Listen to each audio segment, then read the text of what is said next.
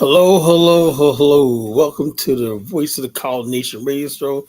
As we wind it down the last 2 weeks of the show, let's get it in. Let's make it count. Let's make it part. Let your voice be heard. Because once it's over, it is over.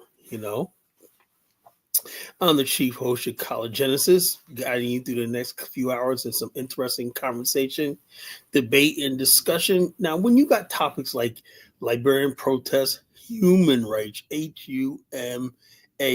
rights, it's an acronym. I'll tell you what the acronym stands for if you don't already know. Against the government, you know what's going down tonight. You know it's going to get heated here tonight. People like Elvis are going to call in. I'm going to become the ringmaster. Forget College Rumble, because it's going to be a circus of deadly clowns in here tonight. But the deadly clowns of Liberia will call in tonight. State in their dusty case. Whatever, we're ready for them. Anyway, we got a good show tonight. We're going to talk about a bunch of stuff that's in the news right now, and that's the main topic of tonight. But yeah, like I said, look, let me say something. No one has yet, the whole year that I've been here, I've talked that from day one. I think I waited like a month to start talking about the idea I have for an African. I said what it meant. I said why I chose that name and everything. Let me break it down to you again. African is spelled with a Afrikan.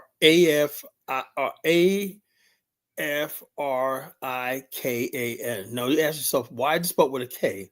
When we say African with a K, we're talking about African Americans and slave descendants.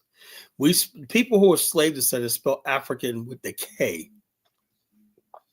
And why do we in the colonization spell with a K? Because K is linked to the colonization, right? K is the 11th letter of the alphabet. What's in the Bible? What's Deuteronomy 11?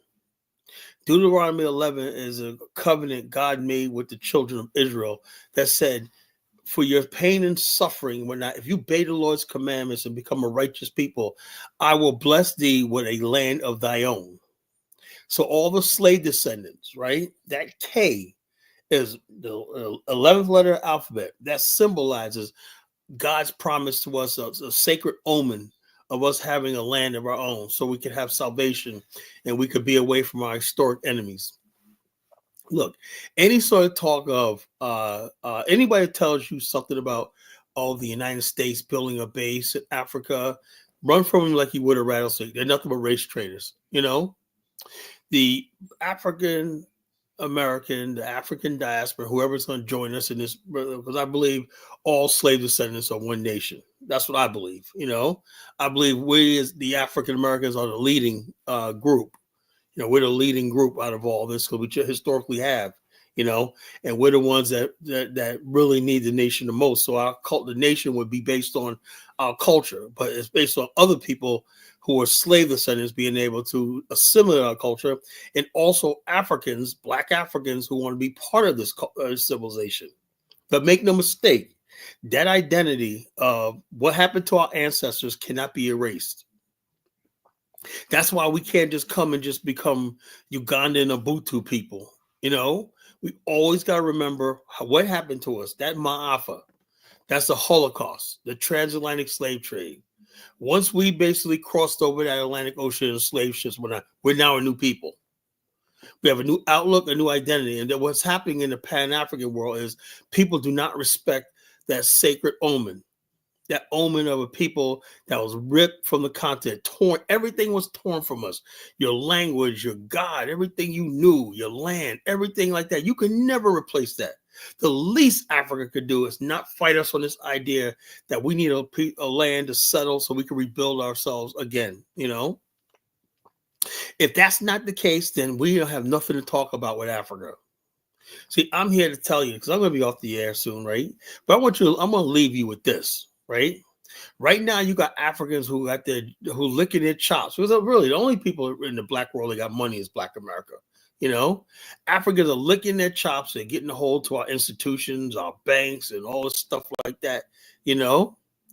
I'm not obsessed with Africans. I am not obsessed with Africans. Not at all. They're obsessed with us.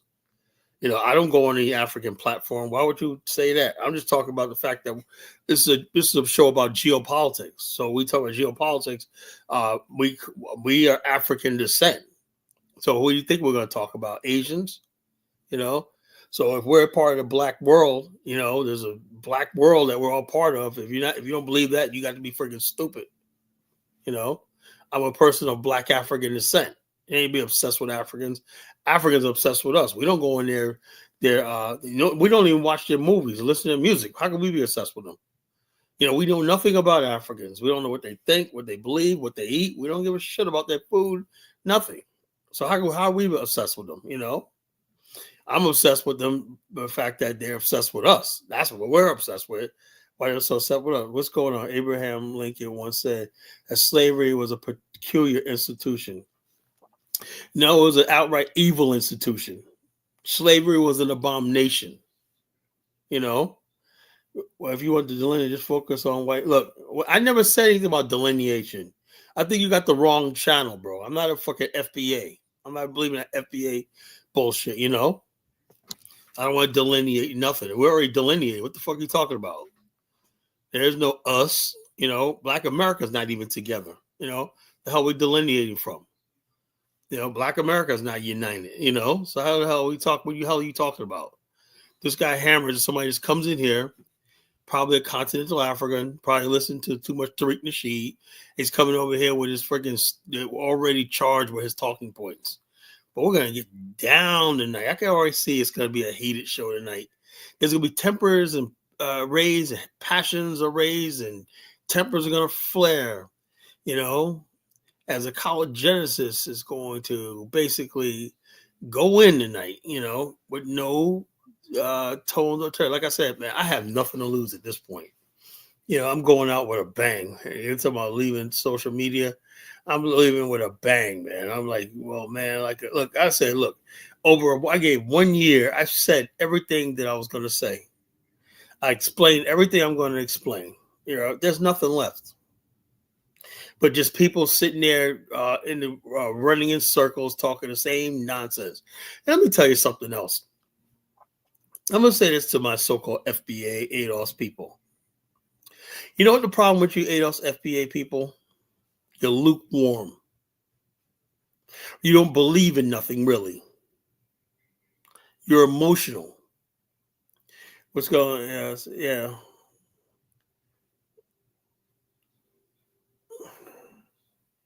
Marshall, what makes you a coon sellout? You must be with a white guy now.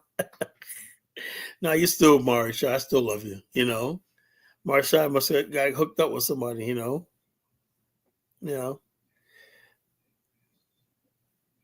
Marshall said, look, man, she's tired of you Negroes and whatnot. She had to go, she got an offer, man. Some white dude, man. I trust Marshall.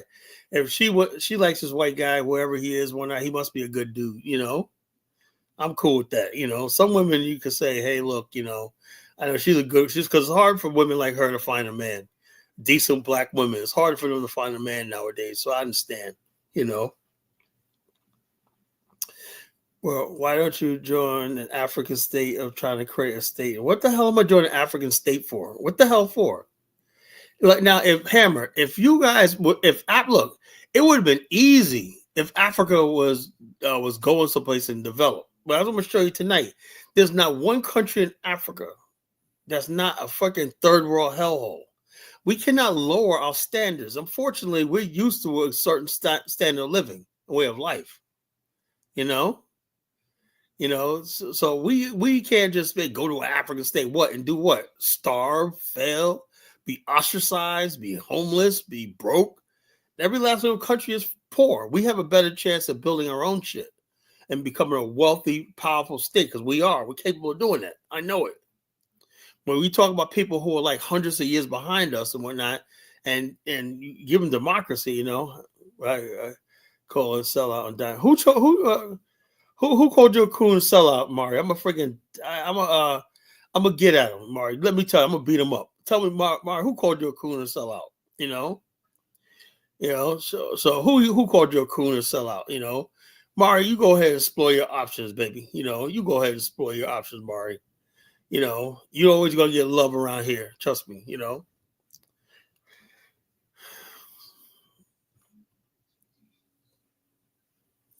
So women gotta support their options. You know, man. So because to me, Negroes are dusty. You know, main thing, Mara, you gotta understand: does he pay for the dinner? Or you pay for the dinner. If he pays for the dinner, willing to pay for the dinner, Mara, keep him. You know, that's all I say. You know, and these days and times, man, I tell you, like I said, you got to find happiness no matter where you can find it. You know, if you got a China man, a white man, whoever going to treat you right, pay your bills, pay for dinner and whatnot, and you don't have to keep paying his light bill and cash app him money every 2 seconds. Sister, go for it. You only got one life to live. Fuck the Pan-African shit. Fuck all that shit. Be happy. You know. See, that's somebody like me. I'm real. You know. I tell people all the time, don't do what I did. This is my life. I screwed up my life with this. You know. I had so many opportunities to do so many things, so much stuff I sacrificed for this movement, and I think I made a mistake. You know, I think I made a mistake, to tell you the truth. You know. So I don't know, because I am not in a position to tell somebody what to do, because I'm looking at how my life turned out, with this so-called Pan-African shit, Like I said, like the word, I think sometimes I wonder if the Pan-African community is like the worst people on the fucking planet. I really do. It's like people, when you get around a lot of Pan-Africans, they don't even like black people. They don't like themselves. They're always fighting, always arguing. There's no love and peace. When you come around somebody, no matter what it is, whether it's ADOS, FBA, or if you're whatever it is, you should have a sense of peace. If you don't have a sense of peace, then there's something wrong. So it is. Oh, come on. Don't put her on Cuddy. Man, Cuddy's a freaking clown, man. Come on. Ross Moise. Come on, not Ross Moise,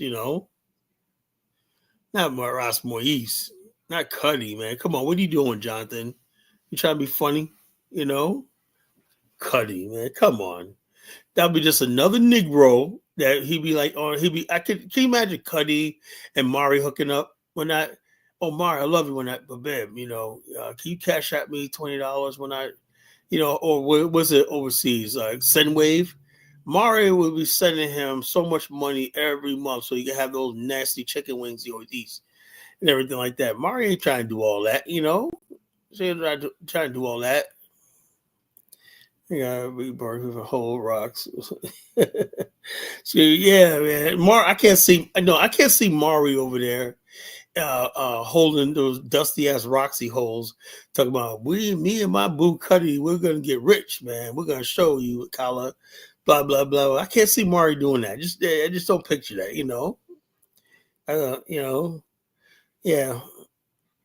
I don't see Mari buying into his jewelry story either. That he's gonna be a rich tycoon jeweler. When I don't see Mari doing that, it just don't fit. It just don't fit. So it is what it is. So folks, but let people be happy. Whatever people want to do. If Mari wants to be, or whatever she wants to do, I support it, because she's shown me over the years that she's a sweet young woman. She deserves to be happy. And whatever she does, I'm happy for her. That's what people understand. College, I'm different from all these other people. Oh yeah, just look, man. Let me tell you something. I'll tell you right now. Most of these people, Pan-Africans, are fucking full of shit. They're nothing. They're nobody. I'll tell anybody all the time, if you find happiness or love outside your race, go the fuck for it and don't look back. Go for it and do not look back. Don't have any regrets. If you and that person are going to make it in this world, when I go for it and don't look back. There's problems in Black America is always going to be there. It ain't going nowhere. So it is what I live in white culture distract, but it's sad, man. When you got a whole, what gets me is this. I thought Africa had all this resources and whatnot. I thought Africa had all abundant resources and everything. How come Africa has not turned those resources and monetized them and made money and got rich? Are you guys just And what are Nigerians like yourself? Are you guys retarded or something? You know, call us simple and sucker. No, no, I'm just a realist, princess. Says a guy who wears his hair in little barrettes and whatnot, you know, and ponytails and barrettes and whatnot on top of his head. Okay, Principe, you know. Principe looks like, he looks like Mary Poppins and whatnot with his little, like a black burnt Mary Poppins and whatnot, Yeah. Yeah, because look, I say like this, because Mari, I know her. I know her. She's she's a sensible young woman. And she's a virtuous woman. That's important. She's a virtuous woman. She's not just anybody, Most of you people on this platform, I'm telling you, right, that's what I said. Most of the black men I see on these platforms are low morals. They're denigrated. And I know the fact of the matter is, all they want is, and I see it all the time, and I hate it, right? Is basically, the reason why our sisters hate us so much, right? Because most black men don't even know how to love a woman. Don't even really know how to love a woman. All they know how to do is, all they think about is, I look at this one video, this picture today on Facebook. This woman was clearly like, well, she was out of shape, but she had a big behind, right? And all the kind of, oh man, look at that. That's all black men think about, is a woman's backside, not what's in her, what kind of woman she is, what's her values and all stuff like this. All you care about is what's in her, or is getting her in bed. I be seeing in some of these communities, I see grown ass men in their 40s and 50s, right? Sexualizing and looking at young girls as young as 13. Man, she got a couple more years till she fill out. She gonna be thick as hell. We're not sexualizing fucking young girls, little innocent girls. So let me, excuse me if I don't believe that me talk when I say that to black men is different than somebody basically who I know who is a decent woman who works hard and everything like that, and she basically wants more out of life. I believe her, So, but if you're one of these type of black men that basically just the reason why you can't find a black woman is because maybe she ain't doing all the shit she won't put up with your shit. So you go to another race of women. That's all it is. Look, I've done interracial marriage, but I know the reason why a lot of brothers go to with white girls and other race of people is because you do not want the responsibility of dealing with a black woman. You don't want to be there for her. Because you don't want to be a man for her. So it's easy to be a boy until you're 30 and 40 years old running around with little Becky. So I tell you like it is. I don't give a damn who doesn't like it. I tell it like it is. So I'll never put the same thing on a lot of the sisters. I know some sisters are stupid and everything like that, but I don't get that from Mari Shai. I don't get that from Mari Shai. She's a decent woman, She's a mature, decent young woman, So I'll be like, hey, look, if you want to do that, that's fine, But now she ain't one of these stupid little girls on the internet tomorrow. Oh, I want to get a white boy. But no. She must have been at the what's end. Like she's tired of being alone. And if somebody else come along, we're not she's with an option. Some white guy probably was nice to her, pumped her gas for her in a gas station. Somebody hold the door from her, smiled at her. Who knows? You don't know how people fall in love and whatnot, and stuff like that. You never know, I live in white countries and push poison into the white community. Who the hell are you going to push into I push poison into the white community, man, and scam and sleep with white women. And when you're going to be out of here, you guys, what you need to do is go back to your dusty, dirty country called Nigeria and start loving your Nigerian women. This is what I'm talking about. Whether it's Black American, Nigerian, most men ain't shit. Most men, all they want to do is look up when they turn 50 years old, 40, 50, and suddenly, no, I'm not supporting you, fuckhead, I don't support fucking coons, I don't want to find love with white women. No. You want to lust after white women. You need to be going to Nigeria. There's 200 million women in your country you could be going to. but you want to freaking come after white women because you lust after them. You crave their white flesh. I don't get that from Mari Shai. She just looks somebody that's different between somebody who basically I've said like, okay, we just fell in love with each other. We just happen to be a different race. There's somebody who just lusts after another race of people. That's disgusting. When you lust after white people, So it is what it is. Chinese didn't delete girls for boys. Didn't delete the great girls for boys.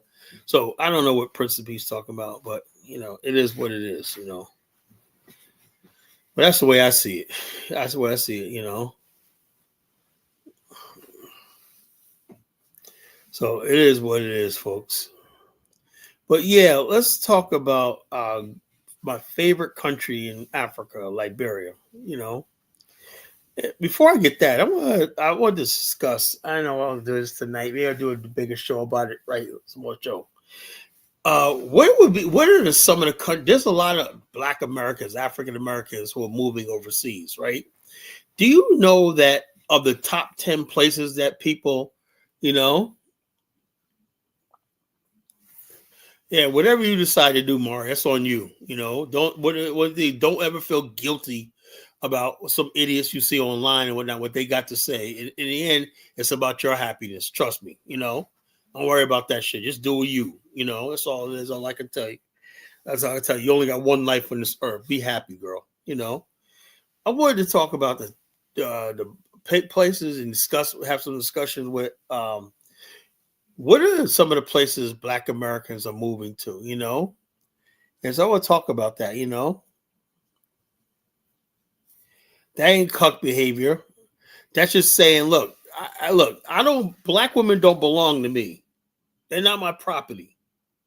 If we had a nation of our own and we had plenty of eligible Black men, we're building the Black family, that's a difference. Since I do not have a nation of my own, since there's not a lot of Black eligible men in this country. So what the hell do I got to do telling Black women anything? We gave that up when we decided to become Black Americans, decided to become Americans. And you Africans gave that up when you decided to come over to this country and become citizens. You no longer have a woman. She belongs to American society. Now, if you want to keep your woman, you build like the Japanese do. The Japanese want to keep their women because they love them. So they built Japan up into industrial power. So you don't have millions of Japanese women spread all over the world. Japan's not like the Philippines, where Filipino women got to look for love all over the world because there's not enough eligible. Japan built a country which their women were forced to be with them because it makes perfectly sense. So it is what it is. So I want to talk about, no, Marv, sorry, you're a good girl. Look, let me tell you something. I wanted to talk about the number one places Black Americans are moving to, White people aren't in Japan doing sex tourism. That's very minute. When you say sex tourism, that basically, Principe is an ignoramus. He don't know what sex tourism means. Sex tourism is when white people go to vulnerable, poor countries, right? And prey on young women, right? For sex and because they need money and stuff like that. Japan's a highly industrialized, wealthy country. High per capita income. The women in Japan are not on the streets looking for foreigners to feed them. They got a social welfare system and all stuff like that. So sex tourism doesn't exist in Japan.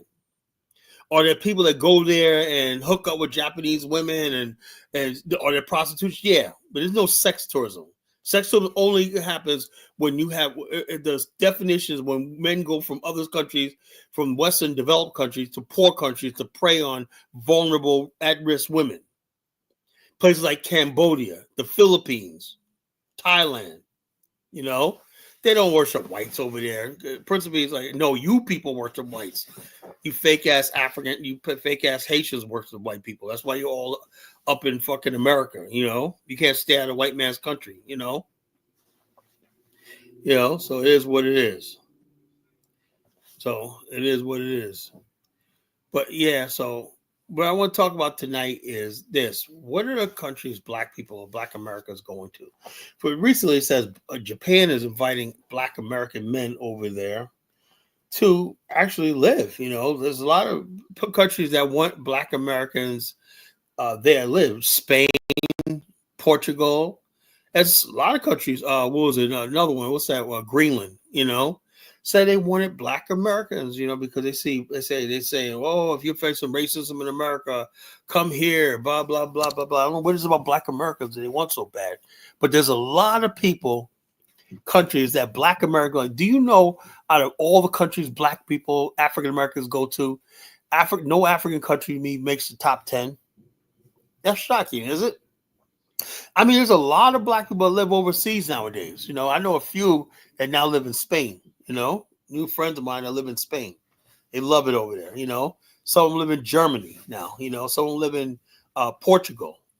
So it's like these countries are growing. The number of Black people, there's a lot of African Americans that live in Mexico now. So the number of Black people who are living abroad is growing. There's a lot of Black Americans that live in Thailand, the Philippines, all this, Hong Kong, all this, even mainland China. So the number of Black people living overseas is growing, but it has not basically, the number of Black people living in African countries don't even make the top 10 destinations, so it is what it is, it is what it is. The top 10, it doesn't even make the top 10. I'm not talking about this prostitution everywhere, even in the United States, even in England. But when he says sex tourism, that's a different thing. Sex tourism is usually when you see people in Thailand where women are sitting on the street because, or in the Philippines where women having sex because they got 2 kids they got to feed. That's sex tourism. When women are exploited because they're poor. Japan's not a poor country. Japan's a very rich country, a highly industrialized country. It's the only non-white country that's highly industrialized, and highly developed. They got a good education, social welfare system. People don't have to do that in Japan. So like I said, that's why I said I'm here, because we got ignoramuses like Principe, no offense to young brother, but he doesn't know what he's talking about, So when you say something like sex tourism, that's a serious term. That's a serious term, Sex tourism, and also sex tourism means that it's permitted by the authorities because it brings in money, or they're too weak to do, like in Gambia, this sex tourism, because the government is like paralyzed to do anything about it. So they sacrifice their people up because of money. Liberia does not have a sex tourism industry. Ghana does not have a sex tourism industry. Nigeria does not have a sex tourism industry. So, but South Gambia does. Senegal, I believe, does. So it's not like this. So when you say term sex tourism, that's a serious accusation. That means when you talk about sex tourism, you almost talk about the country is a failed state. It's a failed state. So I hope I can tell Principe that. Princess P that. But like I said, I look. The African countries don't make the top 10 as far as destinations for Black Americans. So I don't know what dumbass. His whole thing was Black people in America. I guess because of Bag family in Gambia, Black people in America, the Blacks are coming back, angry about slavery. They're coming back to take over Africa and stuff like that. And the truth is, is that there's not a lot of Black people going to Africa, particularly West Africa. There's not a lot of Black Americans in Africa, going there and stuff like that. So I don't know why everybody was all this alarm. Oh, Black people in America are coming to take over, a year return, all that stuff like that. No, more Black people go to Asia. More Black people in America go to Europe, than they do Africa. I think Africa played this hand too quick. They thought, oh man, we got all these Blacks coming back. We're gonna, whatever the fuck they were feeling, and they ruined it. Now it's like most Black people are like, something, I'll take Africa off my bucket list. And that's exactly what happened. A lot of people it's hard, man. Look, it's hard for me to tell people. I got one of my partners, female partners today, and I was telling her, why don't you come to tour with us next year? And she says, oh, well, she knew I was going on this tour, but she goes, oh, yeah, I'm going on a Caribbean tour. What's it called? Carnival cruise. She says, ghetto as hell, man. I said, yeah, that's the one I want to go on. She goes, you're going Royal Caribbean. She goes, it sails out of Miami. And you go to Cancun, I think Cuba and all of the Caribbean area, right? Royal Caribbean. It goes out of Miami. That's the one I want to go to. But the other one, Carnival cruise, is ghetto as hell, I heard, you know? She said she's going on there only because her mother's doing it, but she doesn't like going on it. You know, it's ghetto as hell. I'm not going to no ghetto-ass cruise, you know? But yeah, so there's a lot of black people who go to Cancun. You know, they go a lot of places, Maui and stuff like that. So there's a lot of black people traveling the world right now. You know, New Zealand, Australia. You know how many black Americans in Australia right now? It's like growing, you know. But like I said, Singapore, there's a few. But there's no one there's not a lot of interest in Africa, you know. Not a lot of interest in Africa. As much as we try, you know, Lord knows we try, you know, but the whole thing is, you know, like, and this what goes with the topic of tonight's show. Now, there was a July 17th protest in Liberia. They was talking about this for months, right? Months. We're going to protest the Boca. Now, we've seen from the outside looking in, tremendous gains in Liberia, right? But the opposition party who can't believe they lost the government go around. This is the old playbook. See, the world's seeing Liberia for what it is right now, right? The same thing that you see going on right now in Liberia is what happened during the rice riots and the coup. They make up lies and stuff like you see it in real time right now. They make up lies of corruption and all stuff like that because they know the Liberian his character is basically a savage, you know, and a savage person doesn't understand character assassination, lying, and everything. All they care about is saying what they want to say to get what they want to get. They have no character, no anything, nothing, no character, nothing, not even barely freaking human. Right, so they're going around. You got ex-politicians going around saying the Boca is doing this, which all lies, right? And it was exposed because the people in Liberia just said they had enough. Less than 4,000 people showed up at this massive protest. They thought there were going to be millions of Liberians going to come to the street, start tearing shit. That's what they do. They use a threat of intimidation, you know, of mob violence, you know, whipping up people. They stir up poor black people, you know. Stir up poor people. Tell them that the government's doing this. Lie about a country with a less than $1 billion budget. They expect miracles. Why don't we have this? Why don't we have that? That's what's called. What they do is they basically stretch expectations. And when you stretch expectations, right, and not managing them, what you have is people expecting things when they don't happen. They turn violent because you basically exaggerated expectations. You say, oh yeah, this government should have did this, something like that. Well, the government knows, you know, the government doesn't have a budget for that. The government can't do this, whatever like that. They can't solve all these problems, you know. So it is what it is. First of all, the Congressional Black Caucus is not a government, princess. It's not a government. It's just a caucus of government officials.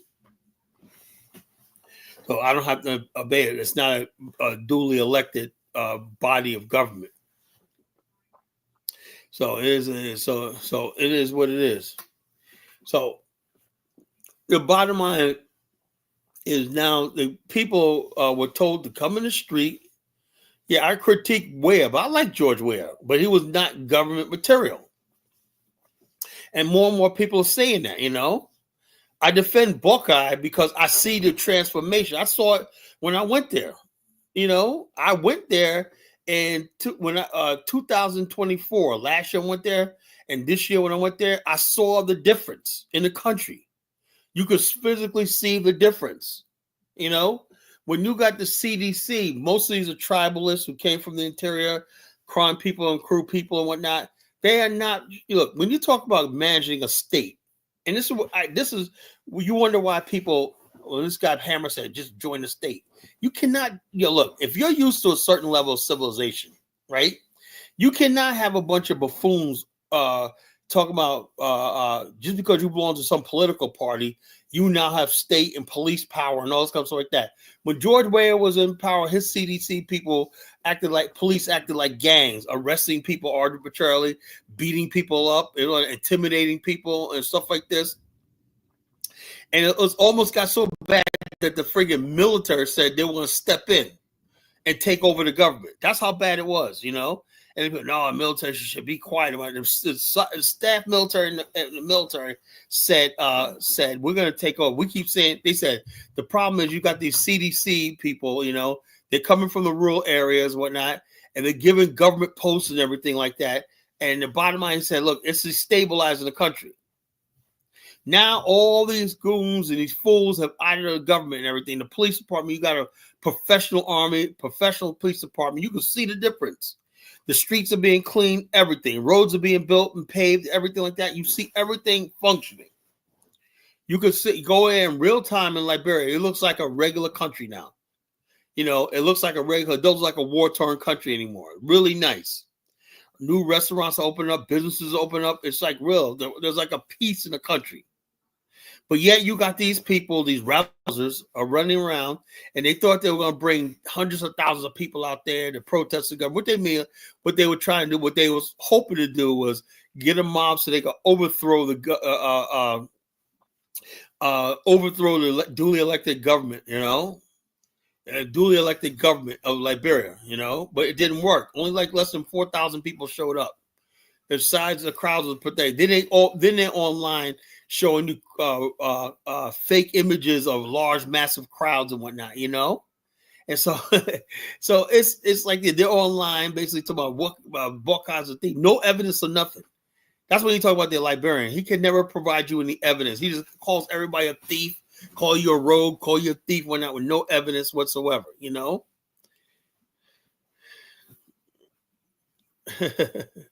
I can't tell the mods what to do, Mr. Know-It-All.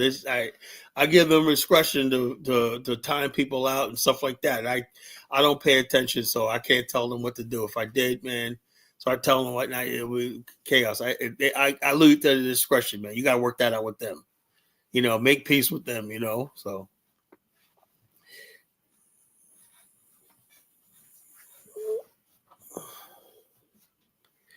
Yeah, so no, I think that's a little overblown, Eddie.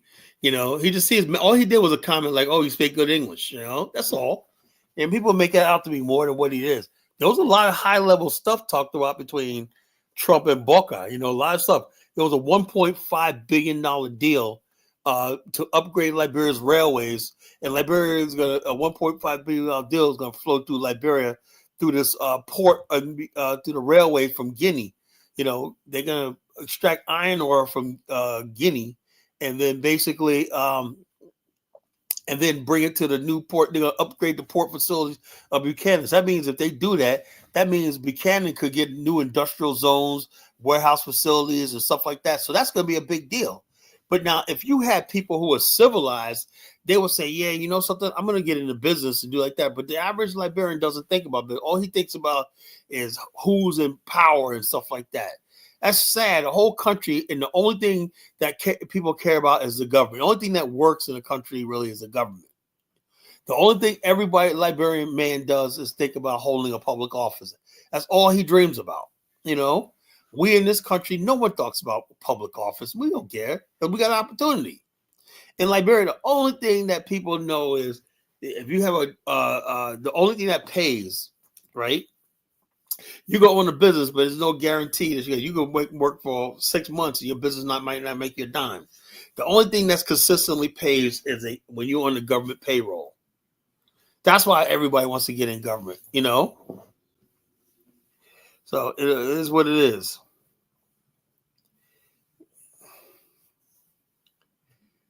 It is what it is. Yeah. Okay, Prince B. Okay, Prince B. Yeah, this great development in Africa. There's no development going in Africa, Prince B. Let's stop lying. I am not going to lie to people anymore, man. I used to tell people all the time, oh, Africa's rising and all this kind of stupid shit, Now I realize, man, I was naive and outright lying to people when I told you Africa was a good investment and all this kind of shit like that.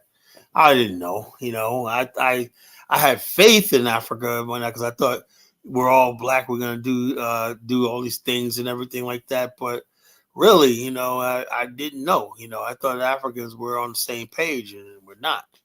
Now, Liberia is only growing because there's a number of black people from America and some Liberians coming from America that's making that happen. But let me tell you something, folks. This, although people will give this thing the benefit of the doubt, Boca has a high profile around the world now as far as a good government. Now, so the whole idea of this protest is to embarrass the government, right, and discourage investment. So they can say, "Oh, Boca's not bringing on investment."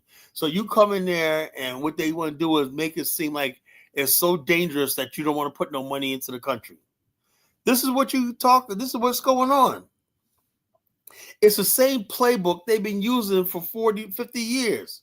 It started with the rice riots, It started with the friggin' with the 1980 coup. You go around and you find anything to complain about, right? You gather up illiterates and ignoramuses and whatnot, And so therefore, next thing you know, the people that's the stakeholders say, "I'm pulling out, man, because they accuse you of human rights violation, all kinds of stupid shit like that, and to destabilize the country." So they justify and overthrow. That's what they try to do here. They thought they were going to have this big mob and they could bum rush executive mansion and drag Boca out of there. That's what they were starting to do.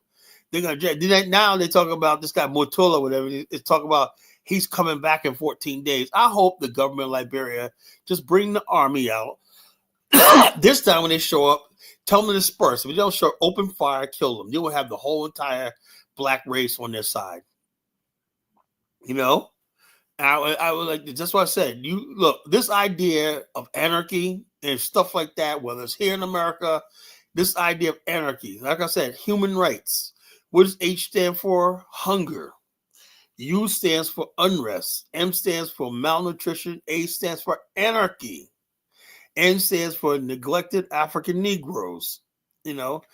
Anarchy. That's what people want. They want anarchy. And that's been the trademark of the black man around the world is anarchy. The black race refuses to accept authority. So how are you going to talk about nation building, Principe, when people basically the only thing they know how to do is rebel and defy authority and stuff like that, and ask for handouts and beg, cry, 7 feet? How the hell are you going to govern people like that? You can't. No, FBA is not doing it because FBA is standing down right now. I think you need to talk to the Hispanic people, who are trying to friggin' fight with ICE, and we're not out there fighting with ICE. What are you talking about? We may grumble online when that, but you don't see black people out there fighting ICE and stuff like that, But look, the bottom line is this: you got these Hispanics who are throwing rocks at ICE officials for doing their job and whatnot. That ain't us doing that, Principe. You need to take that back. We're not doing that. That's the Latinos that are doing that. We're not doing that. We have never had any incidents where we tried to overthrow the government or resist authority. Yeah, we may tear some shit up once in a while, but we never did that. When authorities come in, we usually back off. These people basically feel like ICE. You got a vice mayor of a city in California talking about, where's my Serenos on that fighting ICE or whatnot? A freaking elected official. That's what you're dealing with. This is ridiculous.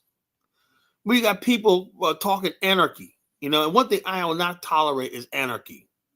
If you ain't in power, then you need to shut the fuck up, and learn how so you can get in power, and then you implement stuff like that through a civilized process and a due process, But when you basically have people that's a duly elected, whatever like that, it's your job to obey a duly elected. If that's a system you want to use, Donald Trump was elected president of the United States.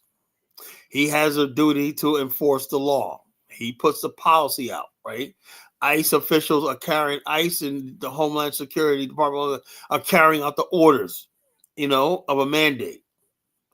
So therefore, if you go against that, you're going against the express will of the people. The people even understand that when you're going against ICE or whatever like that, you're going against what was elected at the polls.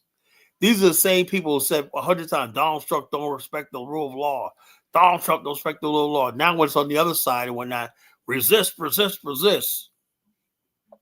Same thing you have right in Liberia. When your side loses, whatnot, it's resist, resist, resist. We don't have to debate that, They try to discredit you.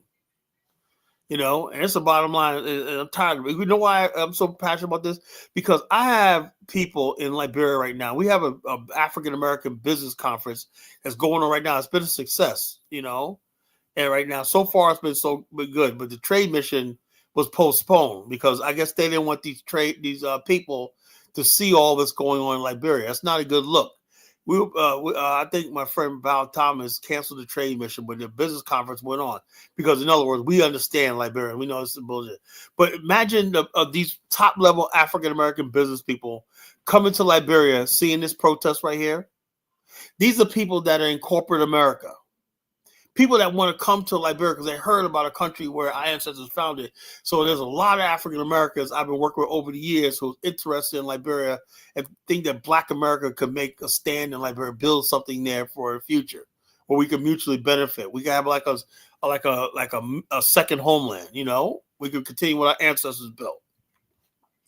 But then you have this January 17th protest out in the streets. So like this, shut up, Prince B, FBA dude. We don't have Black leadership. That's the other thing you don't understand. There is no damn Black leadership. We don't have any damn Black leadership. Prince B, the Black leadership. There's no damn Black leadership. We don't have a government, Prince B. So that's the whole thing. But yeah, so it just angers me when I see this foolishness, foolishness. And then people can't call it out. They're like, oh, well, I don't know. Well, I don't know. Look, do you understand that, the rest of the world is prospering? I asked a question. Why is it that the Arabs could build something like Dubai, beautiful city, right? And Africans claim they got all these natural resources. We got everything. We got rare earth materials. We got oil. We got everything. We got uranium. Then why is Africa so fucking underdeveloped and poor? Why is that? I don't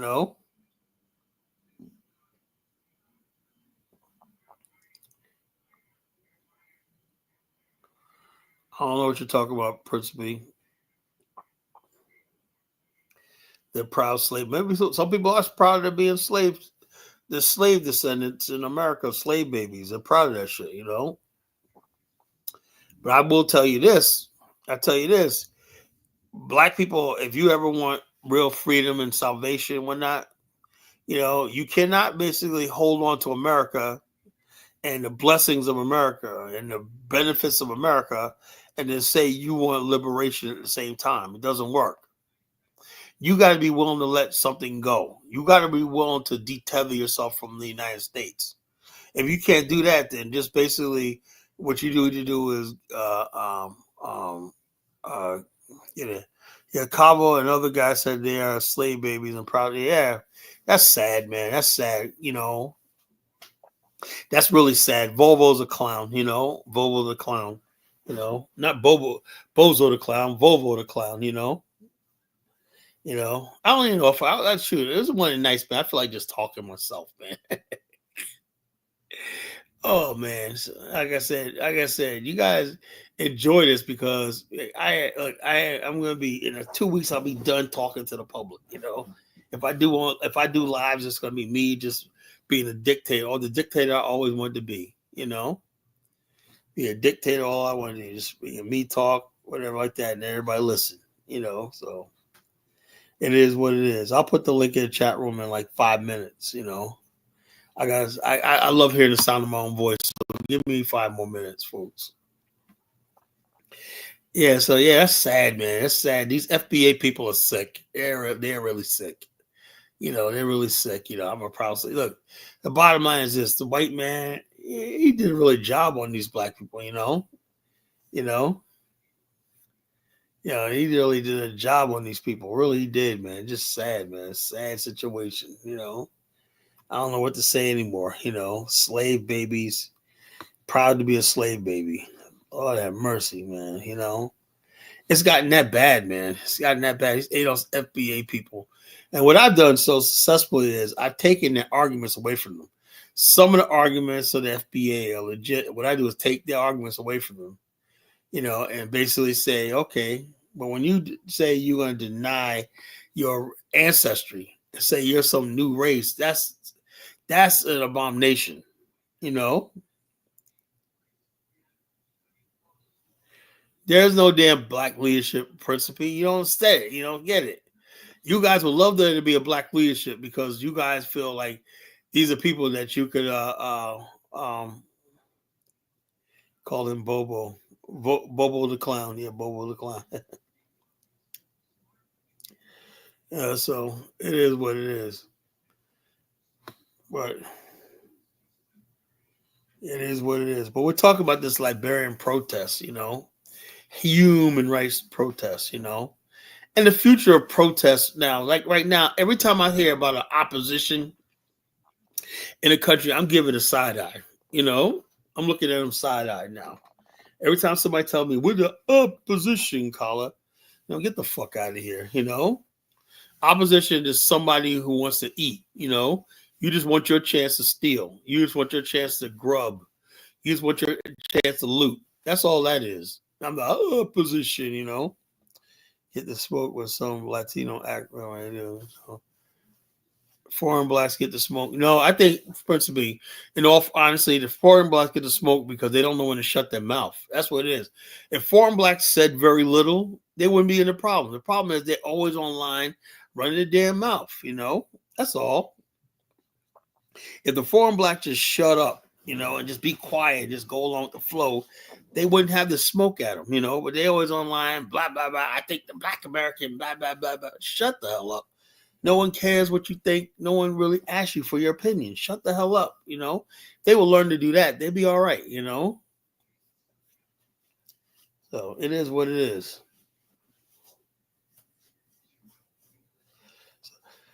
So with that,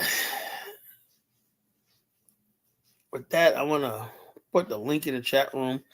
You know, I'm talking like I think I want an opinion on this Liberia protest. I mean, that's all I want to talk about right now for the first hour, you know? I know we always divulge into other things, man, but I want to talk about this Liberia protest. I want people who've been following this protest to call in, you know? I want you, like people who follow the Liberian protest to call in, you know? Let your voice be heard, you know?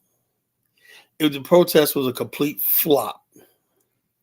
I had this one video. I made this meme that I've been putting all over social media.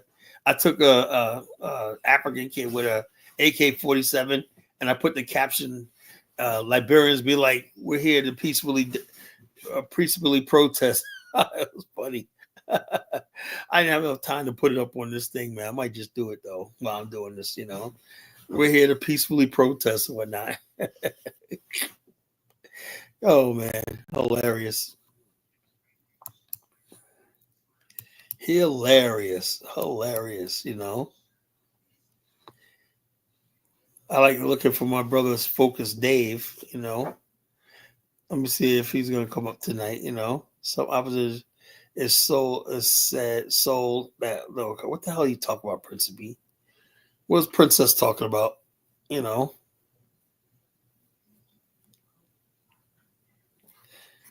I don't know, Princess.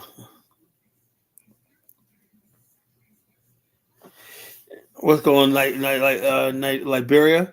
Same thing that goes on in all Africa, man. You guys just simply don't know how to fucking run a country. That's what's going on. It's no different than friggin' Nigeria and all these other countries and whatnot, you know. You know, you give Africans independence and whatnot, what do they do with it, you know?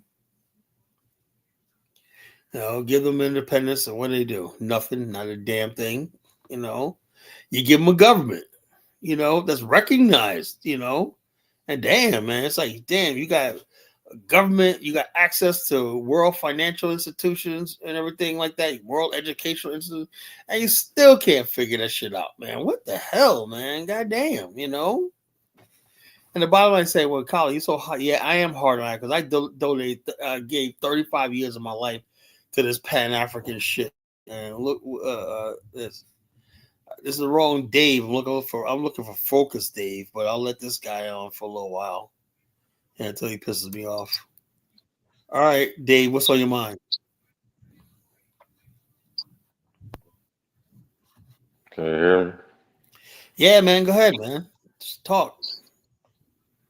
Um, I don't know why you acting so crazy right now, but hey, Liberia, is that what you're talking about? Is this the Liberian protest? Is that what you want to? Is that the Yeah, topic of that? basically, I'm talking about the Liberian. If you are you paying attention to what happened on protest? We've talked about it all week, leading up to this so-called massive protest. So the reason why I'm doing this is because we know there's my partners in Liberia. They put together this African American investment. When the investment conference went on, it was good. It was packed at the Ministerial Building, but there was supposed to be a trade mission coming with the investment conference. Of top African American businessmen, Representative, those are states congressmen from Texas supposed to be there, representing Texas, several high level people from Atlanta. The International Focus magazine covered it. That's what hosted it. International Focus magazine, and I'm friends with all these people. I'm friends with all these people. Hester Baker, Bomani talked to them. Bomani talked to them for me yesterday. But the bottom line is these are high level people. And I'm saying to myself, now they postponed the trade mission because of that protest, right? Because I guess they didn't want to see when these guys came over here. They're top level Black African American business people, along with white partners and stuff like that, who want to invest in key sectors of Liberia. Mm-hmm.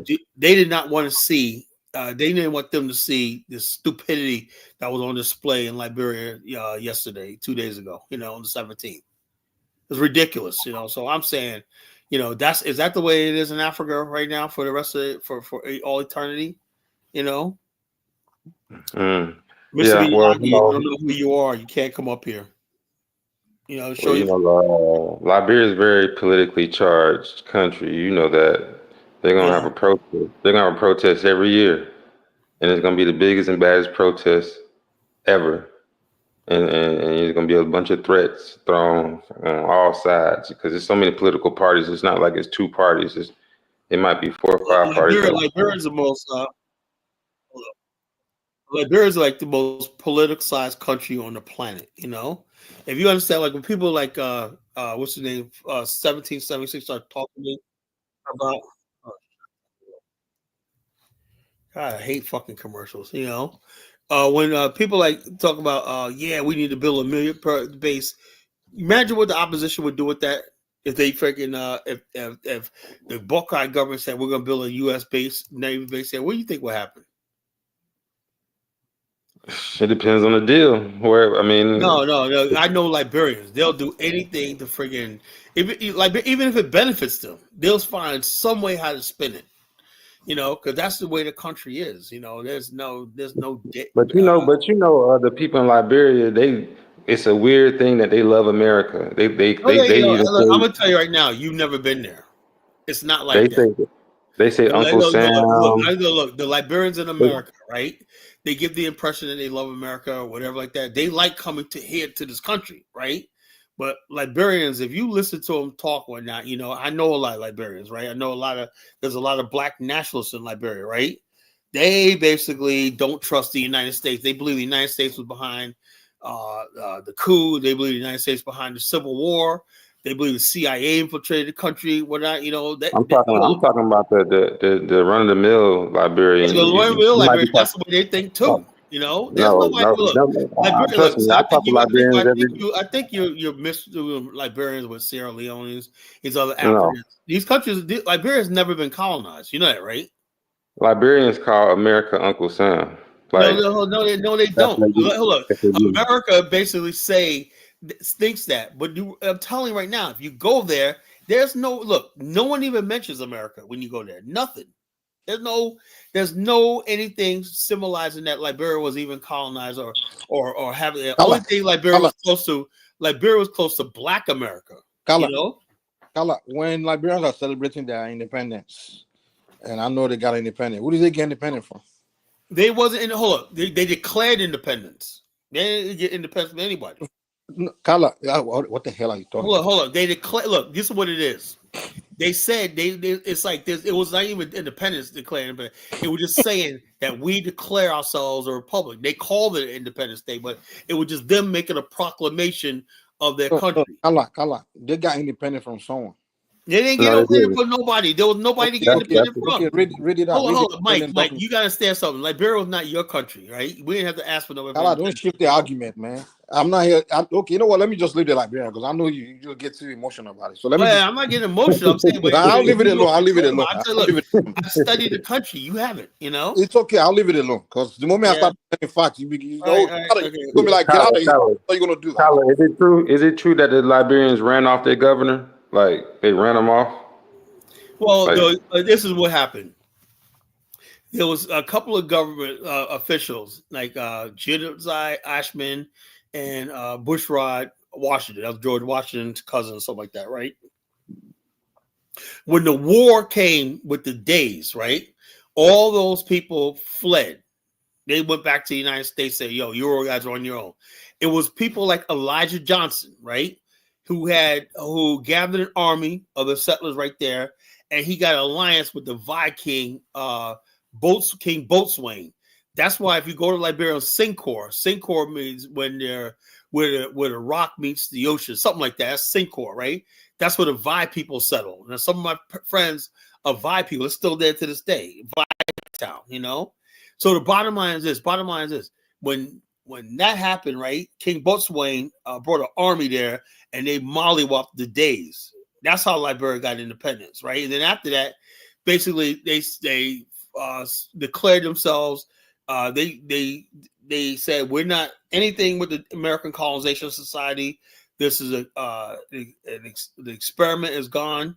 We're going to take over what we call the Commonwealth. It was the American Colonization Society did create a Commonwealth on Montserrat, right? Now in Liberia, there was also a separate colonization efforts, which was the Mississippi, and there was the Maryland. Those are two. All these were completely different entities. And there was several of them, like the Louisiana one, the Clay Ashland one. There was Arlington. These are all independent settlement. Caldwell. They all just people from the United States donating money to sell Black people in Africa. And that's true. There was a lot of private money that helped Liberia get established in the United States. There was. I'm not going to ever doubt that thing. There was a lot of white philanthropy and stuff like that, but these are private institutions. What problem was the private institutions didn't get the respect from the British because Liberia said, look, we're going to need money, right? We're going to need money to run the state, right? So they began taxing British traders on this coast, right? And the British said, well, you're not a nation state, so we can't tax us, right?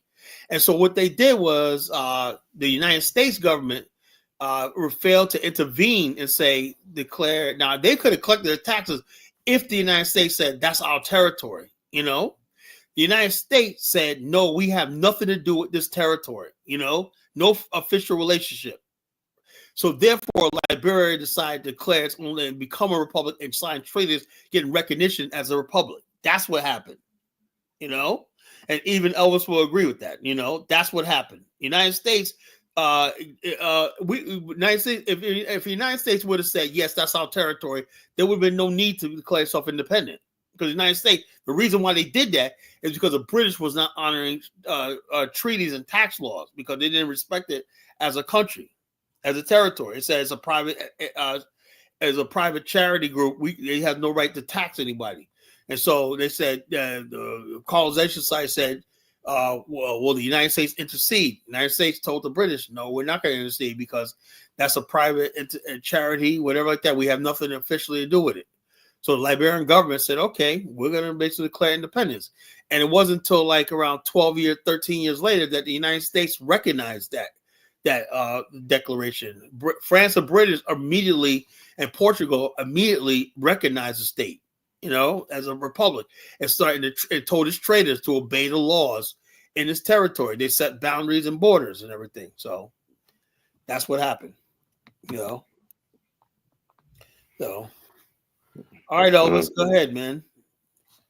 What's up, Kyla? Your protest failed, Elvis, I man. mean, I just said, what's up, Kyla?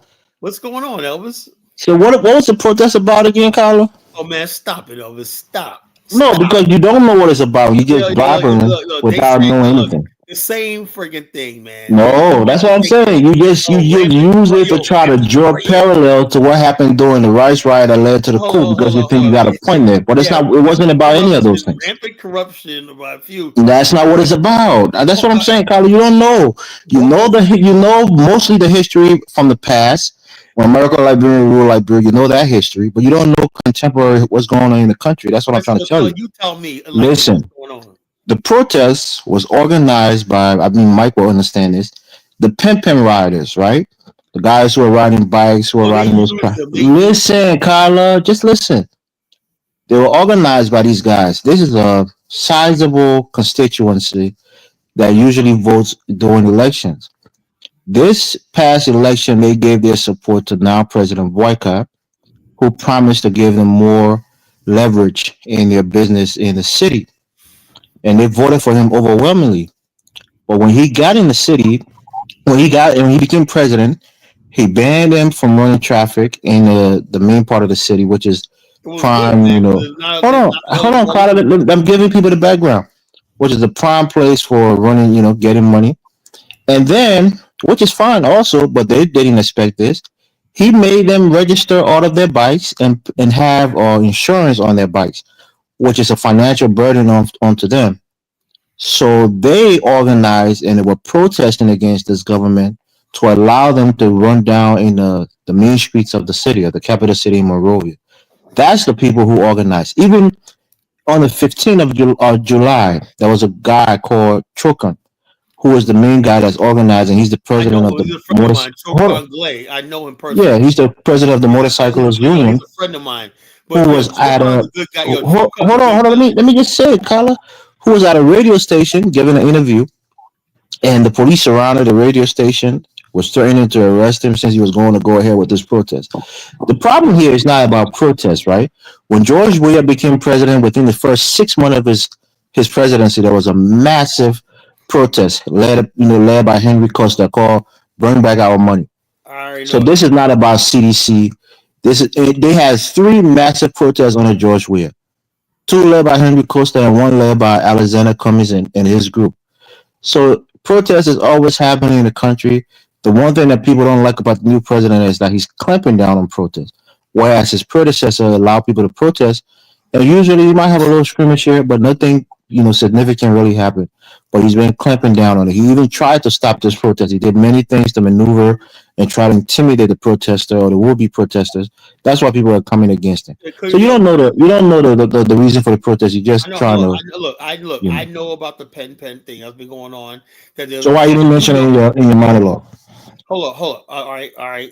Okay, I was getting to that. Hey, can I speak to Elvis? Can I ask Elvis a question? Hey, Elvis. No, go ahead. Elvis, so what you think about President Boycott and President Trump's interaction? Like I said, people in my community and I got into a big argument over that because I don't think that was. They said the president was being acting childlike and he was kowtowing to Trump, and I disagree. I said, look, even I or even you who might be in a position of authority over somebody else, and maybe you're trying to be polite, and you might say, yes, sir. You might say sir to a subordinate. You might say sir to a younger person.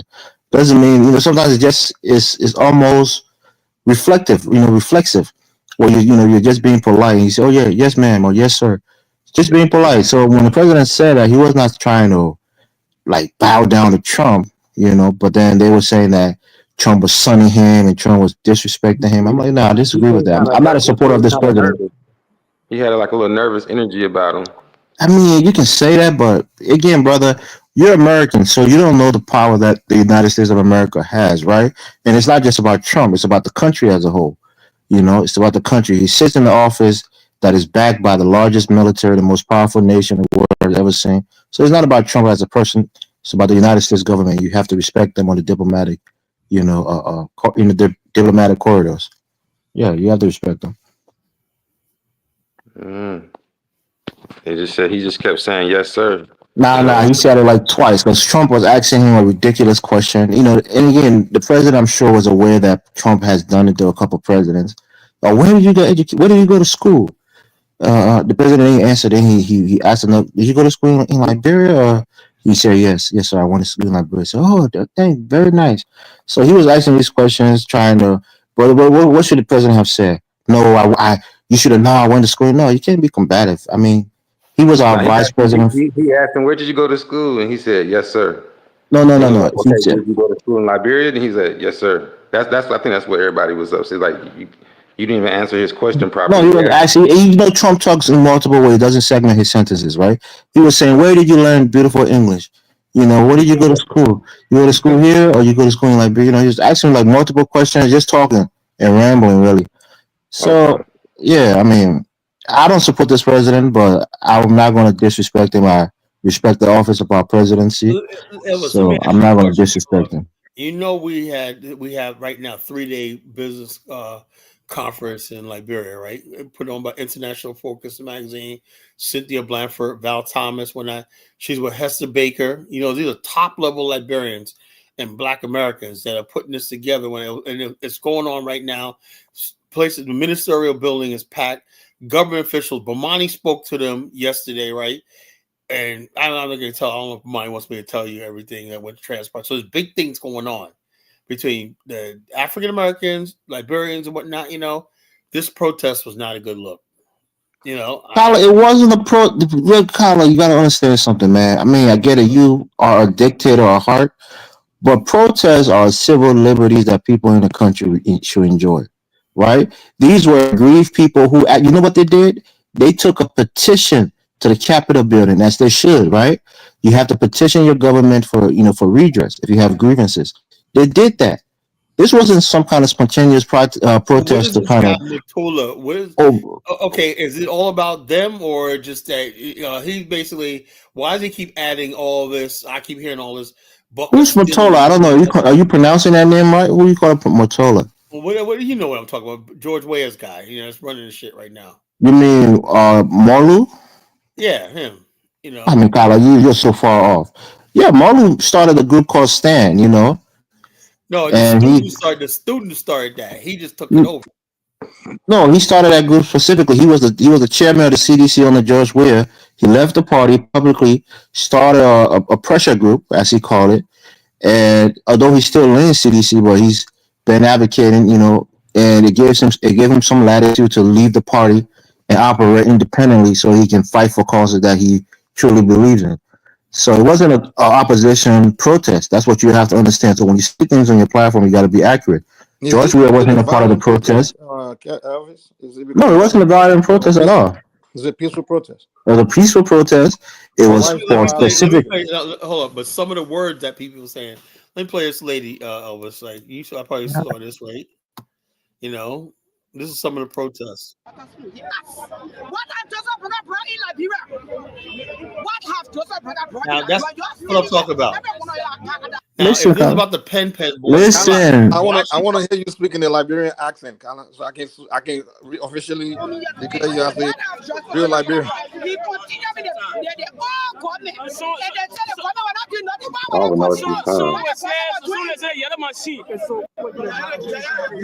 I know most people can understand what they're saying. Carla, translate since you understand the Liberian pidgin, or you don't understand it too well yourself. What has brought to the country?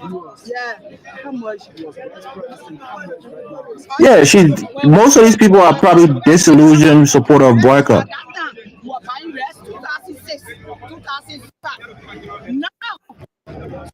The president got in power. The rest has You can always find some disillusioned voters. Let me tell you.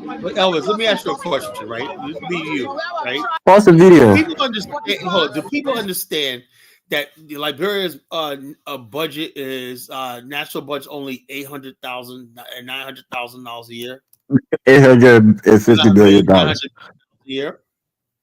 Carla, that's what you have to understand. Boycott campaign bringing down the rice prices. Well, I know that. Hold on. So then why? So you saying you know that? So what do you expect people to understand when you campaign on bringing it down? Hey, Elvis, Thomas, about can I ask managing you a question? expectations. Say that again, Carla. Remember, I did a show. The last show I did, what was it? Say Friday, Wednesday night. I said managing expectations. They said that after they took office, Colin, a guy called H.U.M.A.N said that they need to manage their expectation after they promised the people everything, and then got in power and told them to manage their expectations. Imagine that. There was nothing. The country, there was nothing. So many investors left Liberia under George Weah. Mike wants to ask me a question. Go ahead, Mike. Investors are coming back to the country right now. You know, right? Go ahead, Mike. Do you know who's Thomas Buckingham is? Say that again. Do you know who's Thomas Buckingham is? Buckingham is? I don't know. That doesn't sound like a Liberian name. Is it a Liberian? You guys don't even. Kala, do you know who's Thomas Buckingham is? Buckingham. Do you know who's James Buckingham is? Oh, you said Buckingham? Buckingham. Thomas Buckingham? Yeah, however you pronounce it. Yeah. Okay. Yeah, I don't know who that is now. You talking about Buchanan? He established the Buchanan City, Grand Bassa. He was a governor of Grand Bassa. No. Thomas Buckingham is the first governor of Liberia. No, you're talking about Buchanan. No, he was Buchanan. Buchanan. Yeah. No, he was a governor of which he's the first governor. Bassa Cove. No, he's the first governor of Liberia. Yeah, he was an AES governor of Liberia. Do you know that? I'm saying this. Do you know that he's the governor? Pull up his name and look his You can't, Mike. You're a smart guy, right? Understand that he can't be the governor of Liberia because Liberia wasn't established until 1847. No, he was the governor of Liberia from 1847. There was no place called Liberia at the time. There was no place called Liberia. He was the governor of, maybe you can say, Montserrato. And then it was not even a county, but he was a governor for that settlement. Mostly Bassa Cove. He was mostly Bassa Cove, and that's why. What year was he in office? Is named after him, Grand Bassa area. So he was not a governor of. There was no place called Liberia. It was just a territory. Once Liberia became a country called Liberia, there was no more governors. You have presidents then. Okay, that was during the colonial time. Okay, so okay. But no, but it was a private experiment. The government. What the hell is the private? Mike, there's a difference, right? Liberia wouldn't need independence, right? If it was a colony. It was a colony, it could have taxed the British under the U.S. law and say, yeah, this is U.S. territory, you got to obey this. Okay.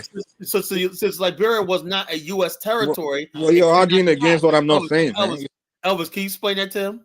Explain what? I didn't say anything about that, so why didn't you? Let's hear him, Colin. He wants to get some information. Give him the latitude for it. He's trying to say Liberia was a U.S. What he's trying to do is just trying to diverge, so I don't. Let's hear him, Colin. Go ahead, Mike. Mike been learning up on some things. Let's hear what he got. Exactly. So the point I'm trying to make is when Liberia was established was 1822. Well, he got his independence in 1847. So he was already like a colony within that time. But his independence was in 1847. It was not a colonial. So, but let me say what I'm trying to say. The reason why I mentioned that guy's name because Thomas Buckingham, right? His brother became the 15th president of the United States. His older brother became the. Who's his brother? James Buchanan. Buckingham, yeah. So you said you're pronouncing that word wrong. That's what we pronounce in Nigeria. You have to understand. Buchanan. You mean like Buckingham is like Buckingham Palace, right? But then you have Buchanan. Pronounce it that way. Calm down. I went to private school in Nigeria, so we study West African history. That's why I know so much well about Liberia. Okay. I mean, I'm just saying the name doesn't sound familiar to me. That's why I'm following this. When I was in Nigeria, I went to private school, so we used to study West African history. You know, we take the exam called WIAC, which is exactly. It's a West African exam, you know. So I know a lot about Liberia. So sometimes I don't think I'm here to attack or something like that. Mike, hold on, Mike. Let me say it. Come now. Calm down. Different. Mike, come on. The whole thing is your premise is that Liberia was a colony. Is that correct? From 1822 to 1847. Not a colony. You know, hold on, Mike. So what was this from 1822 to? Mike, this is what I said. I said you're ignorant about what the word colony means. Colony means that you're a territory of a extension of a mother country. Liberia was never that territory was never an extension of what was the then before the independence? What do you because it was just a private charity. It was a quasi colony, Colin. Well, it was a colony of somebody. It had to be a colony at some point. Because it was a quasi colony. It was a private colony by people who settled and was The American because remember, Colonization Carla, these people were Society. getting support from the United States, like you said earlier. Hold on. They were getting Who are private those people? support Hold on, from the hold on. ACS You'll give private support. Okay, let's keep But it was simple not then. a government of the in a Okay. foreign country. They're getting private support from a Okay, foreign calm country, down, from people in a calm foreign down. country. Wait, So it's a let's not quasi get it rowdy. colony. Hey, Let's not peace get it and rowdy. blessings to everyone on the panel. Give me a second. Nah, well, you heard people talking 1776. Let me finish first. Give me a second before you come in. So hell to you. within that time was the private, whatever you want to call it. Which organization was in charge? It was American Colonization Society, right? They are the people in charge from that time. Yeah, right? but the whole thing is Okay, so that's the name. So if the name is American Colonization Society, what do you want me to call it? Colony. Hold on. Check us out, Mike. This is the problem you're making. You obviously haven't really studied it, right? Because you wouldn't if you knew. Carla, I'm not saying my own opinion. I'm just saying what I read in school. You would know who Stephen Allen Benson was. You know who Dr. Drayton was. You would know who F.4 McGill was. It's okay. I know. Yeah, it's okay. You would know, Okay, who Elijah Johnson was. You would know who Randolph Cooper was. I know all these These were the people. founding fathers of Liberia. But Carla, two things can. Carla, what These is are the men okay? who What, shaped Liberia. Carla, calm down. Do you present a different argument, man? Hold on, guy. Give me a second, man. Thomas Buchanan, right? Is the brother of the This is what glorifying this white guy did nothing really. Hey, one person at a time. One person at a There's time. another guy called Elias Hayes. He's actually the first colonial agent I was appointed as the leader. Yeah, he's a white guy as well. So, and they all connected to the U.S. government. So, the Thomas Buchanan is the brother of the U.S. president. But Hey, Mike. present Liberia to all that. Mike, The two United things States can government have nothing to do two with things can Liberia. be true at the same time. Look, Bushrod Washington was brother to George Washington. So what? That don't mean nothing. The reason why I'm presenting this to you, private money. They said the only thing they wanted to do was have a place they could dump free black, not slaves, free blacks from American soil. That's all it was. but the U.S. government were appointing. Would you agree with me that Two the U.S. things can government be were true appointing at the agents? same time. Two things can be true at the same time. Say it again. Two things can be true at the same time. Exactly. What are you saying is true? What I'm also saying is true. But I don't know why he's trying to make it like it's an argument. It was a quasi colony. Colony has two definitions, Carla. We're both presenting facts, but then I don't know where the argument is. One person at a time.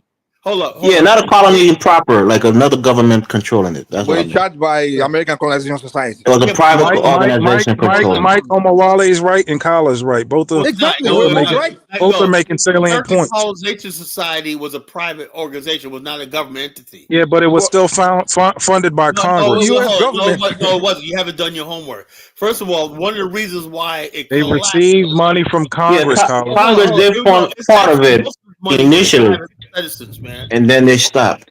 And then private citizens funded them for the majority of the time. The only thing that the government did was finance to recapture of slave ships and dump them on Liberians. So that's what the United States government paid for the Navy. Okay, so they want to establish the Navy operations to escort passengers over there was important because there's still slave ships running around, pirates and stuff like that. So the Navy basically safeguarded the passage of black people returning to Africa. So that's what it was paid for, That was it. Both of y'all are making salient points. Both of y'all are right in your own way, Well, Mike is trying to say it was no. The bottom line is that it was a private. If you look up his autobiography, they call him the first governor of Liberia. So he's not me talking. It was documented. The first 5 years, something. Liberia was blessed, and the passengers of Elizabeth were These weren't just the ordinary black people. These were some of the best black America had to offer. So they were able to build a community there, in Montserrado. They had to build a community there. And then after a while, right, when the colony starts making money, right, they said, something, we're doing all the work. We're clearing the roads, we're draining the swamps, we're doing something like that.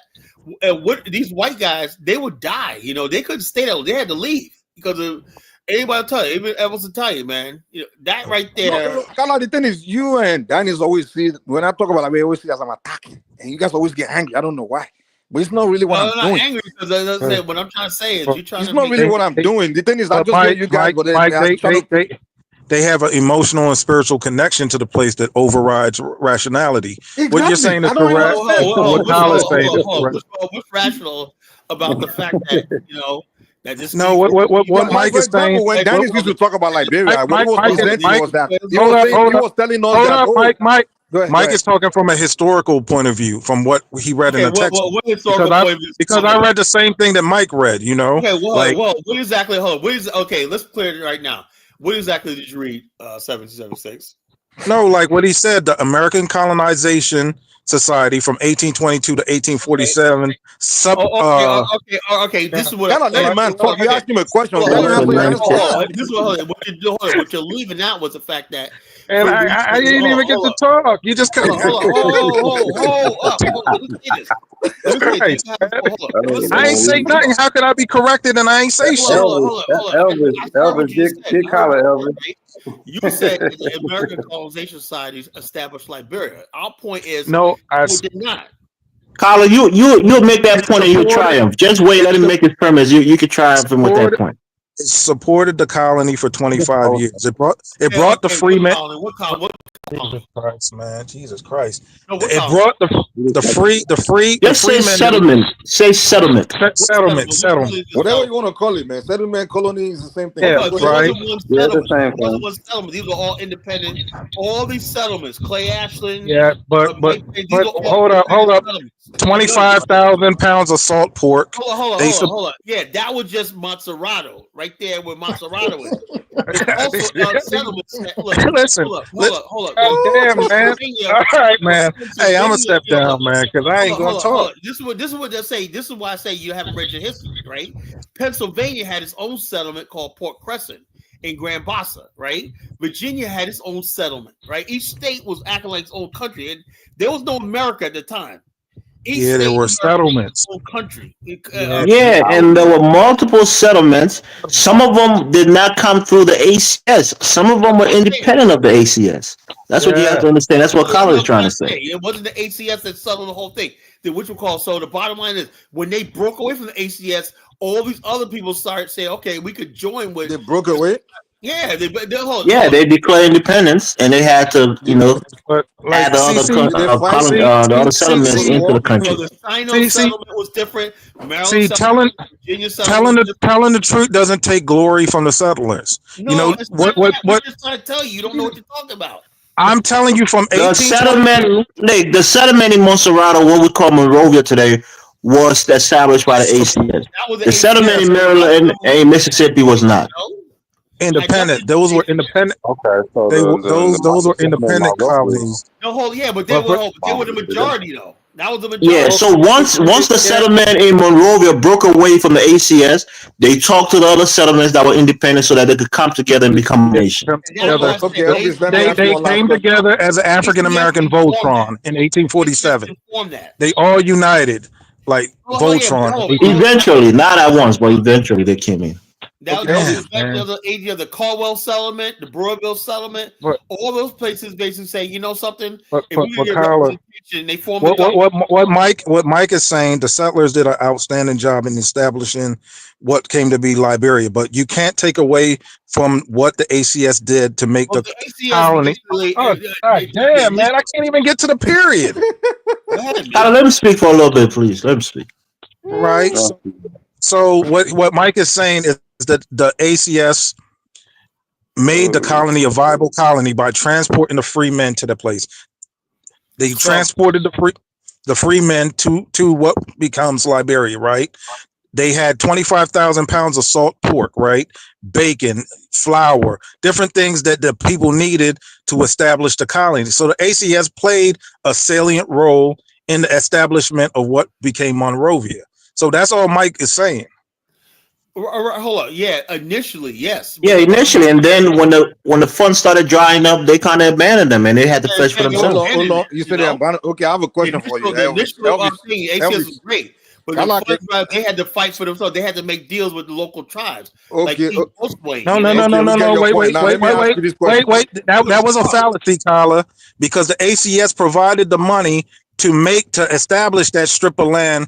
They bought it from one of the indigenous tribes. They said, some of that money came from Congress and the ACS, right? But they said that what they gave them, They said, you know something, y'all can have it back, and then that's where the war happened. Then the ACS pulled out. War? Elvis will tell you that. But Elvis, I have a question. When the days declared Carla, war, let me ask Elvis a question real quick. ACS pulled out. Elvis, can I ask Elvis a question? Elvis, did the ACS provide Oh, any Lord. arms to fight? Did they fight any Okay. but the US, we the get it. US Let me ask Navy and the Elvis a quick ATS. question. Wait, the ACS. The ACS didn't fight no wars, bro. Okay, Elvis, quick question for you. After the independence, did Liberia cut ties with the United States? Say that again. After your independence, did Liberia they cut ties with the United States?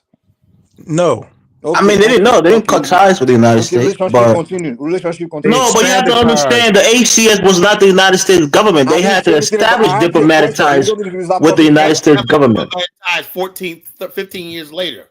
Yeah. The United States didn't recognize them initially. Liberia maintained relationship with the United States until They didn't have a relationship with the United States. What the hell are you talking about, man? When you say United States, you mean the United States government, right, Mike? United States government. They didn't have no relationship with the United States The government. ACS didn't represent the United States government. It was a private corporate. Hey, hold up. After the Civil War, did African Americans go back to America from Liberia? All the presidents went to school in the United States. They were even American citizens. Hold up. Yeah. Including Charles Taylor, all of them. Hold up. Let me say this. Now, Charles Taylor wasn't. Hold up. He was Trinidad. Coming to America to attend school. Look. I'm gonna say this. They were citizens. I think everybody here, if you were interested in Liberia, order my book, Journey to the Promised Land, Voyage to the Market. It was about the freaking 18. I think also this book. I got several movie companies I want to make. I need to go read Carla's book to know the truth. But the bottom line, the book will basically show you that. So your book will show me. 78, right? African Americans basically sailed. It was a true story, based on true story. Carla's story. Aboard a ship called the Azore and did a maiden voyage. The Tolbert family came from the Azore of 1878, Charleston, South Carolina. So the bottom line is, there was some black people who organized and began shipping, doing their own voyage. There was a voyage from New York City. People were passing from Arkansas, right? Went to Liberia. Some came from Georgia, from Savannah, Georgia, made a settlement and whatnot into Liberia. So black people started settling themselves. What happened was when the Civil War happened, the ACS stopped funding because why? Because the whole idea of the ACS was to get rid of free blacks, not to deplete America of manpower and slavery. You said black people were selling themselves to Liberia? Yeah. They built their own ship and they were selling? Yes. Yeah, EJ Roy had a ship. Navigating the Atlantic Ocean. They figured out to get to Liberia. Because you had free black from Baltimore that was into shipbuilding. Yeah, EJ Roy from Maryland. He was in the shipbuilding. He became the president of Liberia. Mike, it's true. Oh yeah, you had free blacks that built ships, navigated to Liberia. Yeah, one of our presidents, E.J. Roy, was in the shipbuilding, and he was quite well. Hey, Mike, once you get a fucking blueprint, you can build a ship. They had capable men. And some of these people were apprentices, right? They were apprentices for a long time and learned the trade. Yeah, so it's not impossible. Black people have brains back then. Free blacks were into the Africans didn't build boats. Say that again, Mike. Did they have brains back then? Of course. Once you apprentice somebody, right? Now is that what you're saying? No, what I'm saying, you seem to find it hard to believe that black people were building ships and doing those things back then. That's a coon spirit, man. Yeah, that's African spirit. Yeah, like once you have a blueprint on how to build anything. Once you have a blueprint on how to build anything, you just need the materials to construct. That's what I'm saying. On the continent, Mike, we wasn't building seaworthy shit, but don't forget these guys was here in America on the Eastern Shore in places like Maryland, and they worked with shipbuilders who allowed them to apprentice for them, and they learned the trade. Shipbuilding, maritime. Maybe we just know how to ship build.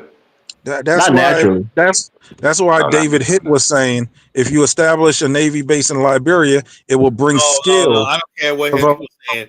I don't talk that stuff. Dave, you like being on the show? Carla, you said something that was almost parallel to that, right?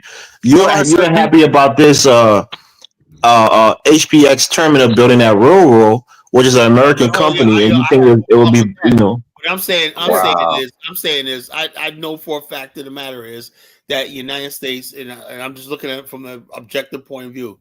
United States, nothing good comes out of the United States dealing with any third world country. I'm just dead serious. But hey, this is what Trump said. Hold on. Wait. I mean, it might help us. It might help the American people.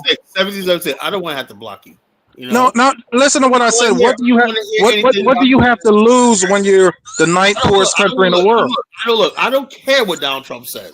Temper down that rhetoric, 17. You know he's sensitive about it. Man, I don't give a damn what another man said. It's what I say. What I believe. What does that mean? Roll over for another man. That's very feminine. Hey, look, the U.S. Air Force can bomb Monrovia, and that will somewhat improve Liberia. To be all real. No, actually, it won't. The country is improving from what it was. It's slower than other countries because we don't just have an influx of resources like that, but it's improving. Drop a bomb on West Point. Just drop a bomb on it. Just clear it all. Just tell West Point is a slum. Yeah, many African countries have slums like that. Show, man. Shut up, man. I mean, Carla. No, you don't talk about bombing no fucking Liberia in front of me, man. No, you don't do that. Hey, but what was the points of the protest? I was watching it. I was watching Al Jazeera. Look, the bottom line is this: they have legitimate. Everybody has it, but the bottom line, they don't look. This is a problem with Africans, right? They never put stuff into the proper context, right? It's like, hold up, Liberia, in its history, was a developing country, right? It's part of Africa, right? So its problems are tethered to the problems of Africa, right? The people in Liberia, you would think Liberia was in a state in the United States. Why don't we have this? Well, because you're fucking in Africa. You stupid. But Kyla, you said it was going to be 10 people. There you go, Kyla. You blocked the brother for being discouraging to Liberia, but you yourself are regurgitating the same talking points. No, he's talking about violence. Drop a bomb on fucking. I mean, you think your shit is better than the next man's shit, Kyla? You talking shit yourself. I would never tell somebody to do violence against Liberia. He's being hypothetical and hyperbolic, Colin. He's being hyperbolic. But the point here is 1776, since you asked, right? Let's see what this lady has to say. Let's see what this lady has to say. All she did is yell, man. I listened to this lady. All she was doing is yelling, man. Carla, do you understand Liberian accent? This is what Liberian protested. People yelling. She said we want the rice. We want the rice for nothing. We want the rice. When they give us free rice. Hold on, let's see what she's saying. We don't understand what she's saying. You understand it, Michael? You don't get it. You and Carla gonna have to translate what she's saying because that Liberian accent thing.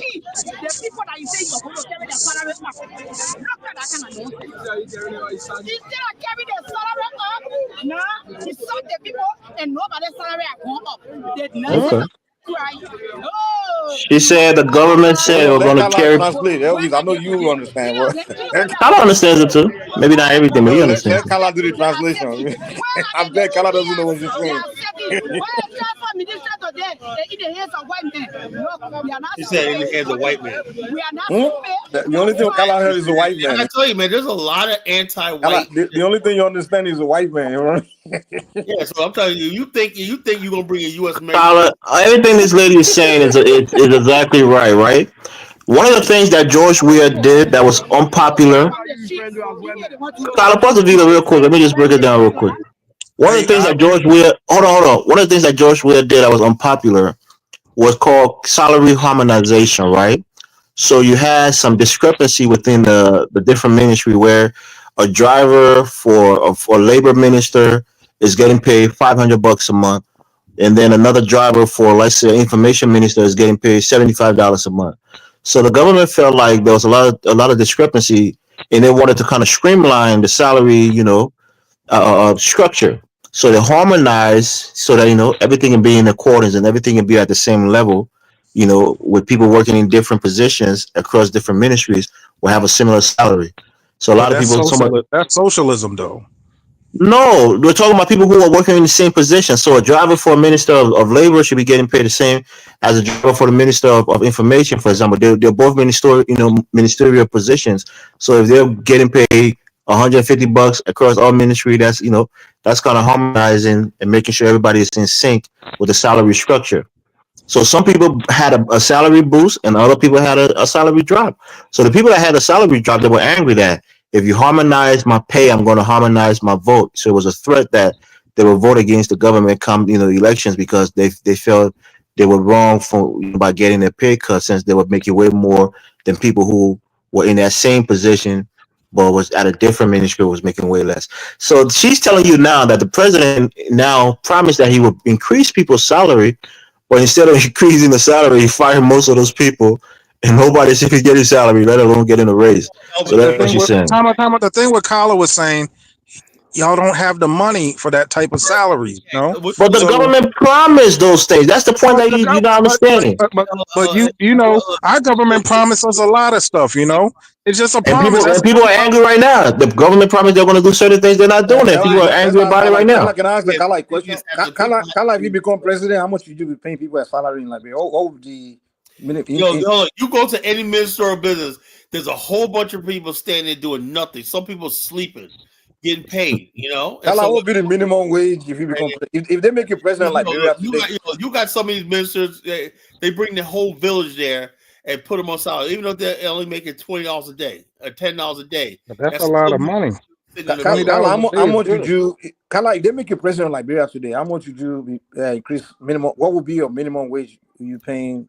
I would say, me personally, I would say like this. I think my personal thing is, I say, look, if I had it in my power or not, a worker in Liberia should, every male worker, right, should get industrial jobs, right, and the minimum work wage should be $500 a month.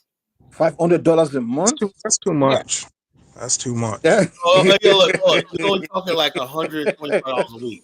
You know, the minimum payment in Liberia. You have some people only make €1 a day. What about the women though? You don't want to pay women?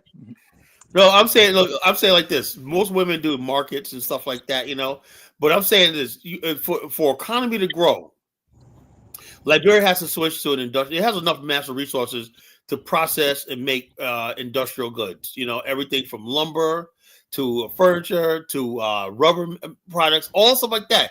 All it needs is capital, and that's what we're trying to do with this trade mission. You know, find ways we can bring American capital to Liberia to invest in factories, stuff like that. You know, everything. So you turn Liberia into a manufacturing center, right? And then say to the people, okay, you say $500 a month too much, but I still think about. No, Kala, you're actually spot on. You're actually spot on. Hold on, Elvis. Kala, the president came. He's calling for the investors to come in. But the thing about Africa is, hold on. First of all, it's not calling. We had a trade. We have a trade a conference right now going on in Liberia, and the trade mission had to be postponed. Right? I thought we talked about autonomy because it's stupid protests. We had. I mean, it was coincidental, Kala. They can postpone it. If I was the president, Kala's trying to use their protest as an excuse. If I was the president, I would do austerity measures. Everybody, I call for that publicly on the radio. Yeah, and even when he first got it. How are you going to do that? How are you going to do that? Explain. So austerity, I mean, it's hard, and that's what the other president was trying to do, George Weah, but he was criticizing him. You got to cut down government jobs. Our budget, 90% of our budget is going to recurring costs, recurring expenditure like salaries and other, obligations that the government have. So you have only like 10% of our revenue to invest in public sector, education, other things. Elvis made a good point, man. Austerity measures. That's what you got to. Legislature's making $20,000 a month with card. 15,000, Carla. That's too much. A month? Yeah. A senator. Listen. A senator gets 15,000 a month. The senator gets 15,000 a month, and representative gets $9,000 a month. That's why, and none of these people. That's crazy. That just tells me how Carlos know. That Carlos knows what the developing countries are. For people, you know. No, Carla's right, and that's one of the things that people complain about in the country, right? So the legislature they pretty much set their salaries. That's the base salary. They get like gas vouchers. Some of them get housing stipends. They get so much money, man. They're raping the country. I can see why people are politicized, man. Being a representative, a senator, you're likely to get at least like $1.5 million for your term. You'll become a millionaire becoming a senator. Man, and a senator term is 9 years. 9. Damn. 9 years for a senator. You get paid like $250,000 a year USD Yeah, in Liberia. I might have to change my name to Boca Boca and go run for office, man. You just call me a But the fag. average governor, the average. You said somebody called you what? Let me up, fag. This guy. I mean, Carla, that dude was belligerent. He was on Dynasty's platform. I think he's an FBA brother. Who's that, man? That's Michael, whatever his name is. Oh, He's that's just talking shit. that Michael dude, Michael Jones. Well, I don't know what his last name is, but Mike he TV?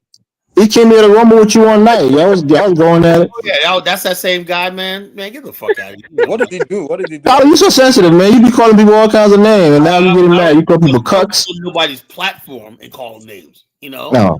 Oh, what did he say? What did he say, Carl? He said, Call him the F word. Whatever. Let me up, fag. All right.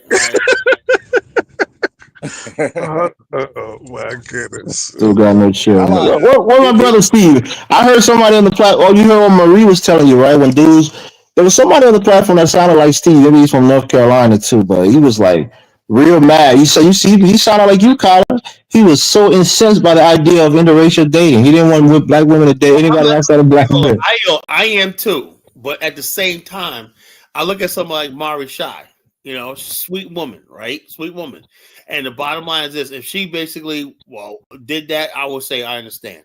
You know, some people, I think that the bottom line is when I look at people, I'm like, the only thing you need is to put a foot up your ass. You know, you can't get black women because can't get black women because you can't leave the pornography alone, or you can't stop acting stupid, or that's why.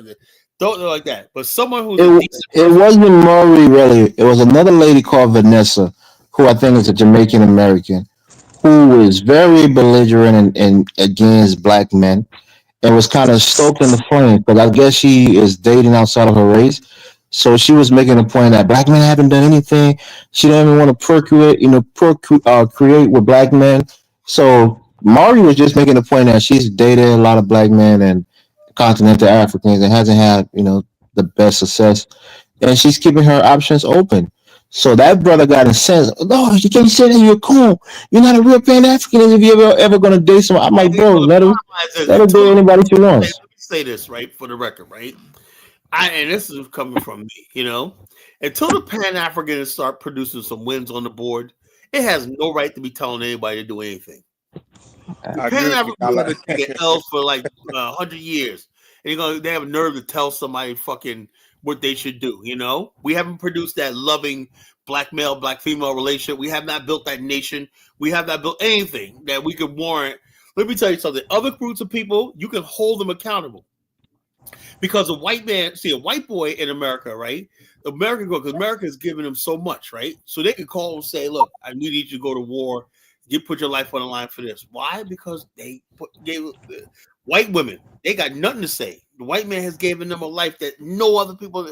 So yeah, black women, ain't nobody got to tell black women shit because we haven't done shit for our women. So if they choose to be with us, man, that's out of the goodness of their damn heart. I'm just saying. But we haven't done shit for it to deserve our loyalty. Get on dating. That's why. Kala, would you agree with me that if all these other race of men are very good in bed, black women would have left black men in cold? No, it ain't about that. Black women are whores. No, black women are whores, man. Please stop it. It has nothing to do with that. Women want men to be a fucking man. They want that's the point I'm making. The bottom line, like if those white men hold up, we got to be like that. They would have left Africa, it's America, right? Black man be alone. Majority of black men act like. How did we get on dating? I thought we was talking about. I don't know. Mike's being stupid. I said, look, the majority of black men act like boys. That's why they go overseas. All they do is look at the African brothers, man. They're all overseas, making half African babies all over the fucking planet, abandoning them and doing nothing. The thing about European women, there's always going to be a no African man. They're very congenial and they love black men, and that's why you have that affection. But when you go to Europe, those women really love black men. African American men. Bottom line is my whole what thing about is, African men that don't like us? Like I've been to Germany and black men learn to love their women. What is it about white? But the thing is, I'm gonna keep it real, and a lot of black women don't have congenial personalities. They're like very rough around the edges, right?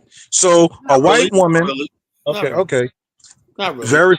Very few. When you see like time out. You if you go into a store, you hold a door for a white girl. She's like, "Oh, thank you." A black woman, she's you know, You know what I mean? So I'm like, damn, man. I think it's the environment. I think it's the environment. If you go to a peaceful environment, like all the suburban environment, the black women there, they haven't had rough experience. She'll act very feminine, like same way those white women, like open the door for she'll thank you. But I think it's the like those rough neighborhoods where everybody is just having everyone is traumatized. So that's where you get those experience. I'm just saying, I'm trying to be balanced. Like Mike, I met a nice black woman with a nice personality, and I played the pick 3 and I won. That's how rare that shit is. You know what I'm saying? A lot of black women almost like niggas sometimes. Yeah, well, what I'm saying is, even let me explain it. Like a lot of time when can you allow people talk, man? Can you just let people talk? You don't let people get any word out. Come on, man, calm down. Just let people make a point, and then you can take it over. I'm trying to be fair with this whole thing because I'm a kind of person that live around. And I'm being fair, like the way I think Black America, you don't judge each other correctly. A lot of times, you guys use the roughest environment, the things that goes on there, to use to describe like yourselves. Like even Black American men that live in the right environment, like non-hostile environment, you tend to be, even when you grew up in a rough environment, when you leave that environment and go to the more peaceful environment, that rough thing kind of leave you a little bit. You begin to like act the way people act in that peaceful environment. So the women you're talking about, a Black American woman that lives in that peaceful environment, maybe suburb or those things, they don't act like it's just a hostile environment. Even if you put a white girl in those hostile neighborhoods, they begin to act like that too. So it's the environment, it's not really the race. You understand? So a lot of times, a lot of us spend too much time in those environments. So that's why we tend to have those kind of experiences. And you can't blame anyone in the environment for being hostile. Even me, when I go stay in those hostile neighborhoods, I have to start being hostile because the moment it's your weakness, people are gonna prey on you. So it's the environment. It's not really the race of people, you know. Elvis, what do you think, man? I think Mike has a point, right? I think that's what it is. Look, when women are too friendly, especially in our black communities, right? We tend to label them to be easy, right? When black women are too friendly, even if they have a man, if you see your woman smiling with another man, just being cordial to him, you start thinking a certain way. So sometimes women just don't want to give up her appearance of inviting a guy, especially if they're not single, right? So sometimes that's what it is, man. If a woman smiles, oh, thank you, brother, I really appreciate that. How's your day going? You might even be thrown off by it, like, whoa, what the hell is she trying to? Yeah, she trying to. It might like a trade. She trying to get something from me. Where a lot of guys there are up to no good. They just want to. She already know that. Like too many of these guys around here, I know up to no good. They're very hostile, so she has to. That's the difference between a black and a white woman. It's just the attitude. Like white women tend to be flowery, congenial. And that's what I'm saying. There's a reason behind it, though, brother. They're not just born that way. There's certain connotation that goes with them being too friendly. Like when I had the snow bunny addiction, I could take a white girl to Panera Bread and she would be fucking happy, man. You get a sister, man. That's all you're going to do. It depends on the sister, though, man. You know what I mean? Nah, because for some women, right? Not all women. For some black women, they want to know if you are truly interested in them and you're investing your time and your resources. So if you take a sister to Panera Bread, she might look at you like, is you really think I'm worth the time, the money, and get into a decent place where you have to wear a nice, sport coat? Most of these white girls grow up in a more peaceful environment, and if the black girl grew up in the same peaceful environment, she's gonna be act the same way as that white girl. It's not really the race. And a lot of there are tons of African American women that were raised in those kind of peaceful environment too. But people don't notice them. They don't pay attention to that. Those kind of women exist. Because the kind of black American women I usually go for are those kind of one that live in those peaceful environments. Those hey Mike. And I've never had. Wait. Let me land. There's people always say I'm defending African American women. I've never dated a very hostile one because I don't go for those ones. So if you want looking for a black woman, go for a woman that's not in that hostile environment. You will get Don't go for someone from even a guy, even black men in those hostile environments. They're gonna act very crazy. But if you go to those areas where it's peaceful, the kind of black men you meet there are also very kind, and so that's I was going in the supermarket, so I hold the door for the white girl. She was like, "Thank you." I went to the second door. She was like, "Thanks again." Oh man, I said, Oh, "Damn." man, you ain't get over that snowballing addiction yet, man. You still trying to scratch that itch. You gotta listen. You gotta give white man the credit for the way the white woman is, because the white man was very nice to his woman, and he gives her, So these the men of their own community, they were not so hostile to them. They made them so soft. But in the black community, man, I think they're a little bit too harsh on the women, dude. Like you guys gotta, you have to make your women what you want them to be. Be good to them. Be peaceful with them. The black woman is not going to be like that until you build Nah, something for the black woman that she could say. Kala, this is what I believe. I believe a woman can only become whatever a man make them to become. You understand? The men are the navigator of everything. Whatever you present is what the women will follow. If men in the community start acting crazy, the women start acting crazy.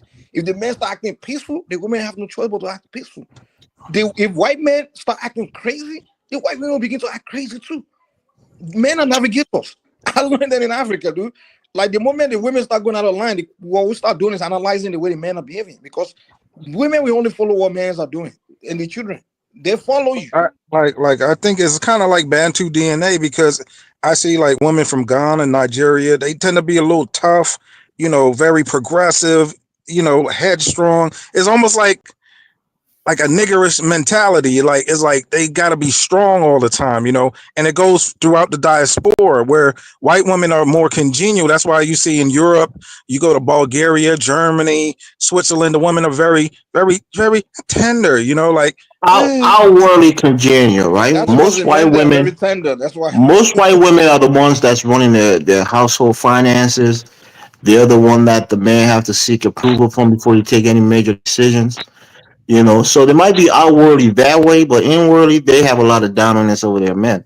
So don't let that fool you that they're submitting to their the men. entire the entire FIFA soccer, the entire NBA, the entire Major League, all these guys are with white women, and I tell people, white women aren't better than sisters, but that attitude is different, man. Yeah, You know? any man that wants Yeah, the attitude is enjoyable until they're ready to leave you, and then you don't know what got over them. They will divorce you. They will try to take every penny from you. They might even give you a couple of any woman will rape do that to you, man. charge. Whether it's You black, know, white, Chinese, anyone when it's time Yeah, for you. a scorned woman is gonna be now a vicious. small white woman is going to be even worse for you because they will put that puppy dog eyes on.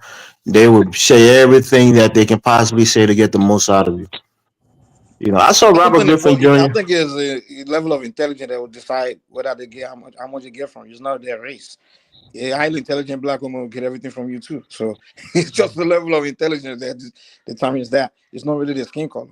But the whole point is, I believe the anyone that wants, when the man wants, I always tell girls that I talk to, like, listen, if you want a man that wants to keep you, you're gonna have to understand that what a man really wants in a woman is a peace of mind. He doesn't really want all these things we claim that we want, like big booty, sexy, beauty. Yeah, we want that we want that, but that's not what we Even want. That's Kyla not. talked about the girl at 7-Eleven, how she Yeah, mean mugs them. Like, exactly. damn, would you want some coffee with cream, with sugar? Yeah, Not like how she get it, Kyla, at 7-Eleven, yeah. So So I tried this young lady. I'm like, listen, the secret to peace, to long term, I mean longevity relationship is just understand that number one responsibility you have is to give your man a peace of mind. Once the man is peaceful, he's not gonna leave you, dude. I mean, he's not but gonna. Mike, do But you know about once the you make three? a man's, you don't understand that. Mike, do you know about the 3 P's? You ever heard of the 3 P's, Elvis? Nah, but I can Peace speculate. of mind, piece of steak, piece of ass. Those are 3 P's that a woman's supposed to provide for you, And if she's Yeah, not but doing that, that she's number But one is failing. yeah, a peace yeah, of it's a thing, right? Let me just say this, right?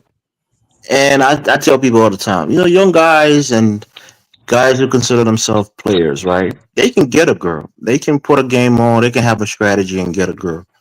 The hardest thing is maintaining that woman for most of those guys, right? Because when you first meet a woman, she's not depending on you she's not, relying on you for a lot of support, right? Because you guys are just dating. But once it becomes a burden, where now, even if it's 50-50, but you still have to carry 50% of that burden, a guy now starts to think about how to get out. He wants to find an escape route, and that's the Because issue. of what? Most black men can get in a relationship, but to maintain it is difficult because that woman needs you now to be an emotional anchor for her. You got to be stable. You got to help with certain things. She got to come to you to help solve problems. That's a I problem. don't think so. I really don't Black think so. men are stable in their lives. They're going through all these demons and stuff like that. Right. I see it all the time. I see dudes like I know I could look at them and tell them that ain't relationship ain't gonna last. Because the women be like, hey, so whatever. I be looking at these women like, what the hell you seeing this guy? He's obviously not a man. A marriage is like a driver's license, and you have to re-up every 6 You years. gotta re-up. That's what I tell people. Like, you gotta maintain that shit. Maintaining a relationship is harder than getting into one, bro. That's what most dudes don't understand. Niggas like, oh, I want a divorce. I can't stand it. I'm stressed out. I'm like, bro, that's it. That's what Peter Bed is. That's why I respect people who've been in a long-term relationship, because sometimes you gotta adjust. Sometimes you gotta just take a step back. Let me ask Ahmed. Liberia was colonized. What is it? Let me ask a question, right? Serious question. Oh no, not Hello. man. Seriously. I like still have that stuff in his mind. It's not over. Everybody knows, right? The two countries that were historically could say, by record, by academically, what we call colonized, right? Was Liberia and Ethiopia, right? It was never colonized, right? It was never occupied by a foreign power, and stuff like that. Never occupied. Now, let me say this. In fact, no country in Africa was occupied. Right, you always talk about me interrupting. Let me finish. Okay, go ahead. Sorry, my apology. Yeah. Okay, now, and you go to Nimba County, Great African, my good brother that comes up here or whatnot. He'll tell you. He says when Liberia when they had that war with the French and everything like that, and the French took over half Liberia's territory. Liberia used to be twice the size it is right now, right? The French and British encroached on Liberia's territory, cut Liberia in half. He said his family was cut in half on the French side, half on the Liberian side. He said, you know how much of his family wanted to get to the Liberian side? Because he said the French was so brutal in there. So like that, he said, man, some people who basically went with the French, they were crying, no, let me join Liberia. In fact, during Guinea's independence, France, man, to spite the new government, Sekou, France filled all the sewer lines up with cement, and it was going to give half the territory of Guinea back to Liberia, and Tubman refused it. So no, but there was a lot of people who wanted to join Liberia again. But the whole thing is Liberia was a free state, free territory, and Liberia may be the only time in history where a slave envied a free person envied the chains of slaves. Because the French were brutal in these areas. They had a head tax, not a hut tax. You know what a head tax is? If you have 5 people living in a hut, right? Instead of you paying a hut tax like they did in Liberia, just a tax for the hut, they get a head tax. That means you tax everybody. What you normally put for a hut, you charge a head tax. It was so brutal, the system, that people was sneaking across the border, and my people were sneaking across the border to become part of Liberia, because that's how brutal it was. The French. Tubman was a tragedy. He learned the native languages. He refused to take the land from France and still got his ass killed. So no, that's Talbot, not Tubman. That was Talbot. Talbot, yeah. Talbot learned to speak, I think, Pele and some Vi. So the main thing is like right there in Senequelle, which I was, right? I got a picture of me in Senequelle, right? That's where the OAU was formed, right there. Sekou, Tubman, and Kwame Nkrumah, right there in the hills of the Nimba County, right? And the sacred monument right there is symbolizing this town of Senequelle. And that's where the idea was going. It was formed there was a lot of Garveyites that lived in Liberia. And they had this idea of that was floating around for like a couple of decades of post-colonial Africa becoming one government, right? But just on a hunch, they said, they invited Sekou down and Kwame Nkrumah, who was in Guinea, said, you guys come down, let's talk about this idea of uniting the continent. And OAU was born. See, the OAU was not like the African Union. The OAU was based on race. The only country that basically was filling the OAU was Nigeria. They were like, nah. Nigeria was always doing its own thing, But the bottom line is the whole idea was to create one. The OAU was supposed to be the preemptive government body. That means it was going to supersede the Commonwealth, the French Union, all that. The OAU was going to be the Liberia was going to be the logistical and political headquarters of the OAU, and for peacekeeping. Carla, let me just say this, right? The idea is always noble, but the reality is harsher. Because remember, at that time, yeah, sabotage. 1 second, Carla. At that time, many of these countries was just getting out of colonialism, and some of them were still under colonial rule. So, what power did they have to really fight against the Europeans at that time? Yeah. They should have worked together in silence, build up themselves economically, militarily, and Elvis, then come together. hold on, Elvis. I got a question. I think your understanding of this colonialism is kind of it's. I don't know There's what to only describe one it. No, there's My question is gradations this. to it, Mike. Hold Some on, of hold them on, hold more on. so than others, but some countries were Wait. colonized. Calm down, calm down. I'm not disagreeing, but what I'm trying to understand is you make it look like colonialism was some kind of A subjugation, 1,000-year like regime. occupation, like that's what you guys always describe it as. It was Hold You on, know hold what on. colonization is, Hold Mike? on, calm down. Your understanding may be different from mine. Just calm down. You guys described it as if some French troops just occupy the whole country, the whole continent, and French and English troops, soldiers just occupy everywhere. including With the guns. country. Hold on, calm down, They rule through calm down. proxies. Huh? They But rule through proxies. colonization, The British in Ghana, Okay, through proxies. Okay, colonization was a good the thing. French in Guinea and Ivory Coast, they rule through proxies. But so it's You partnership. So they but partner with the Mike, No, it's Africans. not a So partnership. They select Mike, you, It was no and partnership, you fool. It was Mike, no. but the whether colonization it's a bad actually. partner, if there's the Wait a Africans that second, were Mike. doing the ruling, I haven't talked in a while. well, Colonization you was gotta a let us good get thing, across first. right? Well, It go ahead. created stable boundaries. Colonization created stable boundaries. It created a unified language. It created minimal infrastructure. don't A try to make the case for the collective. benefit Do you of know that was very colonization. few people? Don't It do Who that. embraced it? collectivized resources, right? And it brought people together, disparate groups together. So colonization overall, I give it a, because without that, Stop you it, would have man. just Don't had do that, He's man. Don't do right. that, man. Elvis is right. That's why the Africans embraced Why it. why you guys saying Okay, this, man? You think Elvis. colonization was a The good reason thing? the Africans no, embraced the it Europeans. brought schools, Exactly. hospitals, education, Carla, do you language. agree with this? Yes, he's right. The Africans embraced the Europeans, Carla, whatever they were doing that time. Yeah, man. These That's guys. what the colonization was all about. It wasn't about subjugation and occupation It and was an violence. overall No. uplift of. Let me ask you a question. Hold on. A serious question, right? So King Leopold, which was a derelict, you go to Belgium. That's a That wasn't derelict. colonization time. That was genocide. That was not That wasn't colonization, Carla. colonization. Belgium was a derelict country, right? With That no was slavery.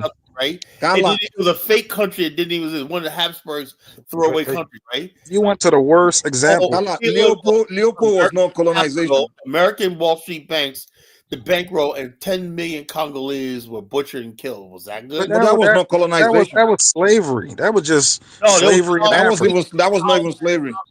You know? That was worse than slavery. Carla. It's like saying slave trade era was colonization era. It's not colonization. No, slave trade was slave trade, you know? Hold on, calm down. The Leopold era is the same that's still going on in Congo today. One corporation, we use some warlords. no, Mike. I mean, Mike. Calm No, down, don't say that, we use some brother. warlords to go get the minerals, and those warlords go brutalize their own people. No, there were 20 million people whose hands was cut off for not gathering enough minerals. Look like how England colonized Hong Kong and it ended in like 98. See, African colonization ended too short. It was premature, Yeah, but right? the whole thing is Colonization it's not the same thing. Hong Kong was a territory, right? But Hong Kong had like around 15 million people. 99% were Chinese. And you know what the British said?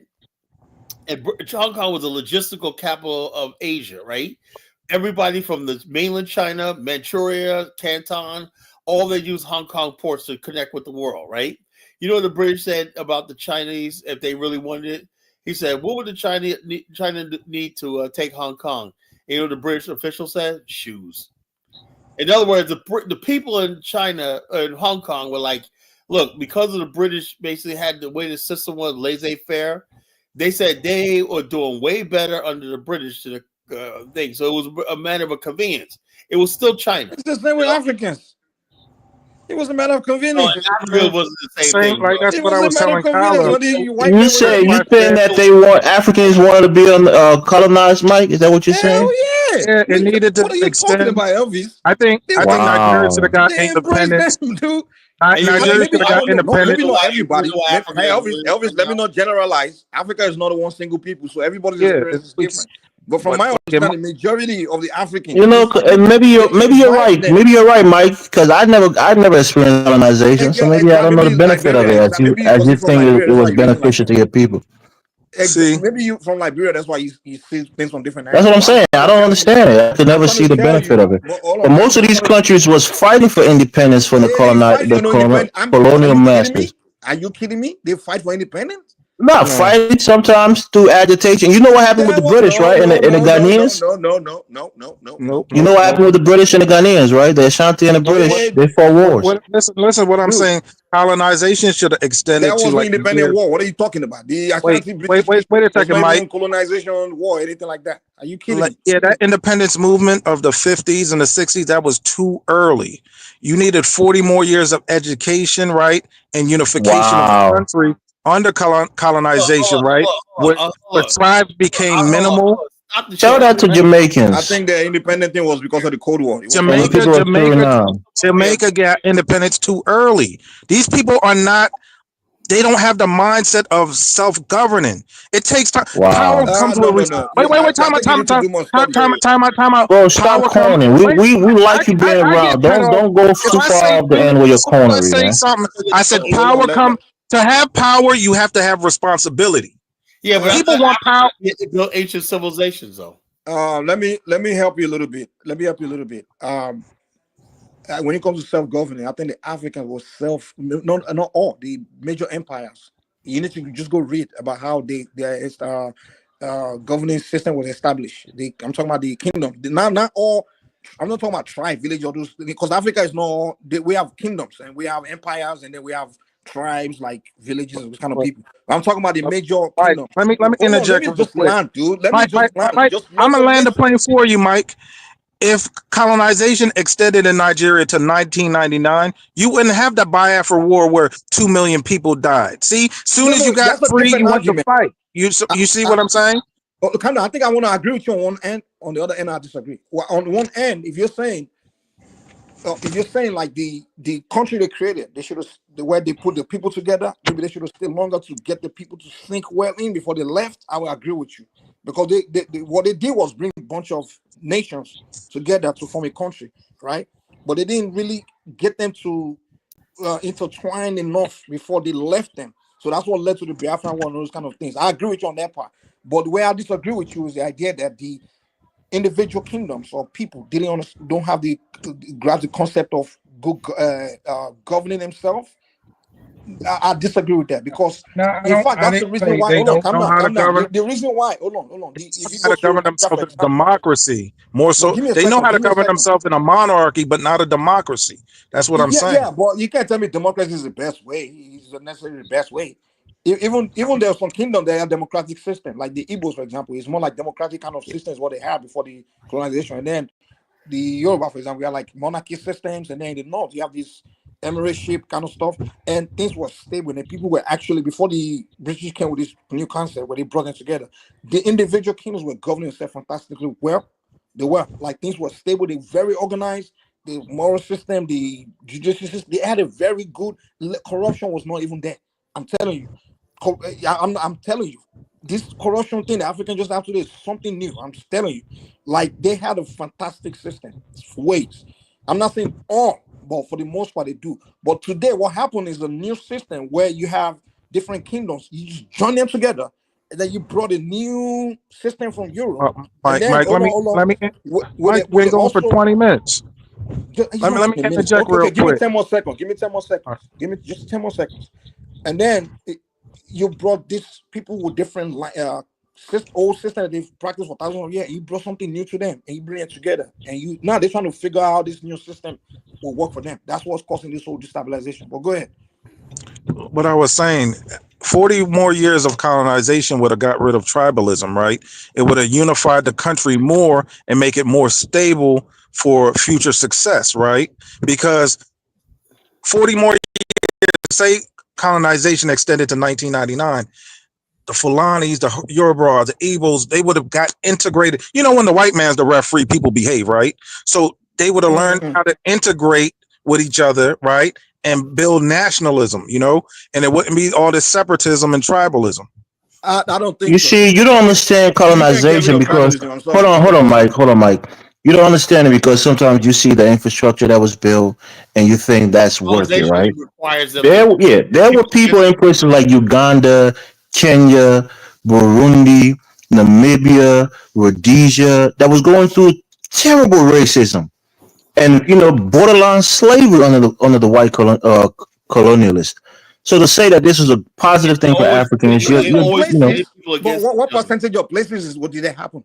It's just few tiny. I mean, what percentage of Africa did you have the white violence? It's just few places. I mean, Mike, you And don't I don't know know all why the we do this. countries. You wasn't in all those countries and seeing all the things that was going on in those countries, I brother. don't know why we do this. Whenever if it's something oppressive, we're trying to generalize it. But if it's something non-oppressive, no, no, we don't generalize it. I don't know why we do that. If a white man oppress one group of black Who's people, sleeping in the we take it as background? if all of us are victims. Whatever happened, those places where they went without use violence, they saw that it was easier for them to use violence against them because it's kind of like very weak areas and things, and they did that. But you can't say because they did that over there. Every one of us, that's our experience. That's not my experience. That's what I'm. And Well, that's why I'm who's telling you that snoring? when you I talk thought it about just us Africa, and we Carla. have to Carla, look that's you into. snoring. Say that No, again. that's I'm sitting in my chair. Carla, you lying. Carla, you're snoring just now. Carla, Oh, just that's out of fine. jump. You heard me What rubbing happened against my to? leather. Is this guy That's still my here? leather. Oh, that's my leather freaking. 1776, Okay, Carla. That's my 1776 leather. left. Me rubbing Okay. against my leather. Carla, put yourself on mute, man. Take a nap, man. Shit. No, I'm not trying. I'm Yo, here. I'm up. I'm If I here. was napping, I'd Oh, you go to here? sleep. 1776. 1776. That's the deal about tribe ethnicity. You can't get rid of ethnicity in Africa. It's not possible. It's not possible. Maybe some you can get rid. Maybe some tiny ethnic groups you can eliminate that, but you But can't get rid of. let me ask you, Mike. You can't. It's When impossible. I don't care yeah, I what you. understand what you're Go ahead. saying. I agree with you. Yeah. But when the British was running Nigeria, did you have mass violence or like Yes. what you see? You had Yes. There ethnic was a violence. program. Yeah. Let me give you one example. There was a program. You know what program is? Mass Yeah, attack, like ethnic what they did in cleansing Russia. of one ethnic group against in the north against the Igbos Oh, in Yeah, Cambodia.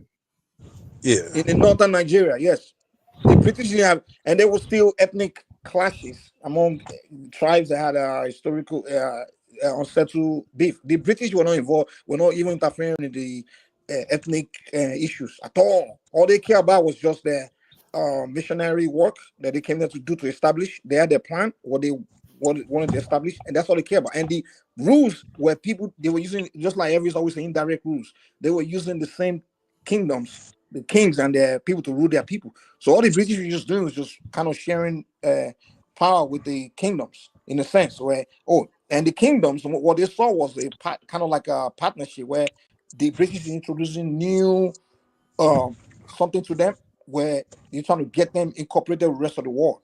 So that's all those kingdoms saw. It was like a kind of like what they saw that was happening.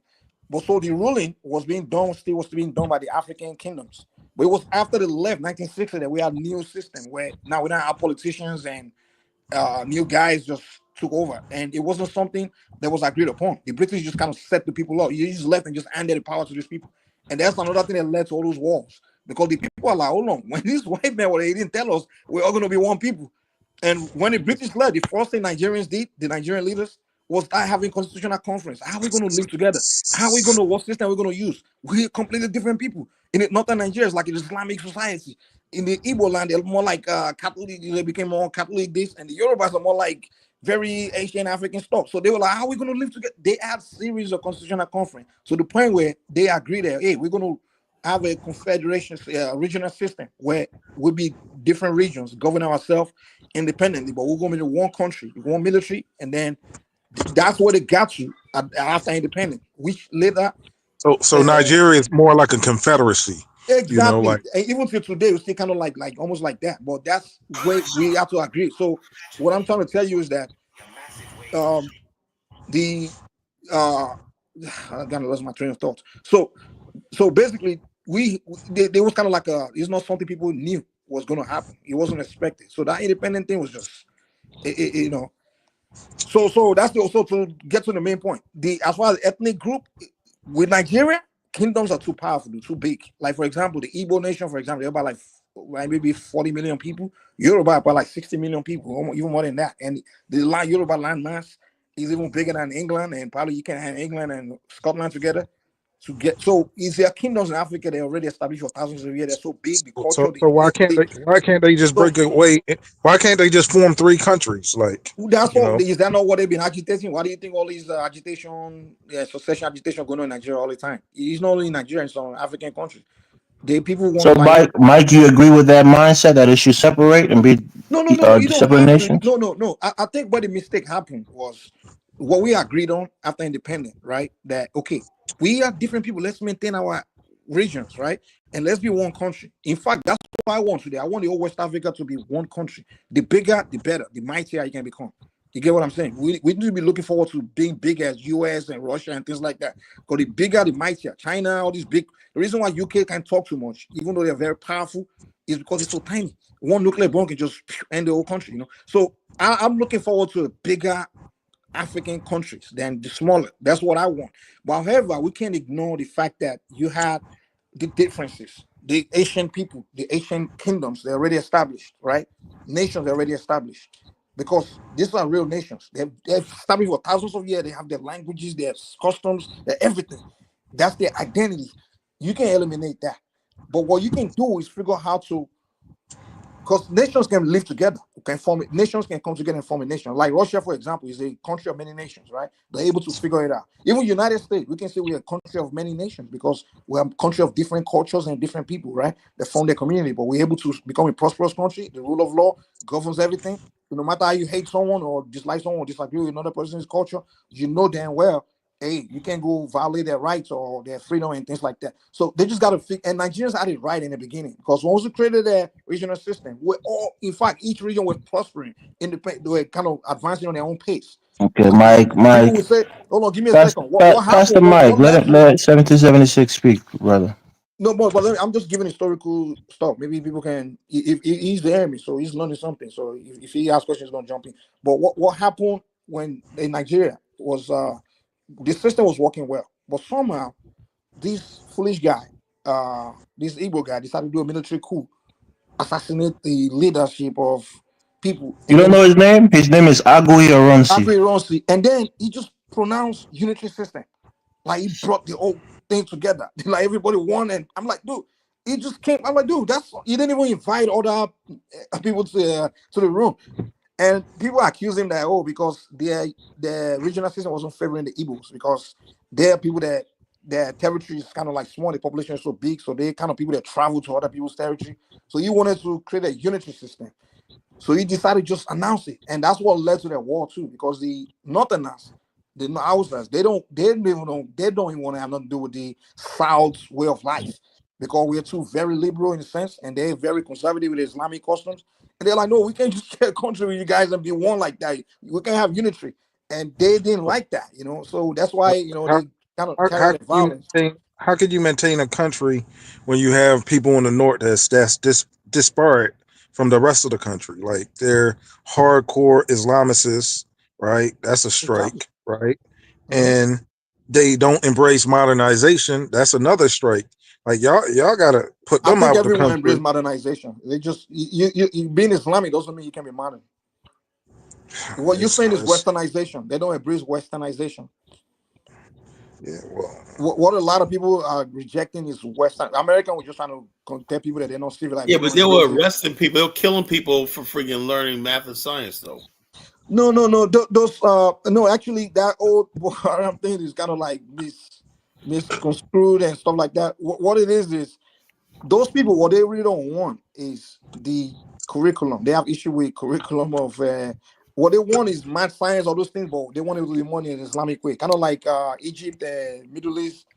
they have education, they math, science, and everything, but what they don't want is the Western introducing Western custom in education, which Well, is why would they want something that actually works? That's what I'm saying. no. I'm sorry, Carla. I don't think so. I don't think. No, Mike. Well, hold up. I don't think Western Mike, culture Mike, works. I'm sorry. Let me ask you a question. We fell for that in the South, and we're Mike, paying hold the price for it. What would you rather have? What would they rather have? Their It's area time for look me to like the chime in. United States, or would they rather have it look like, let's say, fucking Bangladesh? No. I don't think, Carla. I don't think you pay attention to me. There's difference between education and curriculum, right? Education is just acquisition of knowledge, right? Which is what you need to advance yourself. But now curriculum means, okay, for example, in American school, they want to introduce this thing to the curriculum for the kids, and people fought against it, right? Or is that rejecting education? That's not rejecting education. That's like, oh, we don't want our kids to learn this. We want our kids to acquire education, but not this kind of curriculum. So that's what the issue is. So what were they kidnapping the girls for then? Those are terrorists, man. That's terrorism. That has nothing to do with the that whole terrorist thing. In fact, even has nothing to do with the They use them for ransom to get some of their Boko Haram terrorist detainees to get them released from the government. Elvis, let me bust your bubble. And for money. Mike, they said in the last 10 years, 57,000 people was killed in the North. That's ridiculous, man. Do you want me to be honest with you? Who do you think is doing this? Don't say the CIA. Don't say white people, Mike. I didn't say Don't white even people. go. I'm not saying that. I'm not saying that. Please don't say that. Don't say black Americans, Mike. Hold on now. I'm not done. You can't put that one on us. I'm done. What I'm telling you is, it has nothing to do with the so-called political disagreement of the so-called people they call the initial Boko Haram, where a group of guys were protesting that, hey, we don't want this curriculum here, right? So what happened when those guys were protesting was in 2011 or 9, 10, that kind of time, right? So that was in the Northeast. So what happened was, when they did a protest and then somehow clashed with the police, the Nigerian military went over there, right? And somehow carried a mass execution of their leader and some of their people. So now, those people is almost like they wiped out. But now, later on, some individuals from there like, oh, this thing that happened, we're pissed off, this and that and that and that and that.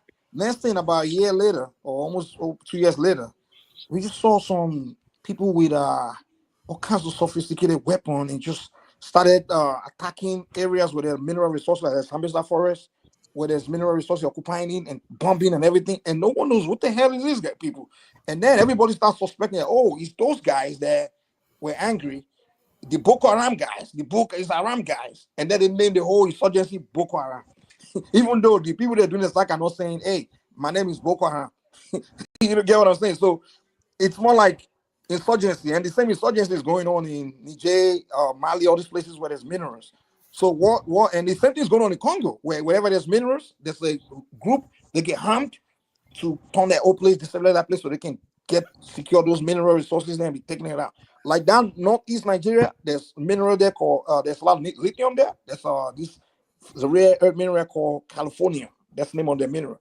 So that region, which is same in almost all Africa, where there's high level concentration of mineral resources, there's an insurgent group there. They just cause a lot of key, and they have this kind of sophisticated weapon to the point where Nigerian Air Force, when they fly through to go bomb it, these guys use surface. They use a surface to head missile. What Kyla was trying to say is so the point I'm making is the point I'm making is it's more complicated. We just give it a name Boko Haram, but it's really not the Boko Haram initial Boko Haram. Yeah, but it was what's not complicated is 57,000 people was killed. That's not complicated. But what Kyla was saying is, what's wrong with reading, writing, and arithmetic? You know, like what's wrong with the 3 R's? Did anybody say that? Did anybody say anything's wrong with it? Have you heard anybody say that? But in the north, if you can show me a video, in northern Nigeria, they said only a paucity of people go to college in northern Nigeria. Okay, first of all, calm down. Go look up the leadership of the North. Google the governors, the politicians there. Every one of them have advanced degree from top universities around the world. So if the people ruling them are highly educated, so what the heck you mean that ignorant though?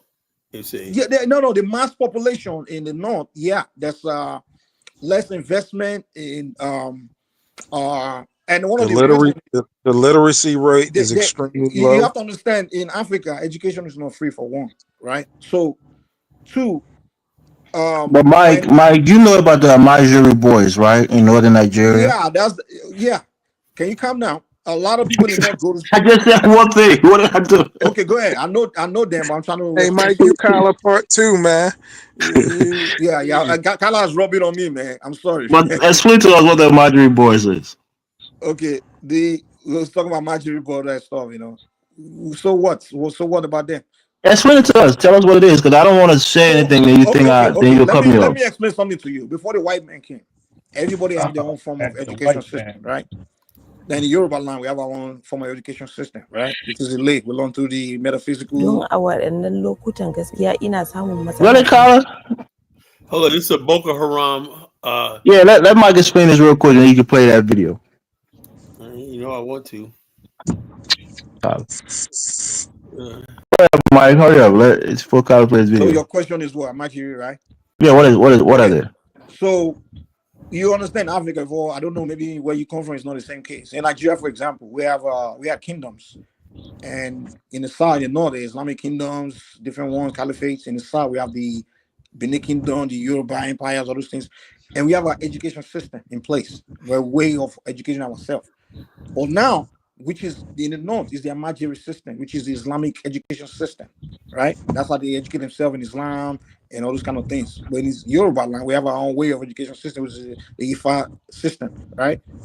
And Benin Kingdom, you know, they have their own too. So now, today, those form of education is still there. Like me, for example, I'm still of Ifa. like I'm learning all those, you know, get what I'm saying? The Asian philosophy and all those things. We still have our Asian education system still in place. However, we incorporate it with Western system. So the Amajiri is basically kids that are only acquiring the Islamic education, but they are not going to the Western. There you go, Mike. So let me make the point quickly, and then Kyle can play the video. Everyone in the north. Hold on, Mike. I give you time to explain. Let me just make my point, right? The point about it is why it's so despicable, like you were saying, is that these kids will go to like a madrasa or Islamic school for young boys, you know. That's it. You gotta mute your mic, 1776. So these kids will go to that Islamic school for like half the day or a third of the day, and then leave the school and then sit on the side of the road, and you will see them. They're like sometimes thousands of them sitting on the side of the road begging for their meals or begging for handouts. Mm-hmm. When the North has a lot of political power, they have a lot of resource that's being diverted from the South up to their region. So you have a lot of these young boys who are not in school, in what we would call Western school, even though they do go to Islamic school, but they sit on the side of the road begging for the vast majority of the day after going to Islamic school in the morning, and then coming and doing that begging for the rest of the day, which is despicable. So that's the point I was trying to make about the Amajiri. Yeah, I get your point. Here's the deal. This idea, you have to understand, like I said earlier, education in Africa, let me not say Africa, in most places. Well, in some local government, sometimes the government will say, okay, no school fees for this year or for whatever they do that. But however, the way it is there's no, unless we get to that point where we begin to force people to register as children in school. Now, education is, if you want to go, you go. If you don't go, Carla, you got to mute 1776. I don't know if he's picking up his Uber or what. You got to mute him. I was ordering. I'm here. Yeah, just mute yourself, man. Elvis, in the north, they are building schools. Those that want to go to school, go to register and go to school. And those, what happened in which we need to work on in Africa is some men, they just get a bunch of wives and get a bunch of kids, and then they can't afford to send most of those kids to school and those kind of things. I think that's something they got to get worked out. Because in the north, with Islamic, but they believe that their numbers is what's giving them the superiority in Nigeria. So superiority. having more kids, Telling you giving they more have voters. superiority.